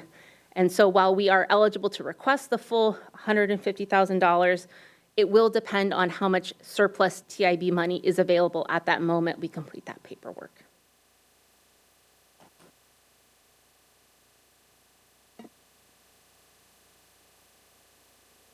So as I mentioned at the beginning of the presentation, we're taking a really close look at this project. It is the most complex, large project we've done to date, and we're able to look back and reflect and go through to make sure that we are implementing changes where it's appropriate on current and future CIP projects. This includes making sure there's adequate contingency funding up front, particularly for complex projects. We're taking a look at balancing construction of flexibility, which can give us better bids, but also making sure we have contractual means and methods controls to limit risk to the city going forward. We're improving cost and estimation verification during design. We've already implemented some steps that we're using on all of our projects. We're also looking into consultant contract language changes for estimation and design error cost recovery. We're working on improving franchise utility partnerships, processes, and contracts. And finally, we are reevaluating existing conditions and design elements for projects like this one that have such an unusually long design phase. So with that, staff recommends that City Council approves the final fiscal note to increase funding. This funding will be used for change orders and final payments. It is necessary to complete this project as designed to receive these extra funds. With that, we will continue moving forward to substantial completion at the end of September. For public knowledge, substantial completion means it's pretty much done. It's usable as it was intended to be used. We may have a few minor repair items, but it'll function for the public. This project does include a 1-year plant establishment period, so our contractor is responsible for making sure the new plantings on the corridor survive that first year. That'll give us a leg up to make sure those plants are thriving and reduce the chances of those plants dying after that 1-year period. So with that, I would like to hear your questions. Thank you, Laura. This is a significant project, and it will be transformational when it's done. And this was a very good presentation, and I appreciated your lessons learned. And I recognize it's not fun to come and ask for more money. So thank you for doing this tonight. I appreciate it. Council, any comments, questions? Councilmember Black. Well, thank you, Madam Mayor. You took some of the words out of my mouth. Mainly, and I just want to emphasize, Laura, this could not have been something you were looking forward, a presentation you were looking forward to. And, you know, because you're delivering bad news to us, you're delivering bad news to the taxpayers in Kirkland. But I just want to say you did an excellent job of walking through. I think it's important that we do walk through the way that you walked us all through it, us and the public, through this project. And, you know, what has gone on and what we've learned. Can't emphasize enough just how important I think it is that we take our learnings from this project. I'm particularly interested in, and maybe it's because I'm a lawyer, in contract language and financial controls that we can build into our contracts, especially the one you highlighted around design errors, cost recovery. Related to that is also the flexibility regarding methods and means.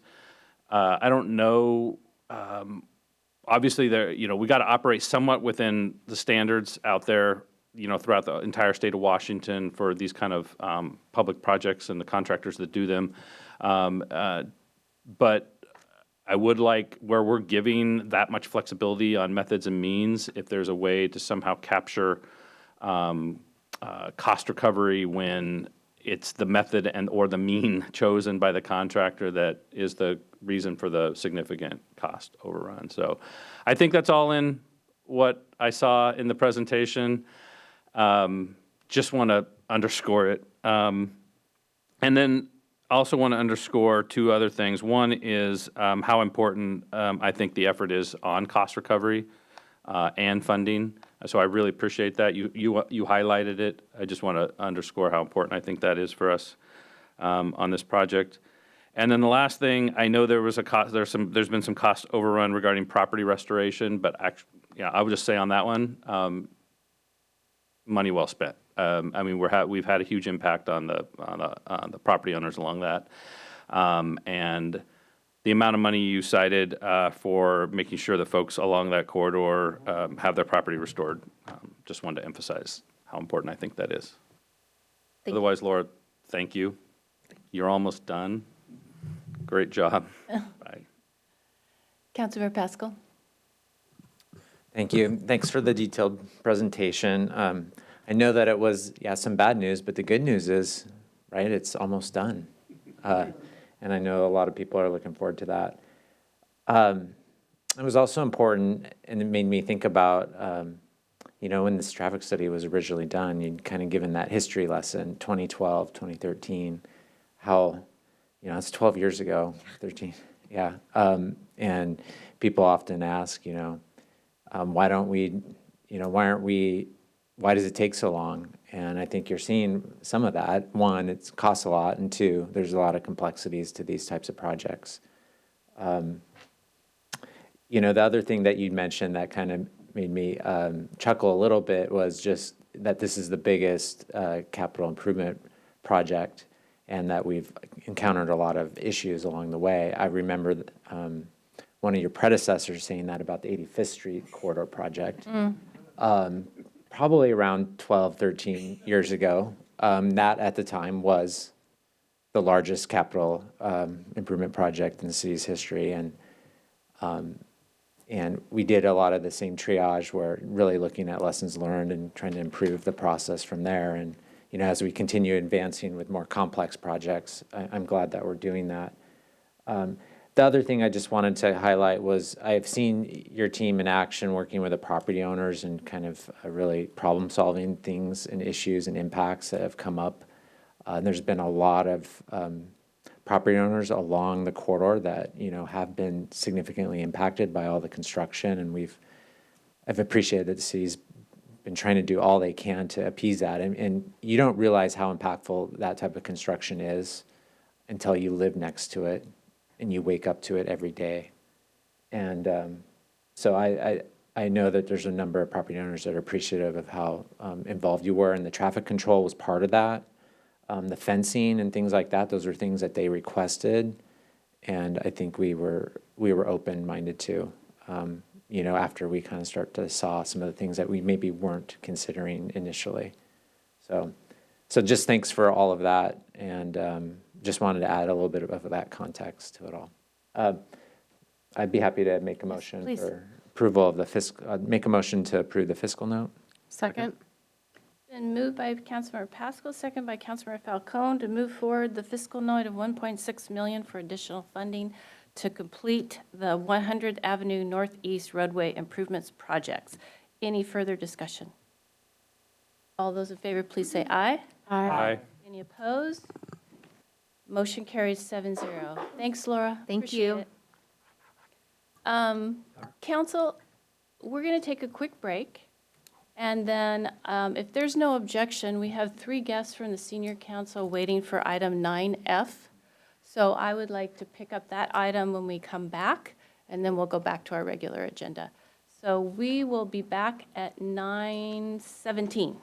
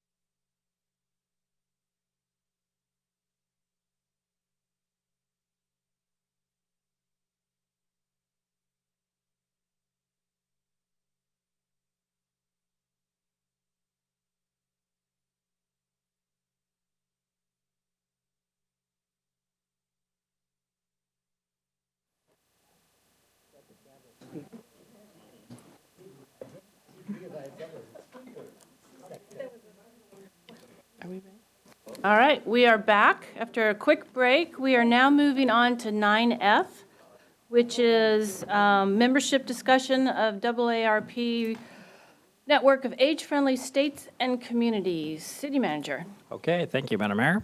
So here to give you an overview of what it means if you choose to start an age-friendly community state process is our Director of Equity, Inclusion, and Belonging, Erica Moscaro. Thank you so much, City Manager. Good evening, Mayor, Deputy Mayor, and Council. So the slides I have for you tonight are so we can begin our discussion. So I'm going to start off with the ask for tonight. Staff is recommending that City Council consider authorizing city staff to apply for membership in the American Association of Retired Persons, or better known by the acronym AARP, Network of Age-Friendly States and Communities, and to work on this initiative in further making Kirkland into a place where people of all ages belong. But first, some background. The City of Kirkland City Senior Council, established in September 2001, helps ensure that the needs of seniors age 50 and older are addressed, and for the last 24 years, the Senior Council has enabled seniors to directly participate in advocacy and creation of community programs and services that meet their needs. On May 9th, 2025, members of the Kirkland Senior Council requested assistance from Mayor Curtis to apply for the AARP Network of Age-Friendly States and Community membership and have the City of Kirkland become an age-friendly city. Applying for membership requires a letter of commitment from the highest level elected official or legislative body committing to further work to making the jurisdiction age-friendly.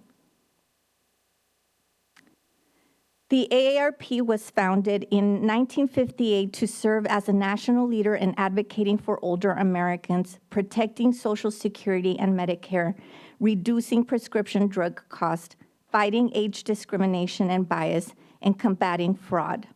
The AARP is a nonprofit, nonpartisan organization that advocates for people 50 years old and older, and its mission is to empower retired people to live their lives as they like and provide several benefits and services such as health and life insurance, travel discounts, financial products, and retirement planning resources.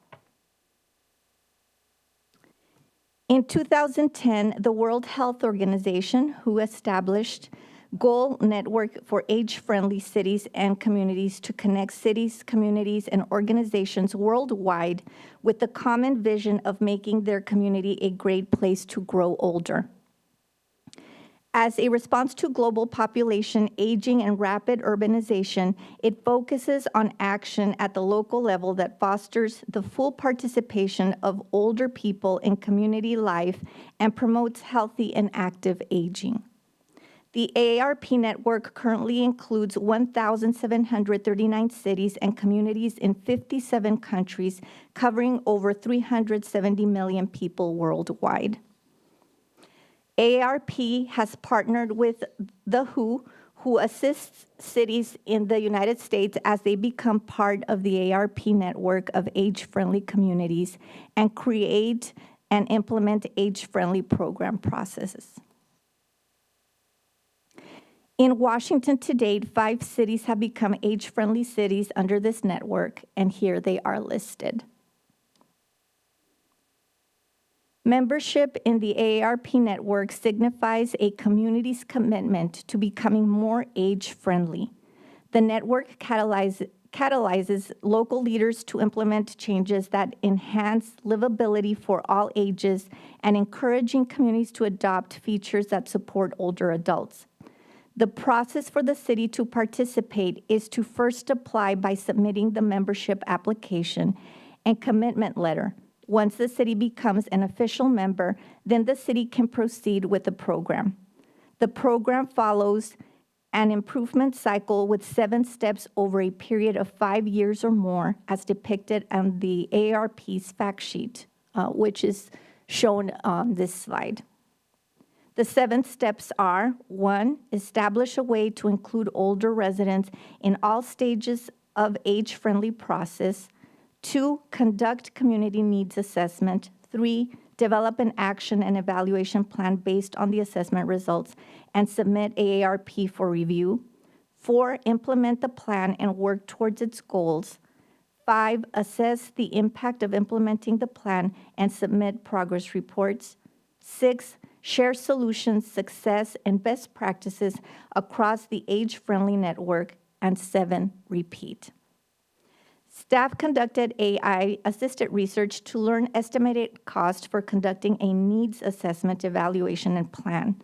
Staff learned that the small to mid-sized U.S. cities often budget $30,000 to $100,000 for a full baseline assessment plus action planning projects. Elements taken into consideration for the cost scale are population size, survey modes, whether the survey is printed and/or online, focus groups, translation services, and stakeholder events. If council approves the AARP program, staff will review the 2044 comprehensive plan work around age groups to see if it can be used as part of the assessment. The framework encompasses 8 domains of livability used to organize and prioritize the work. The availability and quality of the domains impact the well-being and quality of life for all people. They are: 1, outdoor spaces and buildings; 2, transportation; 3, civic participation and employment; 4, communications and information; 5, respect and social inclusion; 6, social participation; 7, health services and community support; and 8, housing.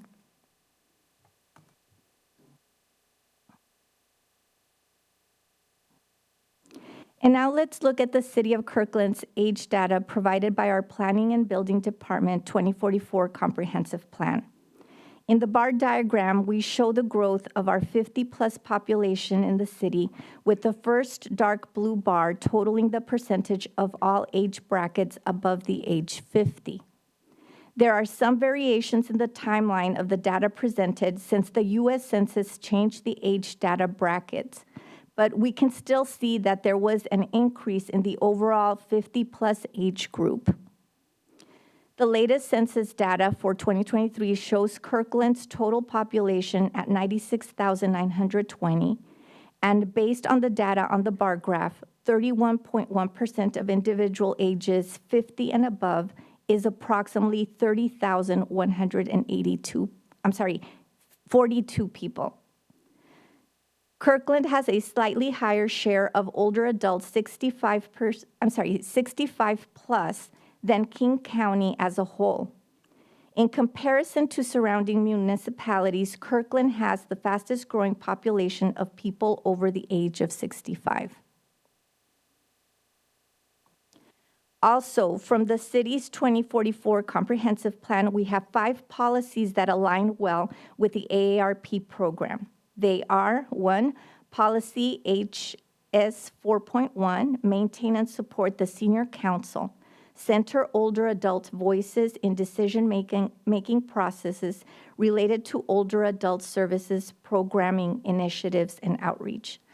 2, Policy HS 4.2, provide opportunities for residents 50 years and older to be active, connected, and engaged in the community. 3, Policy HS 4.3, provide access to information, resources, services, and programs for older adults. 4, Policy HS 4.4, maintain a safe environment for older adults in the community. And 5, Policy HS 4.5, encourage affordable and appropriately designed housing for older adults and people with disabilities. Lastly, it is worth mentioning that in response to a request from the City Senior Council, the City Council added a task to the 2025-2027 Planning Work Program to review zone code and building code regulations to incorporate universal design standards. If council approves to move forward with this work, the CMO would work with the Planning and Building Department to align the AARP work with the 2044 Comprehensive Plan.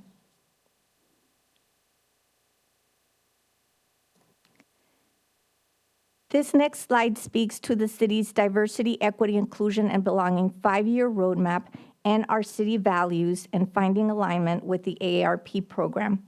In 2025, the city of Kirkland became the first city in Washington to be certified a welcoming place by Welcoming America. This designation was formally adopted in the DIB 5-year roadmap under Objective 3.3, Welcoming America certification.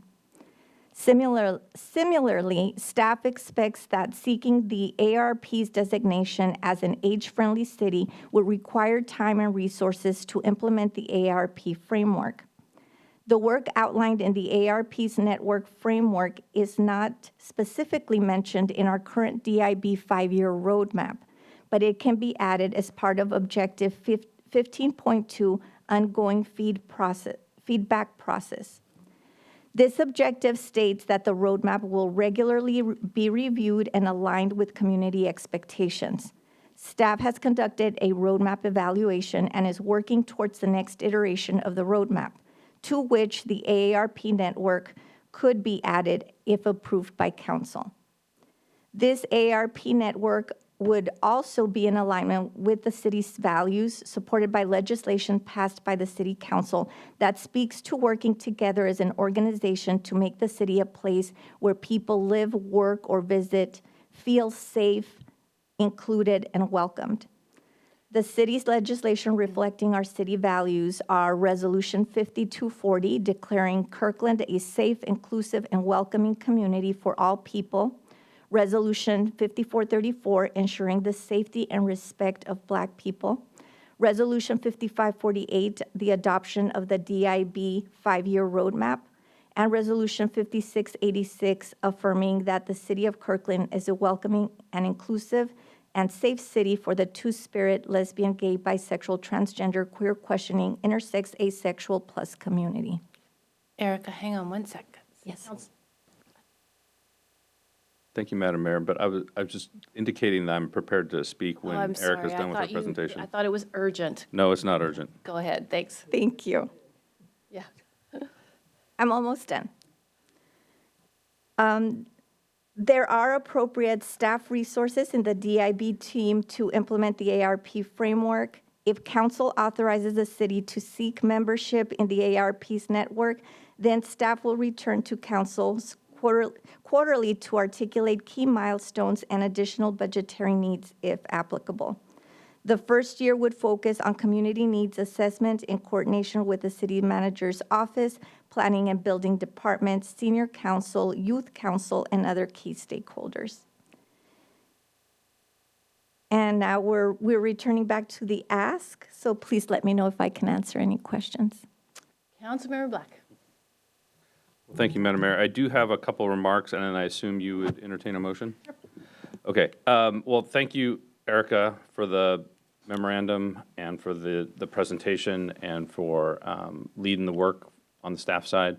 Thank you, Terry, and Jack and John for your work on the senior council and your work in pressing this effort forward all these years, and it's been many years. And I appreciate that and appreciate you being here tonight. And as recognized in the memo and in some of the discussions that we've had, this is a city that is friendly and welcoming to folks of all ages, certainly folks who are aging, but also folks of all ages and including anyone who has limited mobility. So I'm particularly excited about this, and of course I'll be supporting the motion, and I will make that motion. Go ahead.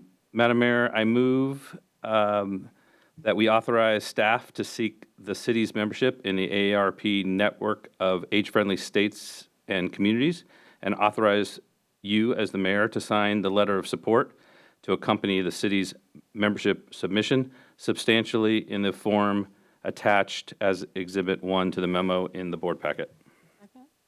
has been moved by Councilmember Black, second by Councilmember Falcone to move forward Resolution 5693. Is there any additional discussion? Councilmember Falcone? Thank you, Madam Mayor. Well, I just want to echo Councilor Black's thank yous to everybody who advocated for this. So thank you to those of you who are here tonight. Thank you, Erica, for your work on this as well. And just want to say that I'm really looking forward to learning from the needs assessment. I think it's a really important thing that I want to make sure that we do well and have a really good representative sample of folks in our community, of seniors in our community, to really make sure that all voices are heard. And I know that that's going to take an investment to make that happen, but I think it's worth doing it well. So I'm looking forward to that and the results of that and see what we can learn and do better. Thank you. Thank you. Deputy Mayor? Thank you.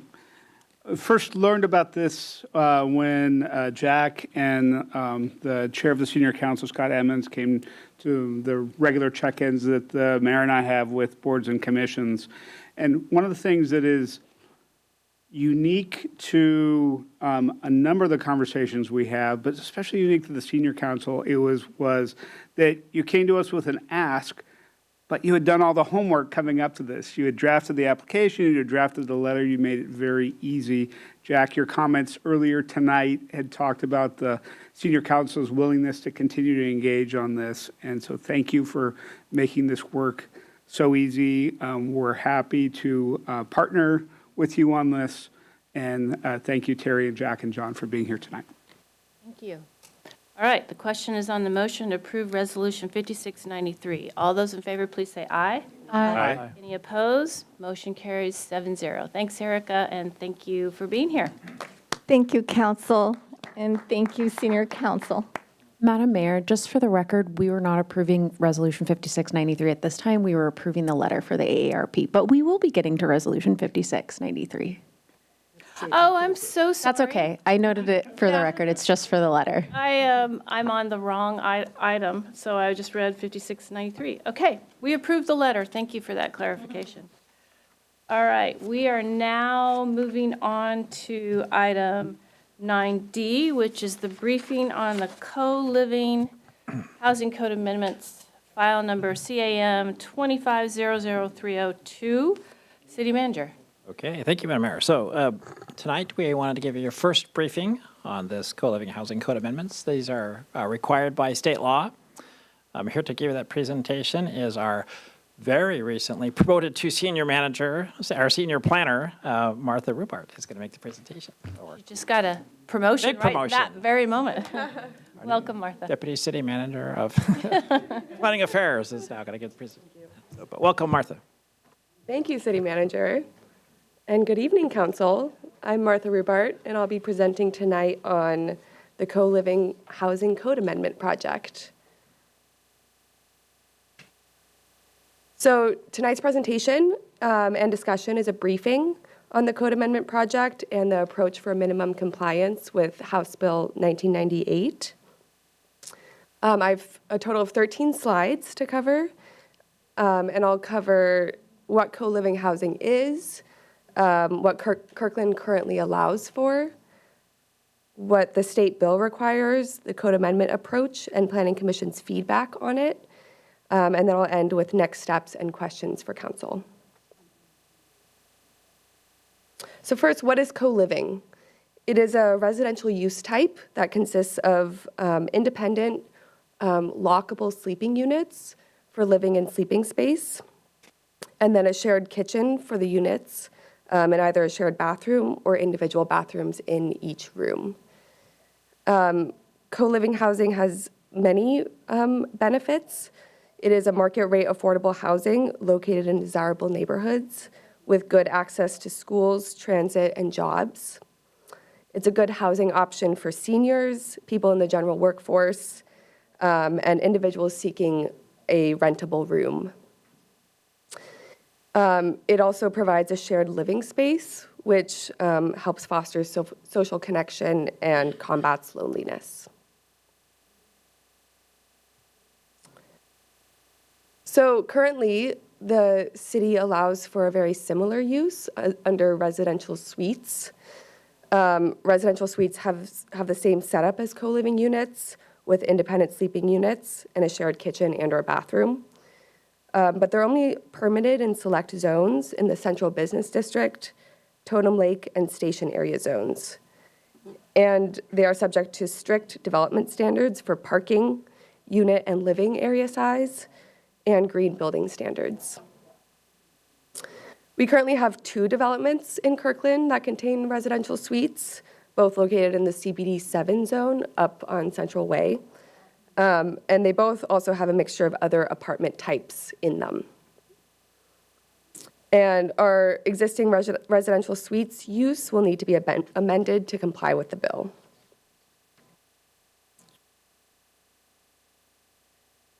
So in 2024, the Washington State Legislature passed House Bill 1998, which requires cities to allow co-living housing as a permitted use on any lot that allows at least 6 multifamily residential units,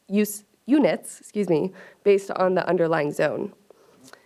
And staff has confirmed with Department of Commerce that when overlapping this requirement, 1998, with the Middle Housing Code amendments, the co-living allowances will only apply to the lots that can get 6 middle housing units by right per state code, which is only the lots within 1/4 mile walking distance of a major transit stop. Most of the areas that could develop co-living housing under this bill are in areas where there is already higher density. So the medium and high density residential and commercial zones, which are shown in purple and in orange in this land use map. And then I've also drawn an approximate 1/4 mile circle around the major transit stops where this will apply to the low density zones as well. Martha, hang on a second. Councilmember Pascal has a question. Yeah, please. This was a question I saw in the memo, and then just here on that first bullet, and just want to make sure I understand the wording correct. Must be permitted on any lot that could develop 6 or more. So does that mean zoned for 6 or more, or are you saying that if there's site restrictions, sensitive areas that wouldn't allow up to 6 units, but it was zoned for that, you couldn't build? What do you mean by? Just trying to understand, is it zoned for 6 or more, or if only if you could actually build 6 or more? If it is zoned for 6 or more, okay. Correct. So so in some in some zones, it's like the density is a maximum units per acre, and so for those zones, you'd have to have a lot that's large enough that could achieve 6 units with the underlying density restrictions. And then if they can, then they could develop co-living units. Okay. Yeah. Maybe I'm just not following that. Be helpful to kind of see an example of that. Okay.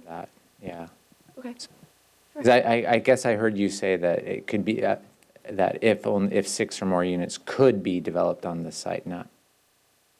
Yeah, I can jump in, Martha, if that's okay. Councilmember Pascal, so it's really any standard size lot that is zoned for 6 units or more, which again are really the like dark colored areas on that map. The big swaths of low density residential zoning in most of the city are exempt from this requirement. Those are not allowed under a standard lot under our zoning is not permitted to have 6 units. If that makes sense. Yeah. Okay, so it's only in those areas then, okay. Yeah, it's really limited, yeah. Again, most of what we consider the old single-family neighborhoods are not required to accommodate co-living units. Okay. Yep. I have Councilmember Sweet, then Councilmember Black. Okay, so given that, so if I had a lot that was within a 1/4 mile of a major transit stop, and I had the ability to build an ADU, a DADU, well, let's say I put a duplex up there, each one with an ADU and a DADU, would that fit Councilmember Pascal's definition of allowing for? Yeah, well, I would say, and sorry to jump in again, ADUs are exempt, right? So ADUs don't count. So we're really just looking at what the zoning allows. So again, that lot that you're describing, Councilmember Sweet, within, a half mile of a major transit stop, under our middle housing code, we would allow you to build 6 units, right? Not including ADUs. And so those are the lots where we'd be required to allow for co-living units. Okay. And it's really about what you're allowed to do, not necessarily what you end up developing, right? I mean, most lots are developed at much lower densities than what our maximum zoning allows, right? So on one of those lots, you might just develop a duplex and 2 ADUs. That's not your maximum development allowance. That is the thing that dictates whether we need to allow for co-living units. Okay. Yeah. Just a that makes follow-up question then. When I brought this up last night at National Night Out, talking with neighbors, the question came up of existing housing, apartmentalizing existing housing into multiple units. Would that fall under the definition of co-living housing? Yeah, I mean, I would say, yeah, if it meets the definition of co-living housing. So again, that's, these are individual, basically bedrooms with a locked door that share, kitchen space, sometimes bathroom space. So it illustrates a good point, what you're bringing up, which is that we already have a lot of co-living housing already in the city, right? And it's probably not even regulated as such. If you have, say, 5 roommates sharing a house, that's basically co-living, right? So I think the code amendments that we're discussing tonight are not something that's necessarily radically different from what we currently have in the city, even in our lower density zones. Thanks. Councilmember Black. Thank you, Madam Mayor. Okay, great discussion. Had a lot of these same questions, so I appreciate you guys asking them, because I find it confusing too. Director Weinstein and Martha, were you around? We received public comment earlier today from one of our neighbors, Nicole McKenzie, and I want to drill down on her question about what multifamily, how that's being interpreted. I guess in this case, we have to say interpreted by the state and communicated to us as a city as far as the requirement. Were you here for that? Yeah, Okay. I did hear that. Are you in a position to help clarify that? Yeah. Okay. Yeah. I think it kind of fits into this whole discussion. Yeah. Okay. No, I agree. So multifamily, so when we're talking about 6 multifamily units, multifamily means 6 units on one lot. So it's the number of units on a lot. And when there's more than one, then it becomes multifamily. And so we're talking about a per lot. And so if 6 units could be developed on one lot, then they could develop co-living. And just to clarify, 6 units, but excluding allowed ADUs and detached ADUs. Correct. ADUs would not be a unit in this case. Okay, so these would be 6 units. I'm guessing we would be talking about 2 or more townhomes, 2 or more cottage-type units, 2 or more, a duplex or a triplex or a quadplex. Correct. So any mixture of middle housing, as long as it's 6 units that could be permitted, then they could do co-living instead of middle housing. Okay. I do realize that I have locks on all my bedroom doors, and so I guess I have a I have 4 bedrooms, and that makes me a co-location. A shared kitchen, too. Yeah. Deputy Mayor. Thank you, and thank you, Martha. One thing that, for all the questions that we're talking about here, is around the requirement of major transit stop. On this map, you've circled 2 areas that are near planned bus rapid transit. Are those the only areas that qualify as major transit stop? So the definition of major transit stop, yeah, that's the stride line. And then I believe, Allison or Adam, you can correct me if I'm wrong, the K line will also, those stops will qualify, but they are not close to being in existence. So that is not really applicable right now. Yeah. Thank you. Yeah. All right, I think that's, go ahead. Okay, I'll resume. So I think that's it for this slide.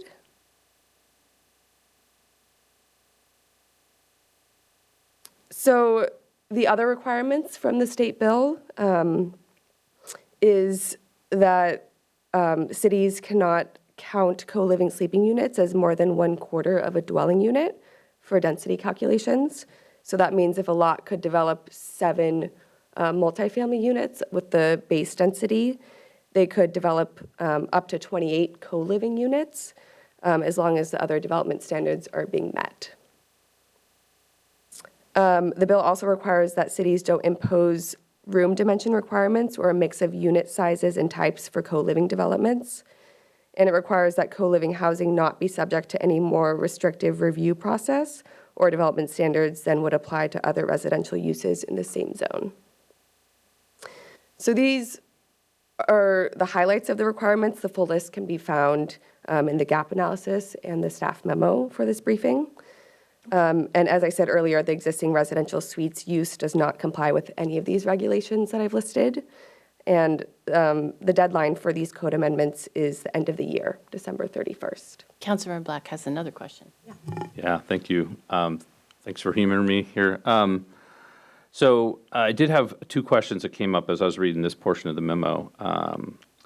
One is, I wasn't sure what it would mean if we did a development agreement for a parcel or a group of parcels, whether we would not be able to do a development agreement if the proposed development included co-living housing because of this standard created by the state that we can't impose a development standards in addition to what we impose on other similar housing.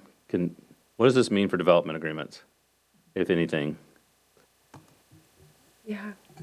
Allison, do you have I can hop into that one. So I think Councilmember Black and the city attorney can correct me if I'm off base here, but I think that when we're talking about a development agreement, we're typically talking about varying some of our standards, and they're also optional for that developer applicant to enter into negotiations with the city on. We're not forcing anyone into a development agreement, and so I would say if they're opting into doing something that might not comply with the state bill, our requirement as a city is just to allow this as an option, not to allow people to utilize it. So I would say a development agreement might allow someone to do something that doesn't comply with 1998, but that we negotiate and agree to.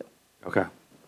And then under the Planning Commission's proposal of sort of minimum state compliance, we're not proposing at this time to increase building mass, height, lot coverage, setbacks. This is a zone that allows for this multifamily housing. Co-living housing will be allowed, but it's not going to alter the total bulk and mass of the building that would otherwise have been allowed there with or without co-living housing. Is that accurate? Yes, that is correct. Yeah, and I'll get into that in a second. Okay. But yeah, we would apply the same development standards that we do for other multifamily. Okay, helpful. Thank you. Yeah. Go ahead.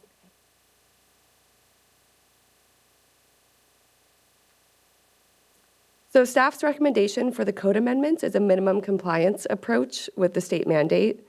Staff proposes to replace the residential use listing with co-living housing in the zoning code and create a new zoning code chapter that will contain the co-living housing specific regulations as required by the state.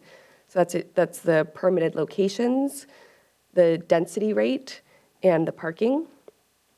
And then for the remaining development standards, including setbacks, lot coverage, building height, design standards, landscaping, mixed use requirements, staff proposes to defer to the requirements that apply to the typical multifamily use in the underlying zones.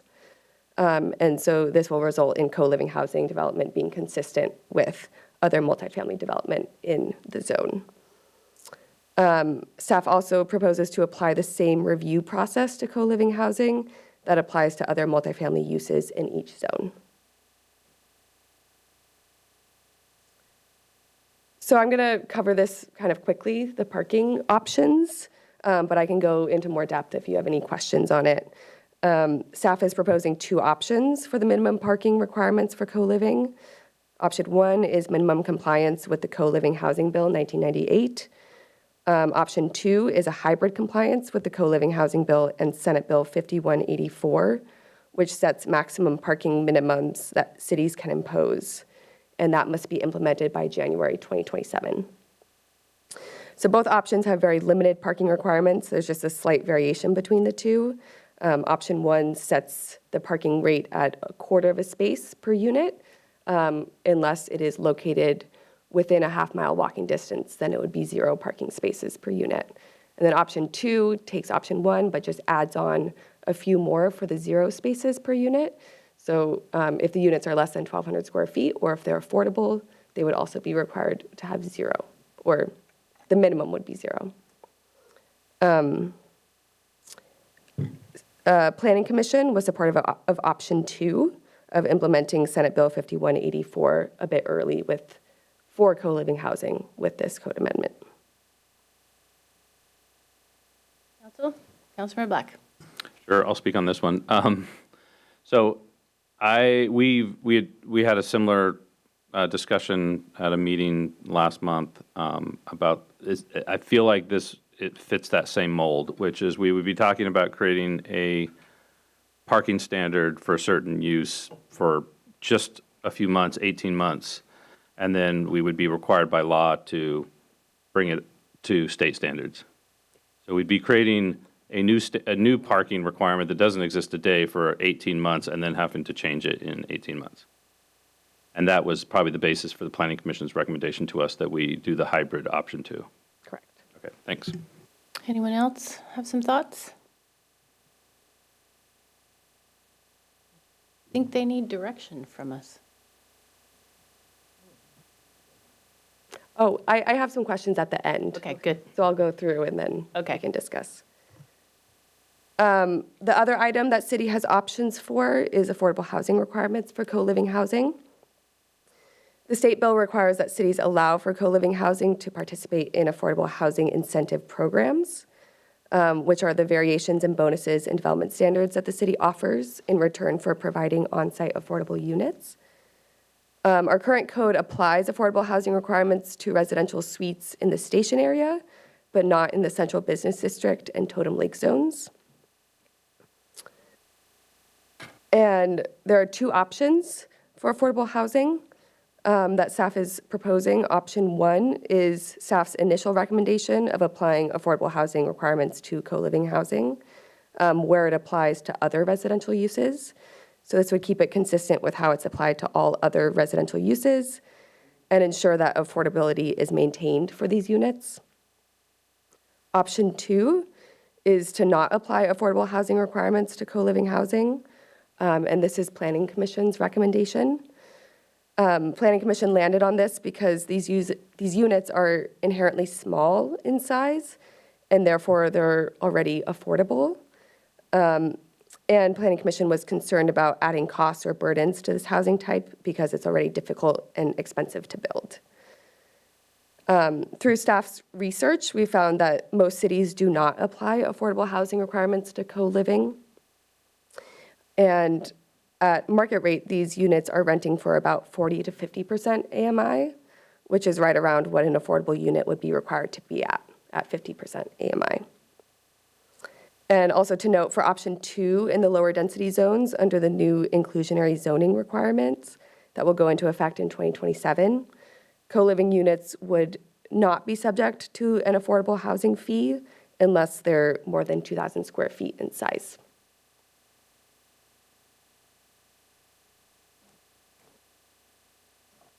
So given the scope of this project of minimum compliance with the state mandate, staff has proposed a limited public outreach plan.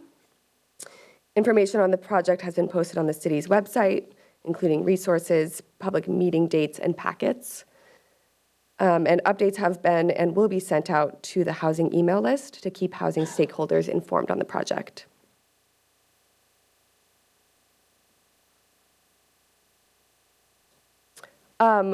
Just to cover Planning Commission's feedback, Planning Commission was supportive of the minimum compliance approach.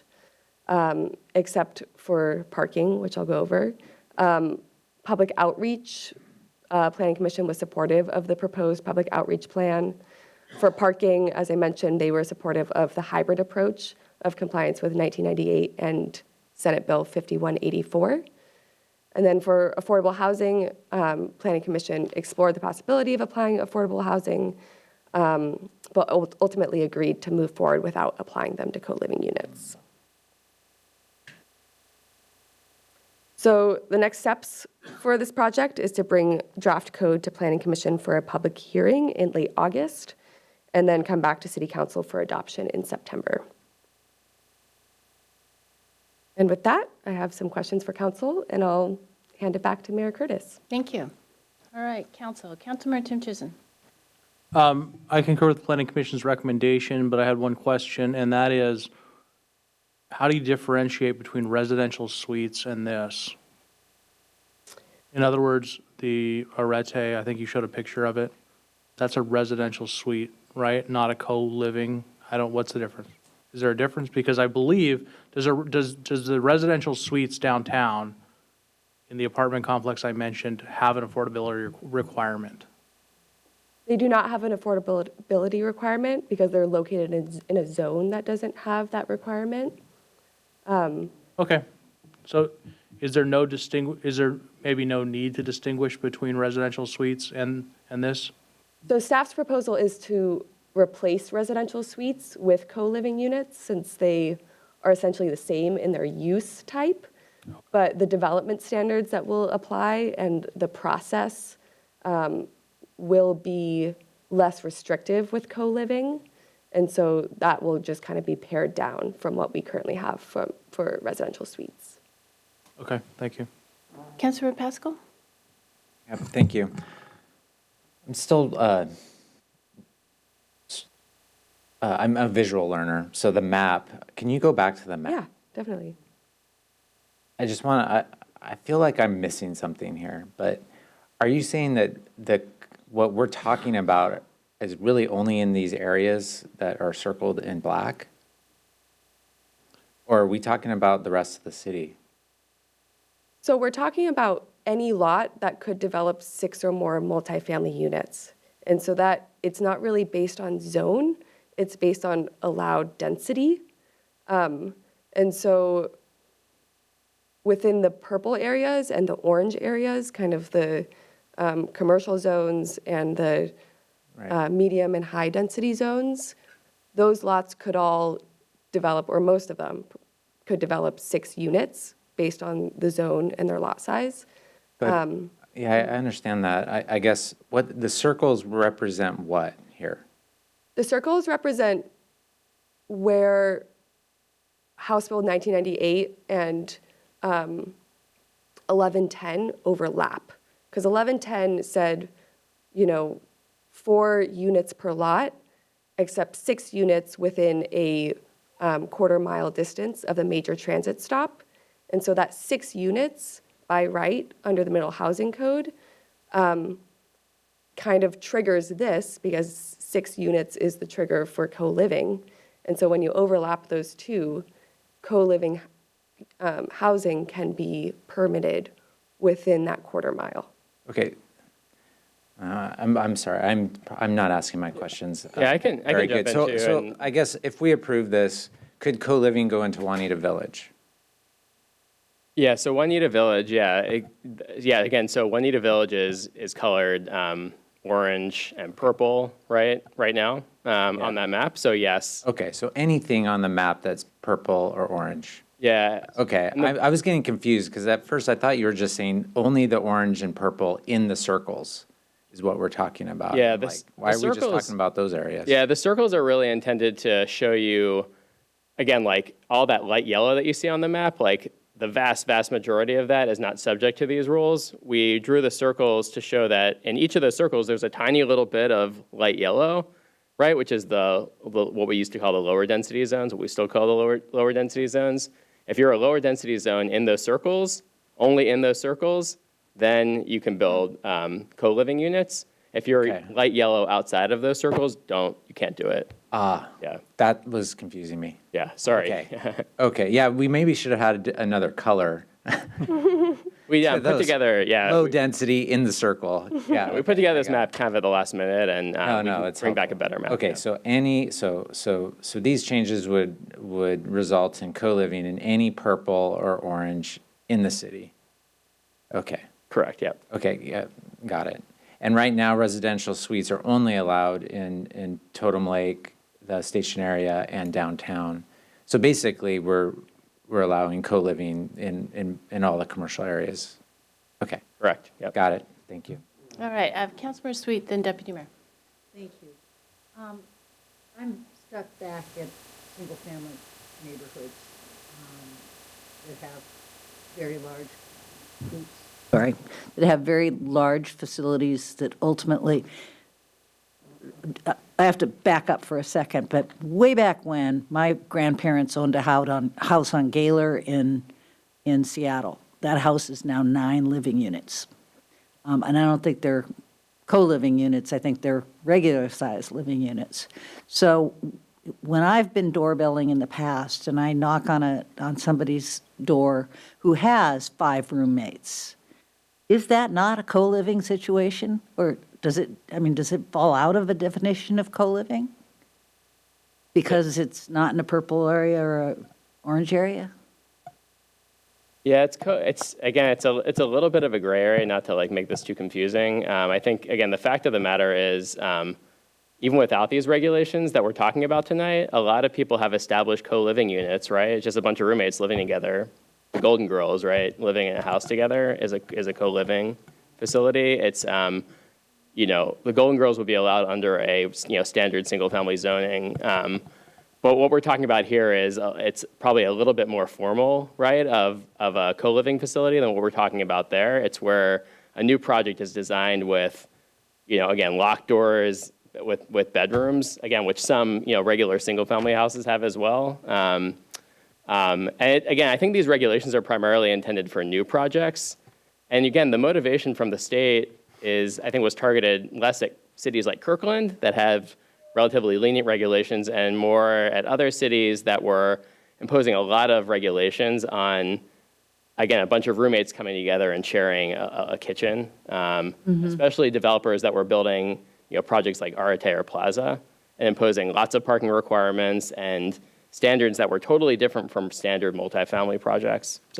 So it's like 2 different interpretations. Yeah. Co-living is co-living, but if you're going to build development and claim co-living status, you got to fulfill some of these requirements. Right, that's right. Okay. Thank you. All right, Deputy Mayor.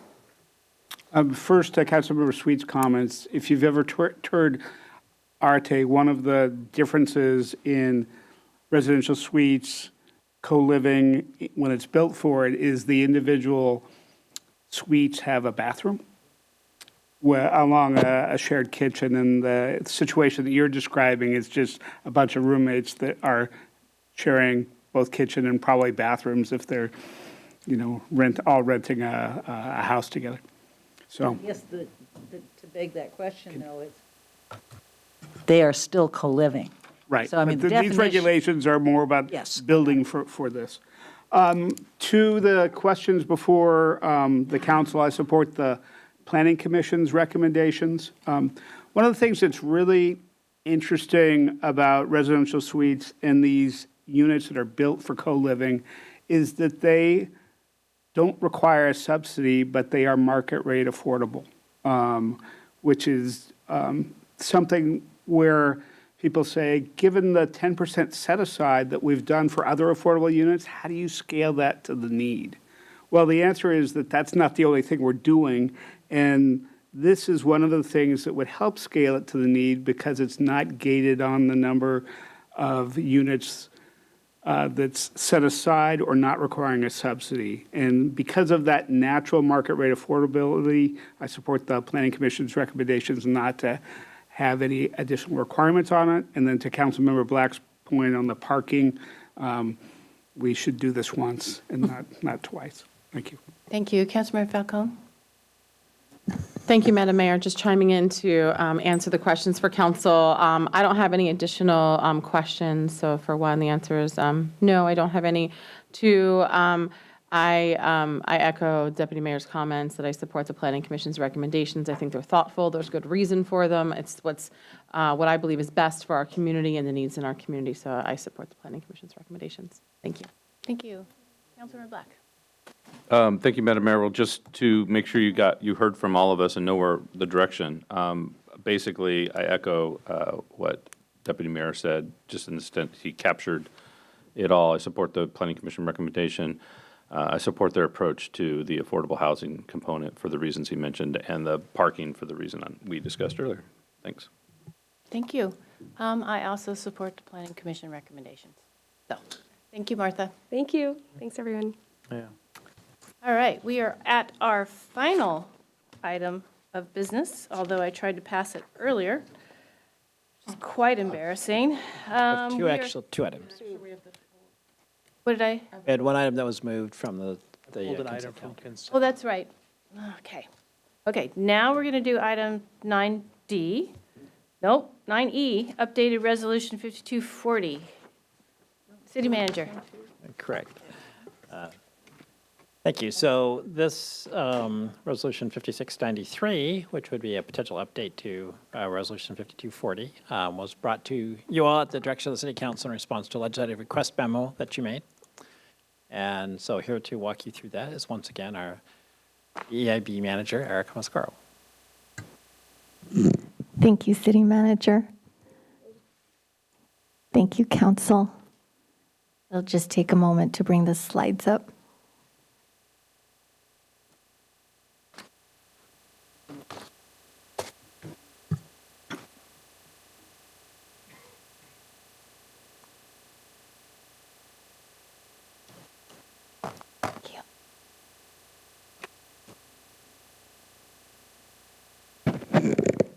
Okay, so for this presentation tonight, I bring to you for your consideration Resolution R5693 to reaffirm Resolution 5240, a declaration that the City of Kirkland is a safe, inclusive, and welcoming city for all people.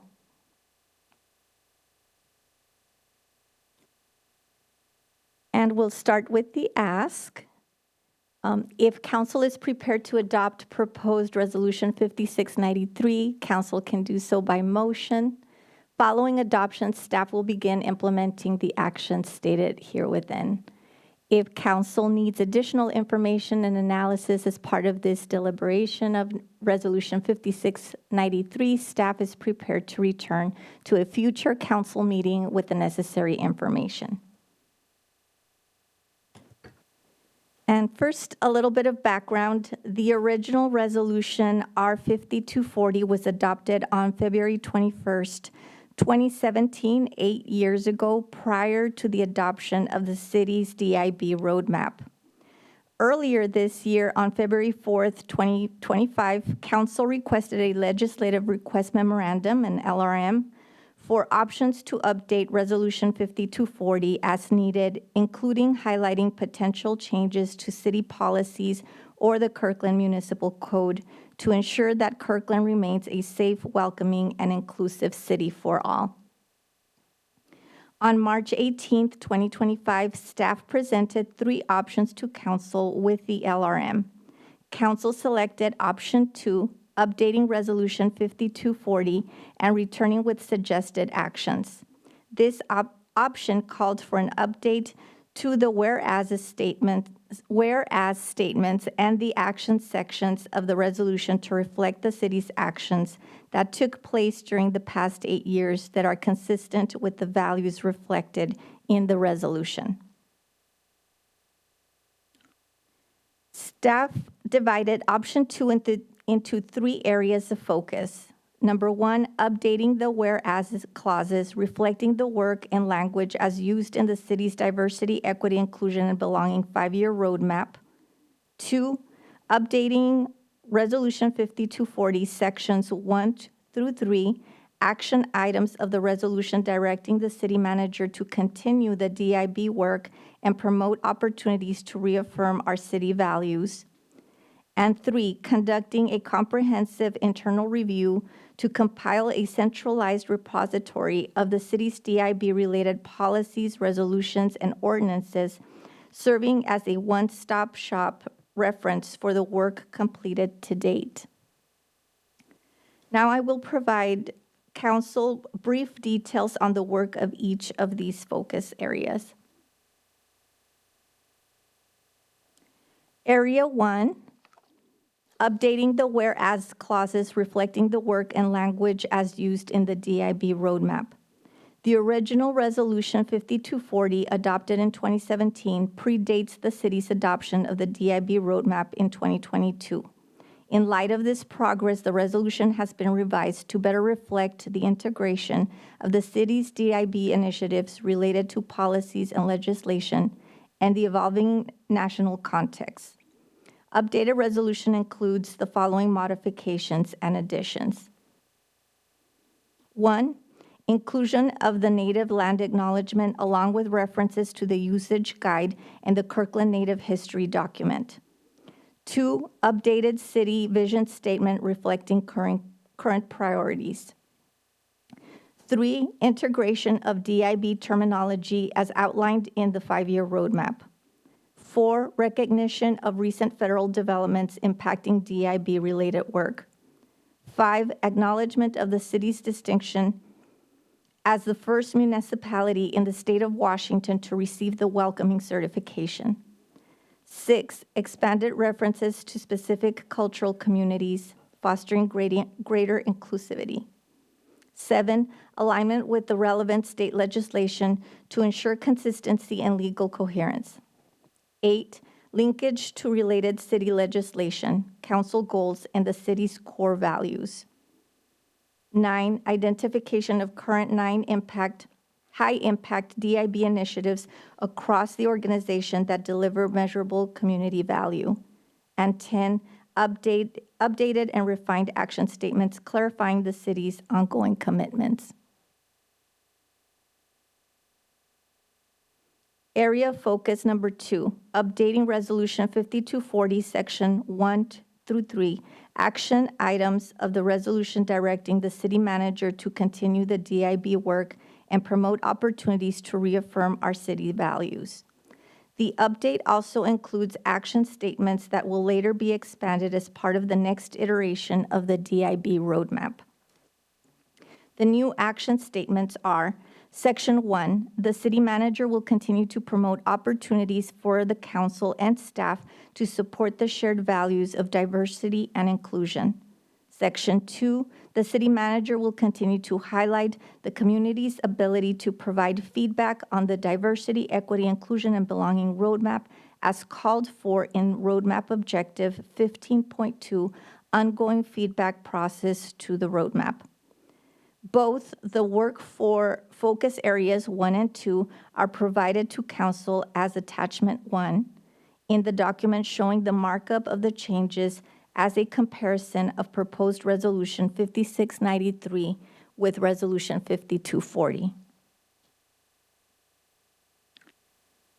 And last, area focus number 3, conducting a comprehensive internal review to compile a centralized repository of the city's DIB-related policies, resolutions, and ordinances, serving as a one-stop shop reference for the work completed to date. As part of this process, staff conducted a review of the DIB-related policies, ordinances, and resolutions. This review considered current operational practices, council legislative updates, alignment with council strategic priorities, and feedback from the community members collected and synthesized by staff over the past several months. This review highlighted both staff's work on DIB-related initiatives and revealed where there are gaps in areas that need more focus. The review is provided in attachment 2. This has been added to the city's DIB web pages. Adopting Resolution 5693 will be a strong reaffirmation that Kirkland is a safe, inclusive, and welcoming city for all people. Further, this update reaffirms that the city believes in the dignity, equality, justice, and constitutional rights of all people and is opposed to all forms of racism and discrimination. And now I return to the ask. So please let me know if you have any questions. Thank you, Erica. Council, any comments, questions for Erica? Deputy, oh, I see you pick up your pen. Deputy Mayor? Thank you. Thank you for the presentation, Eric, and all the work on this. One of the things, and I think we are on the right track, but I'm not in a position to move forward to adopt tonight. The work that I think that the work that is contemplated here is the right work. I would like to see what we can do to strengthen this resolution in the updates of the whereas clauses. For a number of jurisdictions and agencies, they have had to go to court to defend their DEIB work given federal resistance to doing this type of work and trying to tie other requirements to not doing or trying to avoid trying to tie requirements for funding or other things to cities not doing DEIB work. And there are a number of regional agencies that are involved in litigation right now for example, transit funding because of In county and trying to on transit. linkage, yes.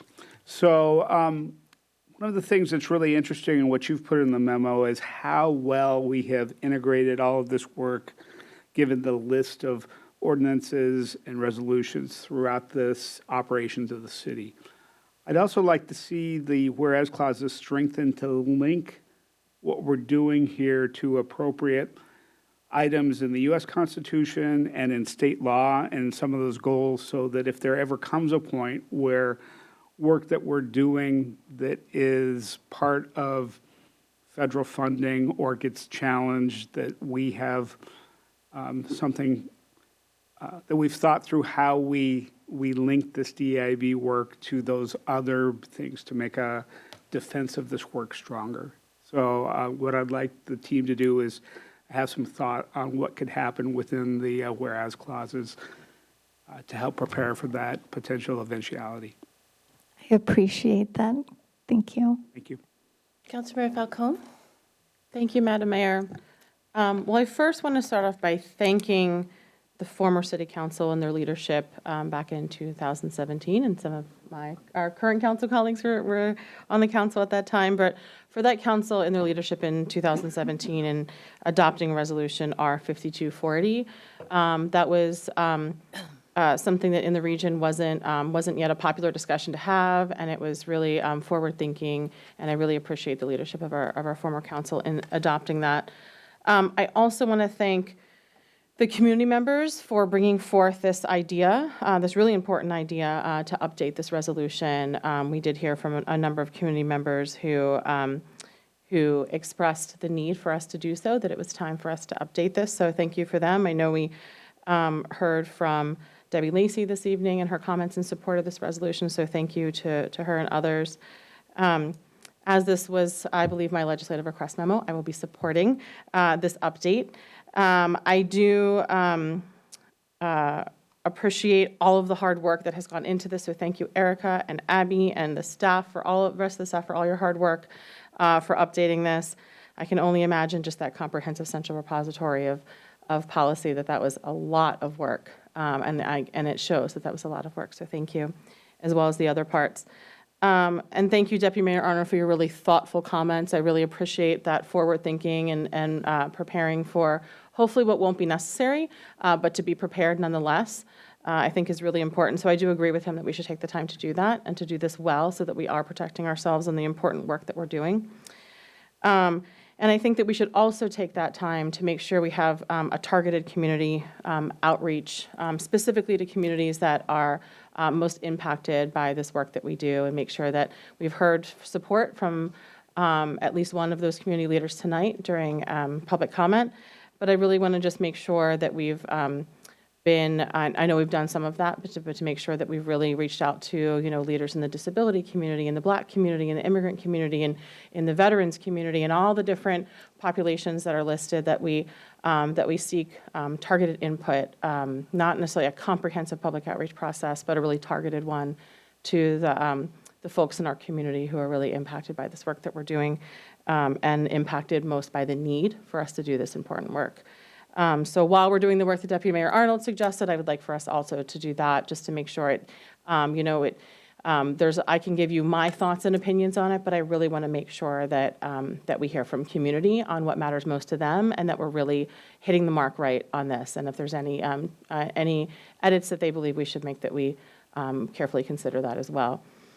And then as far as kind of my overarching thoughts, I won't get into all the details of my thoughts on this yet. I'll withhold that for after it's been more comprehensively reviewed by that targeted outreach. But I think that all the three new components that you mentioned are really thoughtful, with the whereas statements and the actionable sections and the comprehensive central repository. They're each meaningful and important in their own way, so I'm really thankful for them. And what I really like is that it will result in actions that will create an even more safe, welcoming, and inclusive city for everyone, which is extremely important. I particularly appreciate Section 2, the community input on DEIB roadmap, and ensuring that we're keeping it a living document. That's something that was really important when we first drafted the DEIB roadmap, to make sure that it was a living document, that staff and council and community members could propose edits at any point in time, and that didn't need to be part of a big comprehensive process every 5 years, but that it was an ongoing living document. So I'm really looking forward to seeing how that, once we adopt, hopefully, this resolution in the future, how that's implemented, that Section 2, to really make it really easily accessible for folks to know how they can propose edits to the DEIB roadmap, again, so that when new needs come up in the community, or new ideas of how we can do better, that we're able to accept that input into that. So, and then I finally have a question on the comprehensive central repository of the DEIB-related policies, resolutions, and ordinances. It is a very thorough list, and I really appreciate that. I don't know what I don't know, so there may be things that we haven't captured, and there also may be new policies that are added in the future. So I just have a question about what the plan is for updating that, the frequency of updating that. Is it an annual update to make sure we're capturing anything new, or that we haven't missed anything previously? What is the plan to make sure that that stays current? Actually, it's not something that we had talked about as far as when, but we have talked about the fact that it has to be a living document. Like you said, because there will be future legislation and policies that we need to add, but also there's sometimes policies, like for example, earlier when I presented on the AARP, those policies that are in the comp plan were not part of the initial surge. So I suspect that as we're working on different projects, that we'll find others to add. And it was my hope that we add them as we find them. And as far as new policies, maybe it's something that we can do annually as part of the report to council with the roadmap, or it could be biannual as well. Thank you. I think that sounds like a fantastic plan, both to have the culture of and practice of updating it as new things are added or as new things are uncovered and discovered that weren't originally in it, but that to ensure that that practice continues, that's part of the annual check-in with council on the DEIB roadmap. I think is really good, because I just want to make sure we maintain that culture, that years and years from now, that's something that's still continuing as a practice. So thank you very much.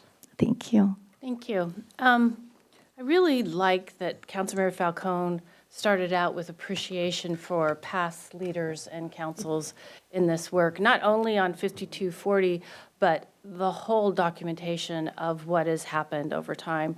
And, frequently we're criticized when we do these kind of things that it's just fluffy work, but it's not. The statement of our values and the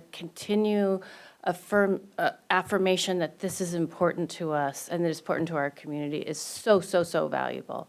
So thank you for this. I was really pleased when I read it, and this is the first time that we've all seen it.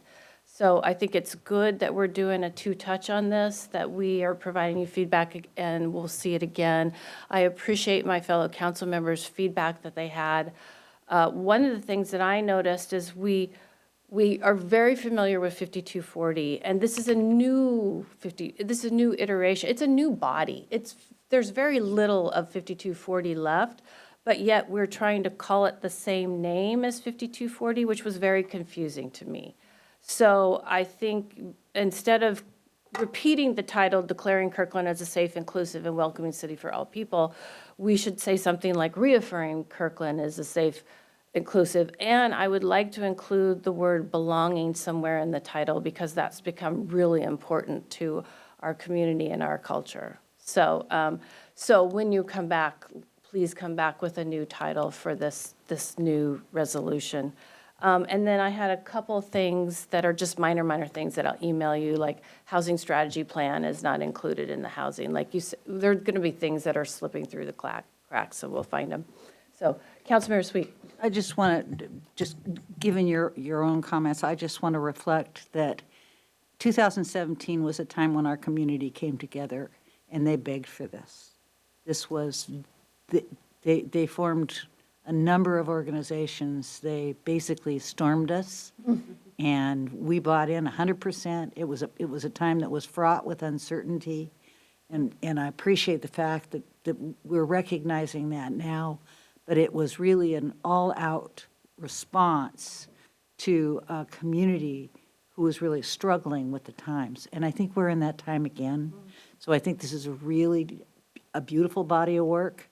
And I really do appreciate your comments about sort of, we're raising the flag again, or as I would say to the mayor earlier today, we're poking people in the eye to the degree that we can. Thanks so very much for this, Erica.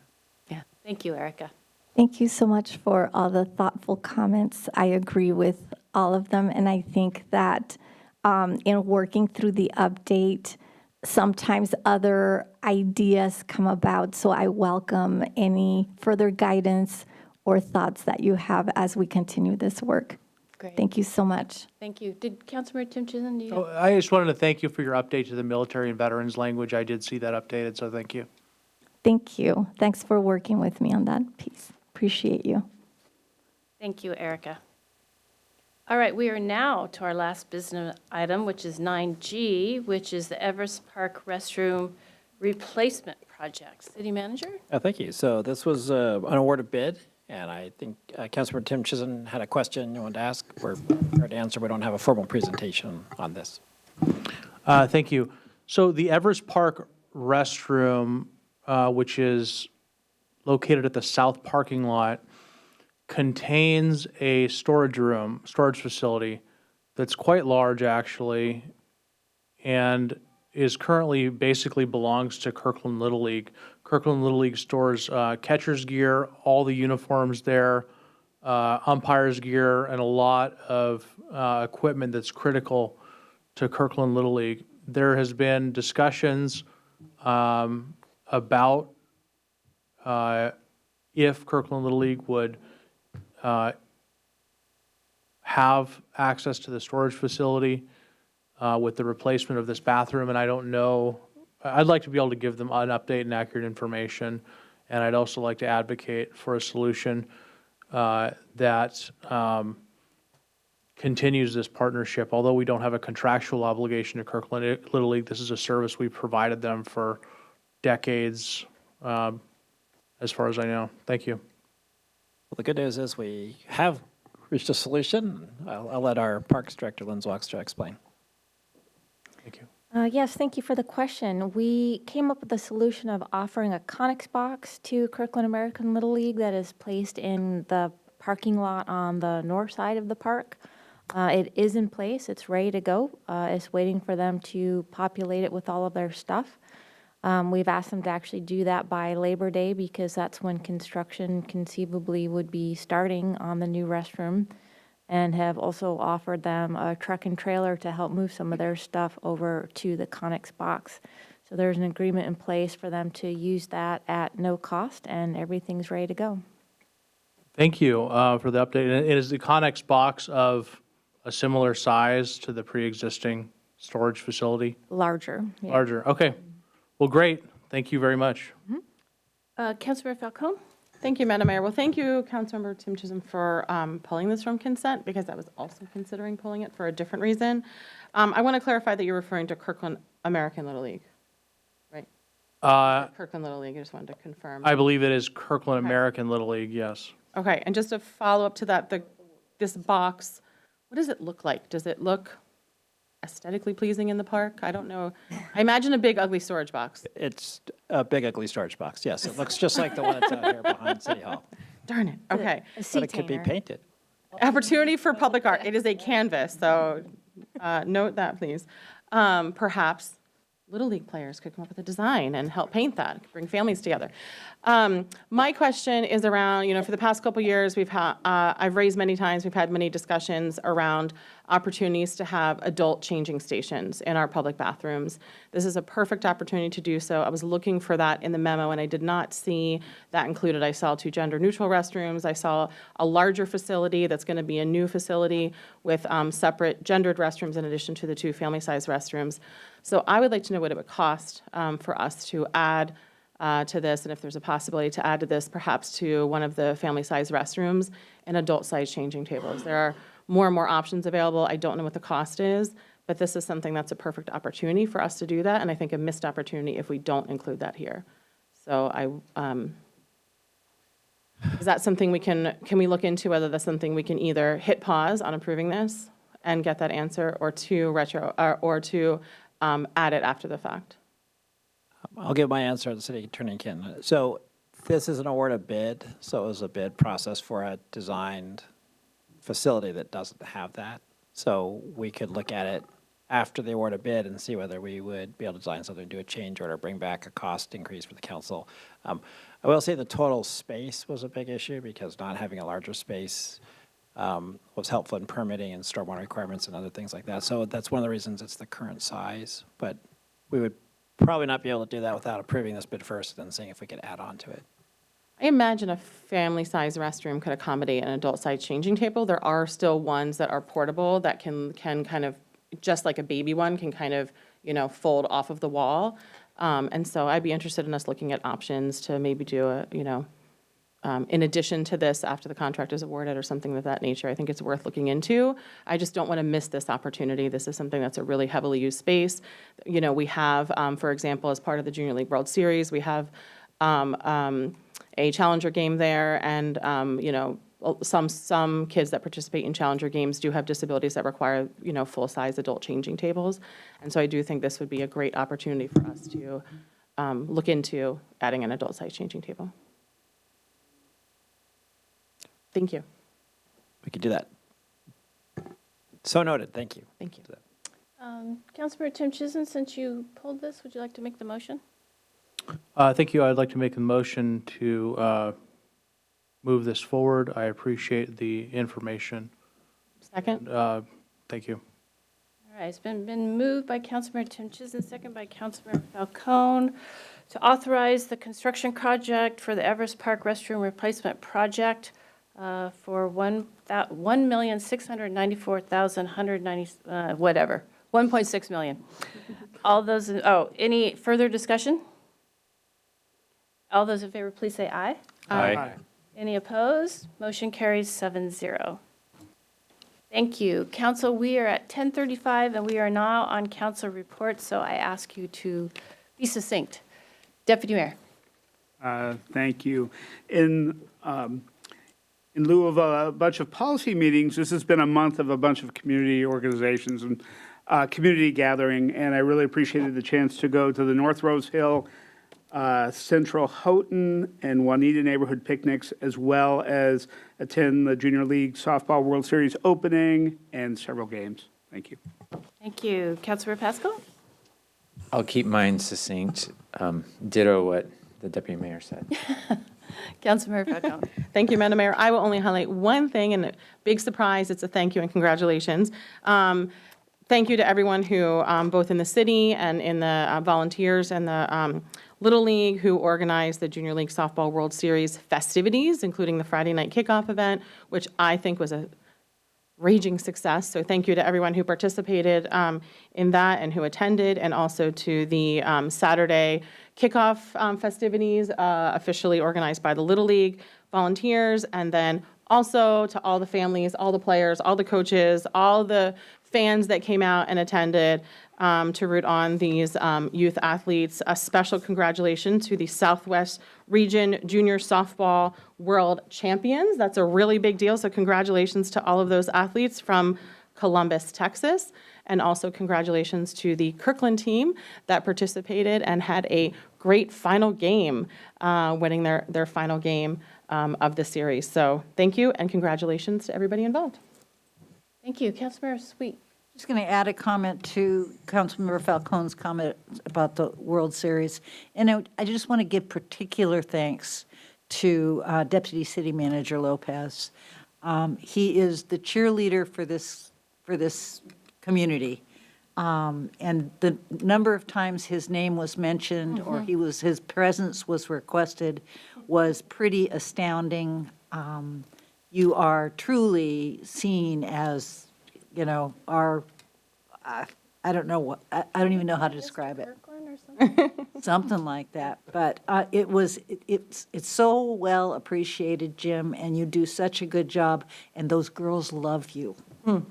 And Christian for all of her hard work in organizing the Friday festivities. Thank you. Councilmember Black. Thank you, Madam Mayor. I'll keep it short. 3 things. One, I just want to highlight that the legislative work group started its new, well, not the new configuration, but we've started our new cycle for the 2026 session, and it also includes a new configuration.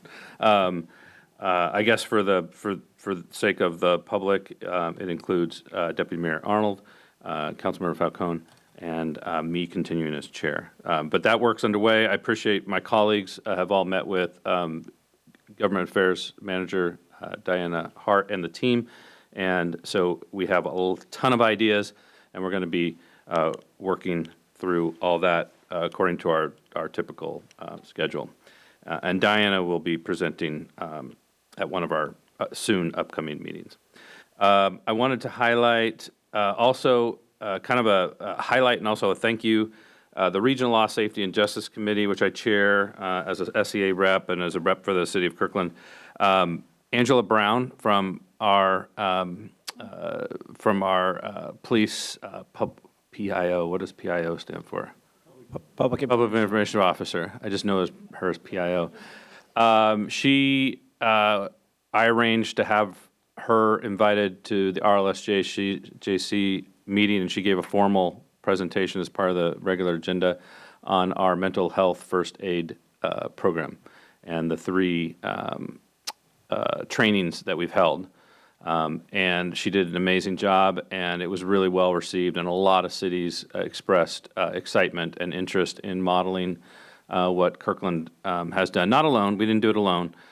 We did it in partnership with other organizations, but among those present, other SCA cities were one of the few who've actually held these kind of trainings. And so just wanted to highlight that and thank Angela if she's out there.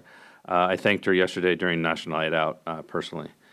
But this is my chance to thank her in public so that everyone knows the good work that she did. And then the last thing, I was selected to represent technically the Sound City Association, but I always represent Kirkland in these spaces.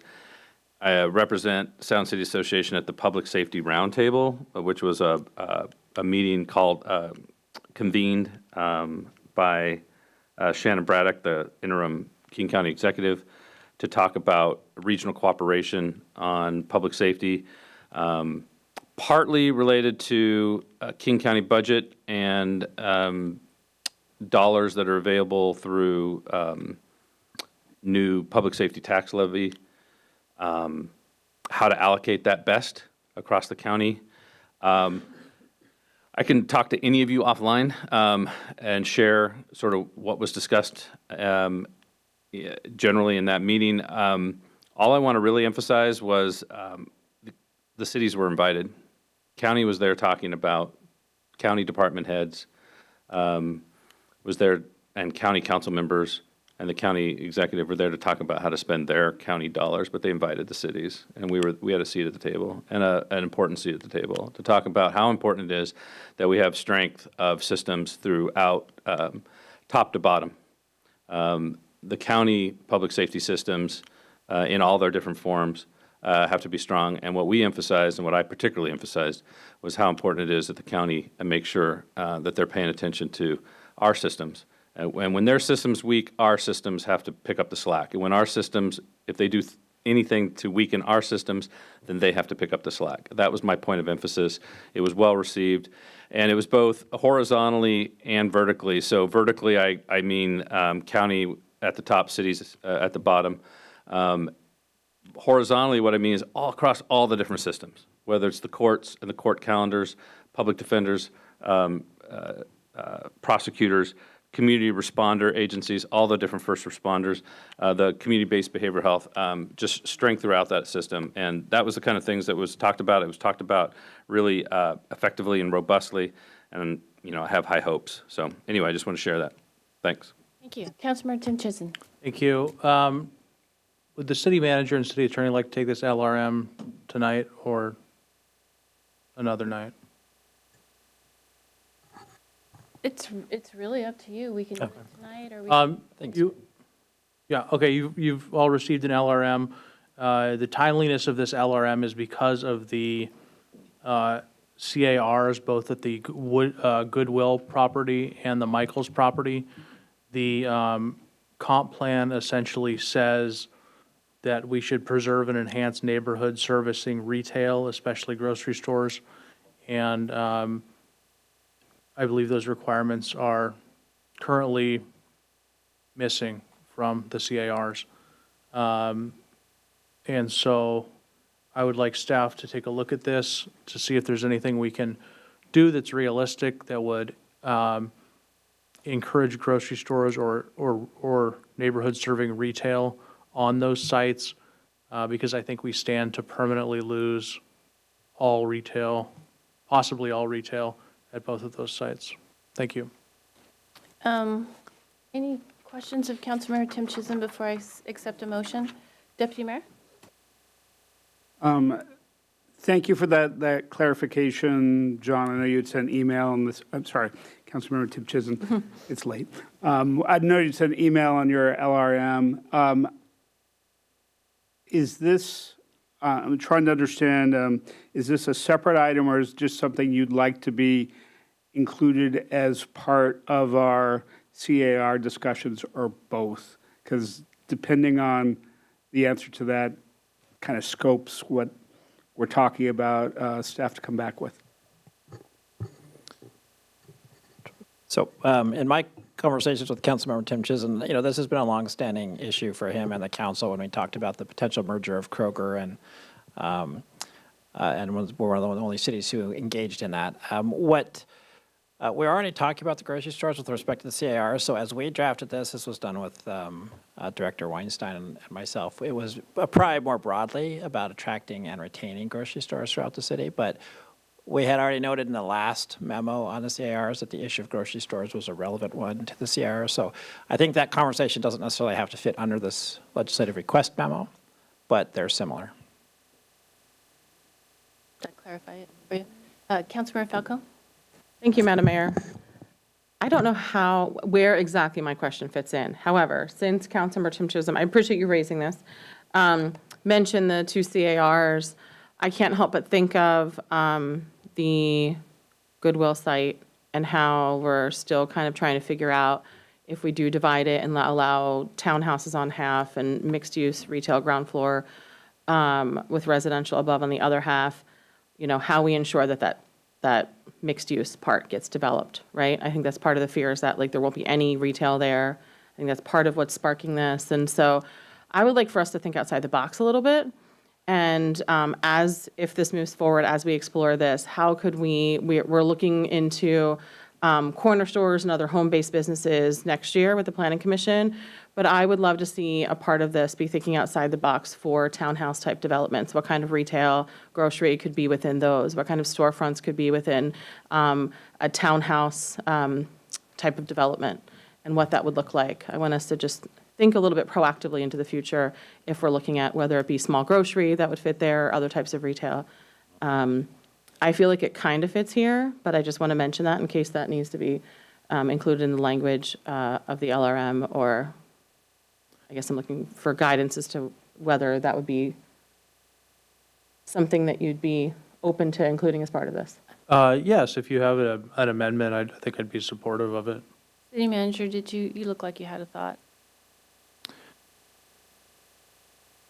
Well, you talked about a couple of different things. So I guess my thought would be we'd probably need to draft something, or it might even be a separate legislative request memo to get into some of those issues. We were really trying to focus this on grocery stores as we think of them, like, Fred Meyer or Safeway or QFC. But I think your point is a good one about the ability to have grocery stores in different ways. But there's also other compound language related to that too, so I just would have to think through that. I mean, I guess you could say, or smaller alternatives or something. You could add language like that that would let us do a little bit of work. That's what I was thinking of, because following the Planning Commission's discussion, some of the discussion I think even council has had on the Michael site, for example, just that the footprint is so small that some of those traditional types of grocery stores that you're mentioning would not fit there, right? That we would be thinking a different type of, and I remember, long discussions in Planning Commission on what defines a grocery store and what do we, I don't know if that was last year or this year, it was a while back, but so that really is my thought of like, let's not just think of the, the QFC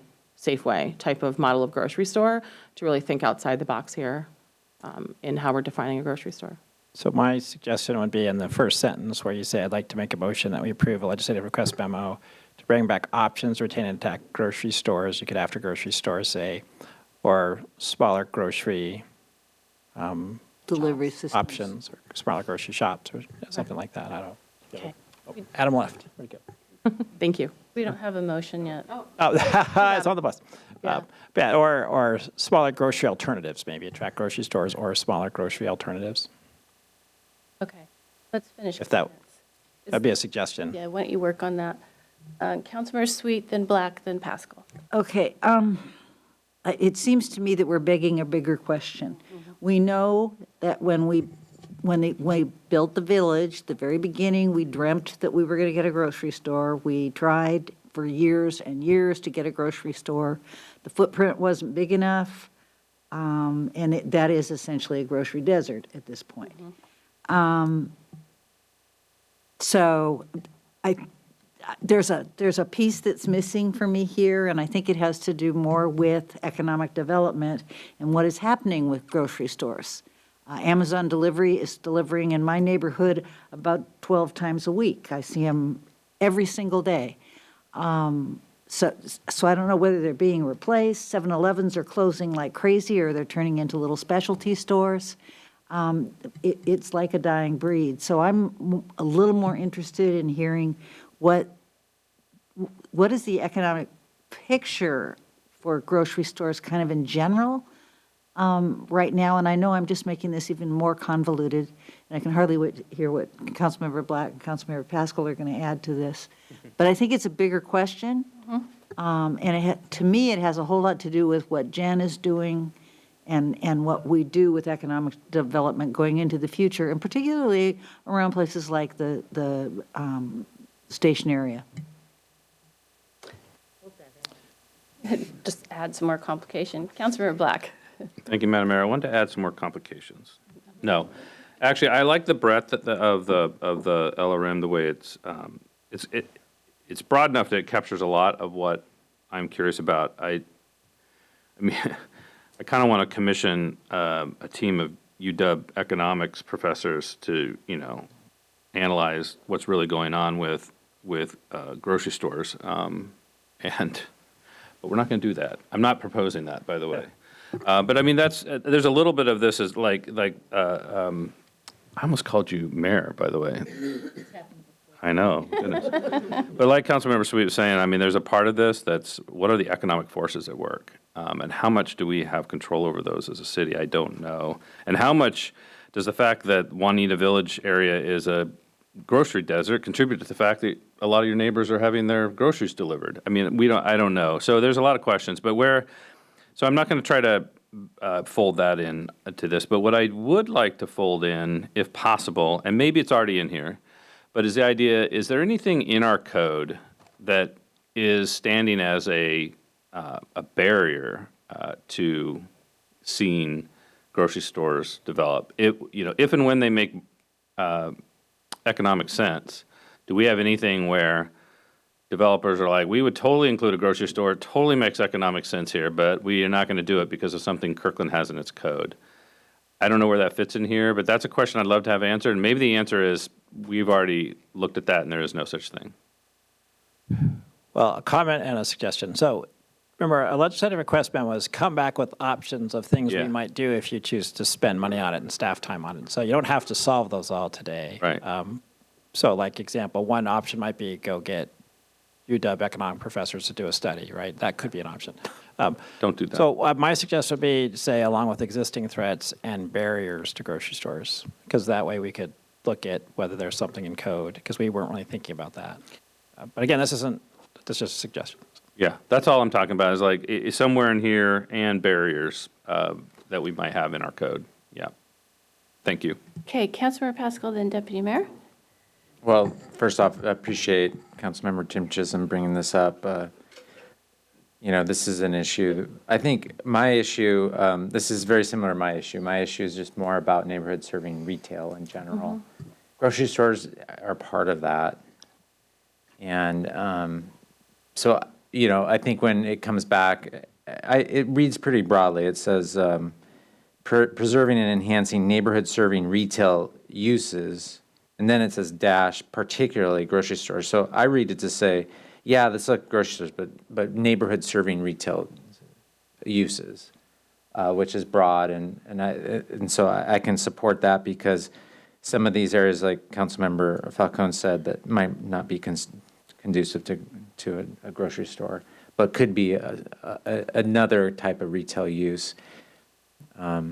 So I like that.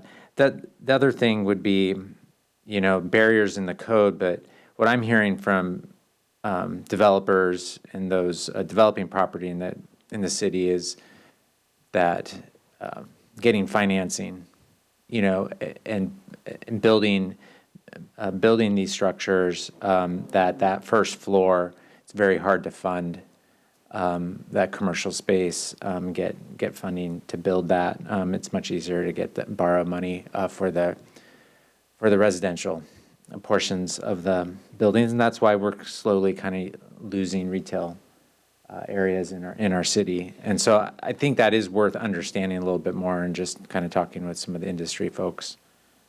So maybe that could be an option. Thank you. All right, Deputy Mayor. Thank you.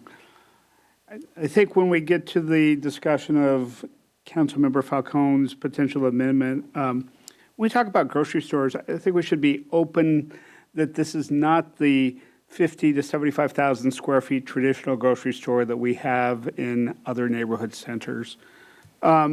Traveling, there's when I've traveled elsewhere, there's a smaller scale grocery store called Sprouts that I remember seeing in the Southwest that is in the 20,000 square foot range. And then recently in downtown Seattle, PCC opened a pilot of a 8,000, I think it was about 8,000 square foot grocery store in downtown Seattle. Amazon has done pilots of Amazon Fresh stores there, kind of like bodegas.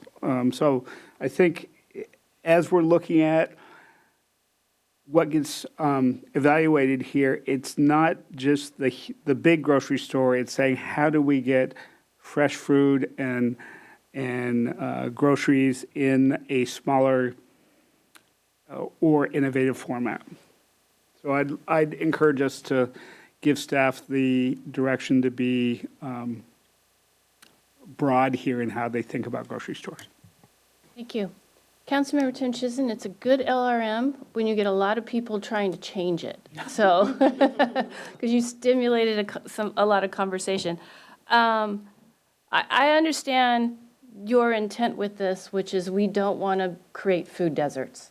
in our community. And we're all very interested in building walkable communities. And if there's not amenities next to the community, it is no longer walkable, and everybody needs food. So I appreciate the conversation. This is also along the conversation we had earlier about the Michaels and Goodwill CARs, because one of the developers suggested that they scale back the amount of commercial floor space. And my response was, how is the landscape changed? Do we need to stop requiring 100% commercial floor space? So I think this is a good first step to answering those questions. I actually think that this LRM, as it's written, accommodates Councilmember Falcone and truthfully Councilmember Black's comment, because it says existing threats, which could be barriers to our code. So as city manager said, you can come back with us with some options now that you've heard this discussion. So Councilmember Tim Chisholm, if you would now like to. Do you want me to pop it up on the screen really fast so you can see what we're talking about? Sure. I was going to suggest Councilmember Tim Chisholm make the motion and read it as is. Sorry, 1 second. That she's putting up, yeah.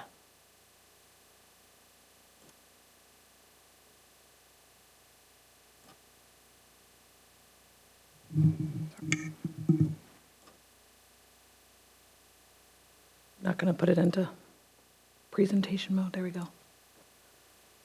This was as it was proposed in the email. Thank you.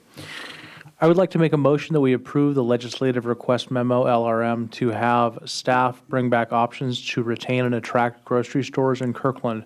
This LRM should identify actions to implement comprehensive plan policy LU 5.5 and other neighborhood plan-specific policies which support preserving and enhancing neighborhood serving retail uses, particularly grocery stores, in Kirkland's neighborhood centers. The LRM should also provide options for evaluating whether Kirkland is currently adequately served by grocery stores, along with existing threats to grocery stores. All right, it's been moved by Councilmember Tim Chisholm, second by Councilmember Falcone, to approve the motion as is. Is there any discussion? Councilmember Falcone. Thank you, Madam Mayor. I actually agree with the mayor that I think the current language does address what I would like for us to look at. It's just really up to the interpretation of staff of what a grocery store means.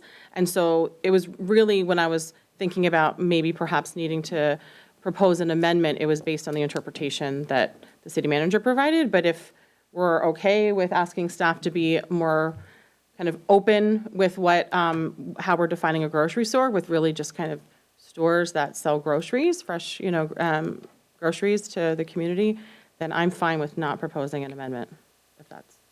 Yeah, I think we definitely have that message and Okay. happy to So I don't need to make. interpret it flexibly. Perfect. Thank you very much. Councilmember Black? Me too, with respect to existing threats, as long as we interpret existing threats to including barriers. Barriers, that's fine. Thank you. Anyone else? All right, the question is on the motion of Councilmember Tim Chisholm's LRM. All those in favor, please say aye. Aye. Any opposed? LRM carries 7-0. I did, yeah. You did it. Okay, I just have my council report is World Cup tickets go on sale August 10th, which is Sunday.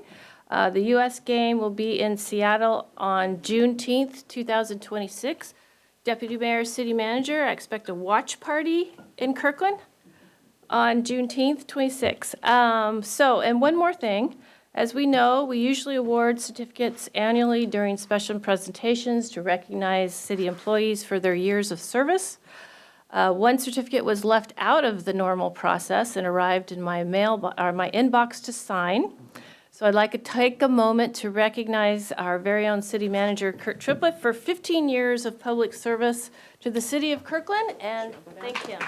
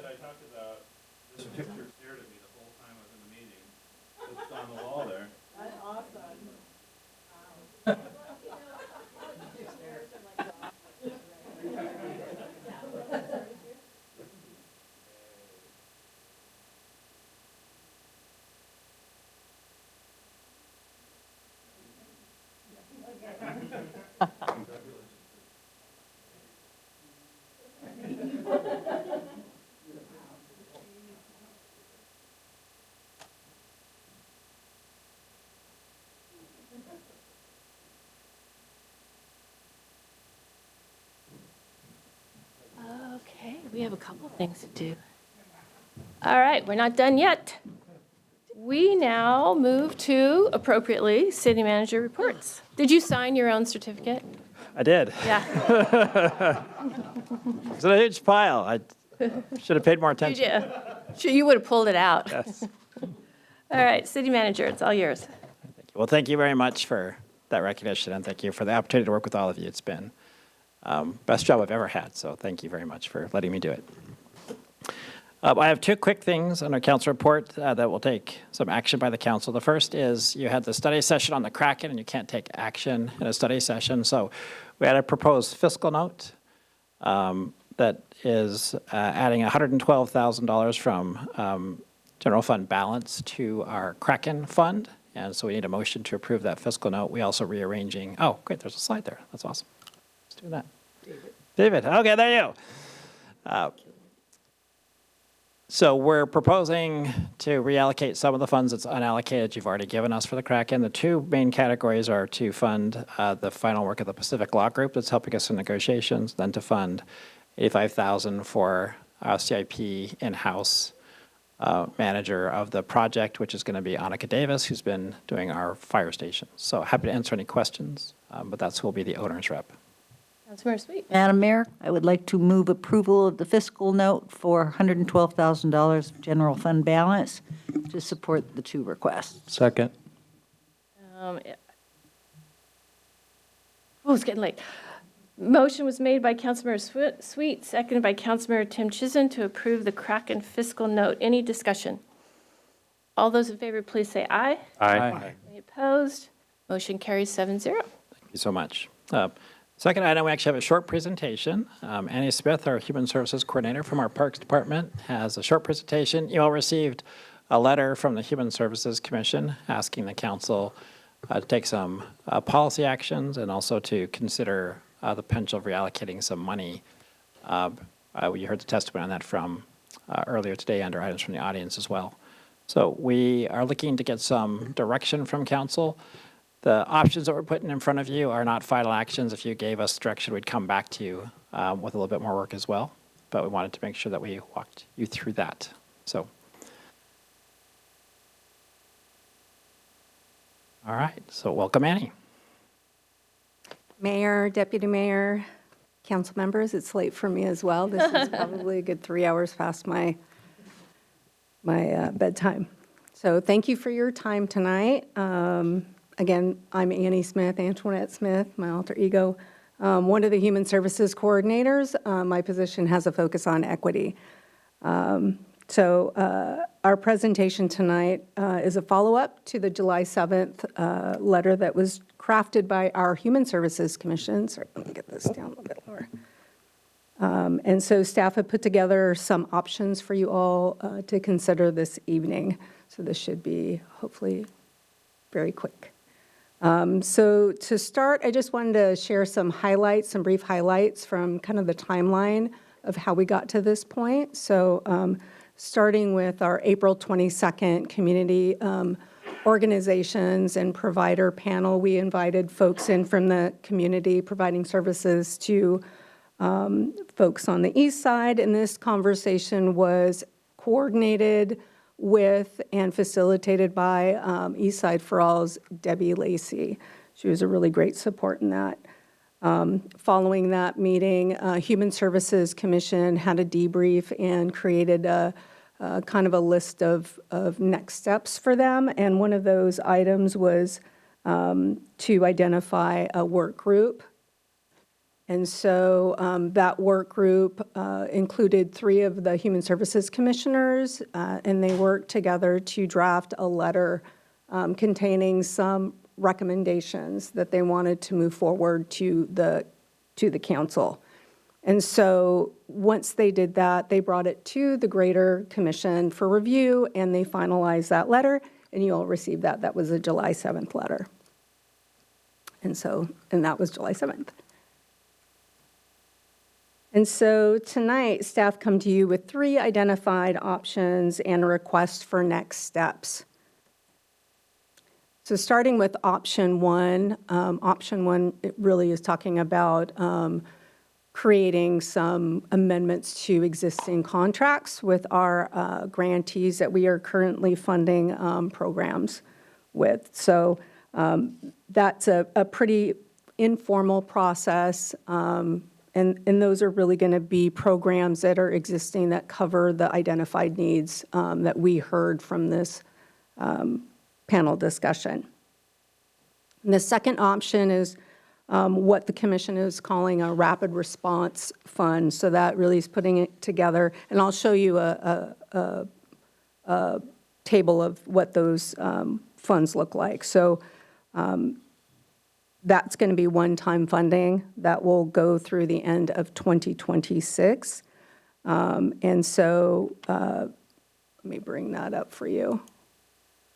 And so this includes unallocated human services grants of $65,294, existing American Rescue Plan Act or ARPA funds of $100,000, so a grand total of $165,294 of funds available for allocation to provide support to these services.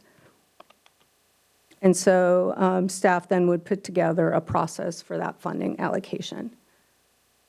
Let me go back.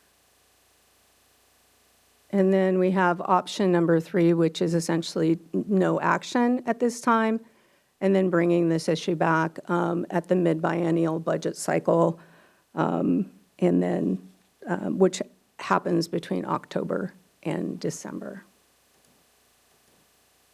And so tonight, staff is requesting that council consider the presented options and provide direction to staff. And then if you choose, your options would be choosing 1 or 2 or both. That's a possibility as well. If those are indicated, then staff will move forward with the necessary steps. And that's all I have for you. And any questions you might have, happy to answer those for you. Thank you, Annie. Councilmember Black? Thank you, Madam Mayor. Well, Annie, thank you for the presentation and for being Past your bedtime. yes, for staying up past your bedtime and being succinct. Appreciate the Human Services Commission for bringing this proposal forward. I have a couple of questions. If we could go to the previous slide.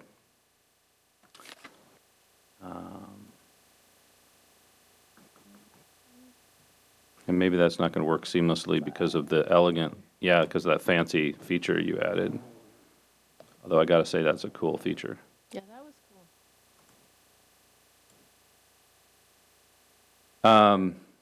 cool. Okay, so the one thing first on this screen under option 2, the language we're using. I don't know if the bullet point 3 under option 2 is that placeholder language or is that staff proposed language. So it reads human services needs related to federal policy changes.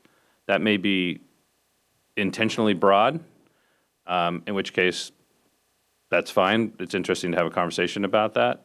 I think the proposal was needs related to immigrants, refugees, and asylum seekers. If we're going to do this, I would want us to develop a rubric and a standard that makes sure that the funds are going to the communities that need them and are the intent of the resolution. So can I poke a little bit at that bullet and the source of it from whomever?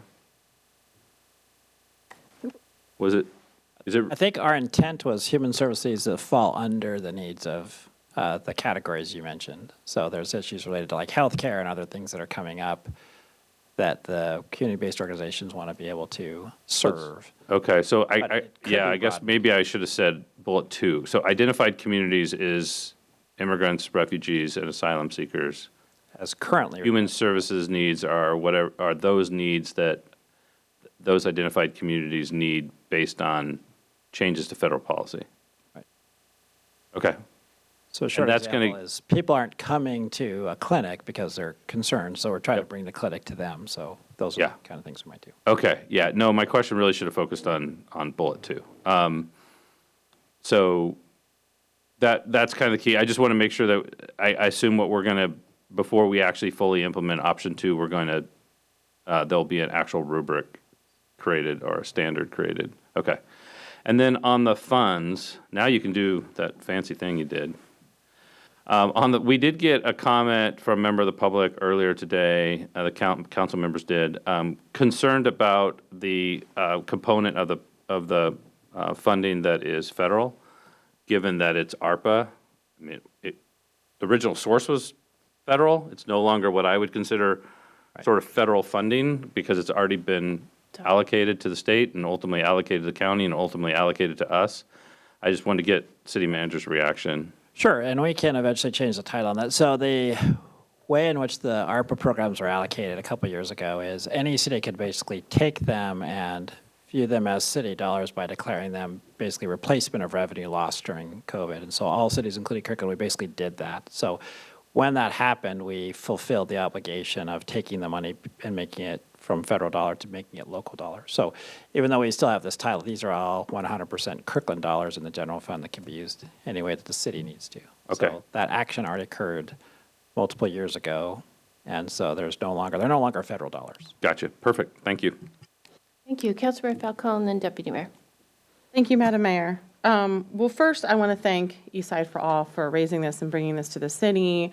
I want to thank, you, Annie and Jen and Human Services staff for organizing that and leading this effort, and for the Human Services Commission for raising this to us. I really appreciate when our boards and commissions proactively bring something to council for consideration. I would like to see more of that, just generally speaking, with our boards and commissions. So, because we appoint them as community representatives who are, hyper-focused on particular issues in our community and really have the connection to community. And so I just want to say I really appreciate that, and I really appreciate your leadership in bringing the Human Services Commission's recommendations forth to council for us to consider. I think that's fantastic. I support both options 1 and 2. I think that I did hear what Debbie said earlier tonight, and so I guess I'm interested in learning more about if option 1 would just be essentially meaningless because the dollar amounts are so small that, that giving the flexibility won't really be impactful. But I'd like to have that flexibility built into any additional funds in option 2, if that makes sense. So that's why I support both options 1 and 2. And I also think it's a good example for us moving forward with our human services funding, like we heard in public comment tonight about just the need in general in human services funding to have some of that flexibility for organizations to be able to come back to the city in a pretty streamlined process to be able to ask to shift gears a little bit on what the funds are used for based on the growing and changing needs in the community. So for those reasons, I support both options 1 and 2. I appreciate the clarification that Councilmember Block asked for on some of the bullet points in option 2. I also know that the need in our community for human services and social services is just going to continue to grow as the direction that we're seeing the federal government take. State, local governments are going to need to really pick up that slack for social safety nets even more so. We know that we don't have the tools currently to fully meet that need, even with the existing, and former federal support of programming in our communities. However, we're going to need to do everything that we can to help provide that, to fill those gaps.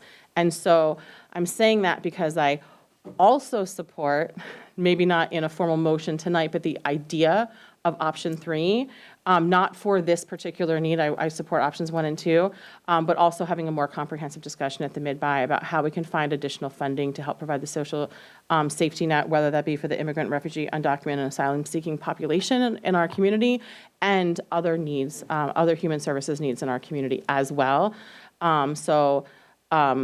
I think when we're ready for a motion, I'm interested in options 1 and 2, but then I also just want to express the hope that we're able to have an expectation to have that discussion to the best of our ability.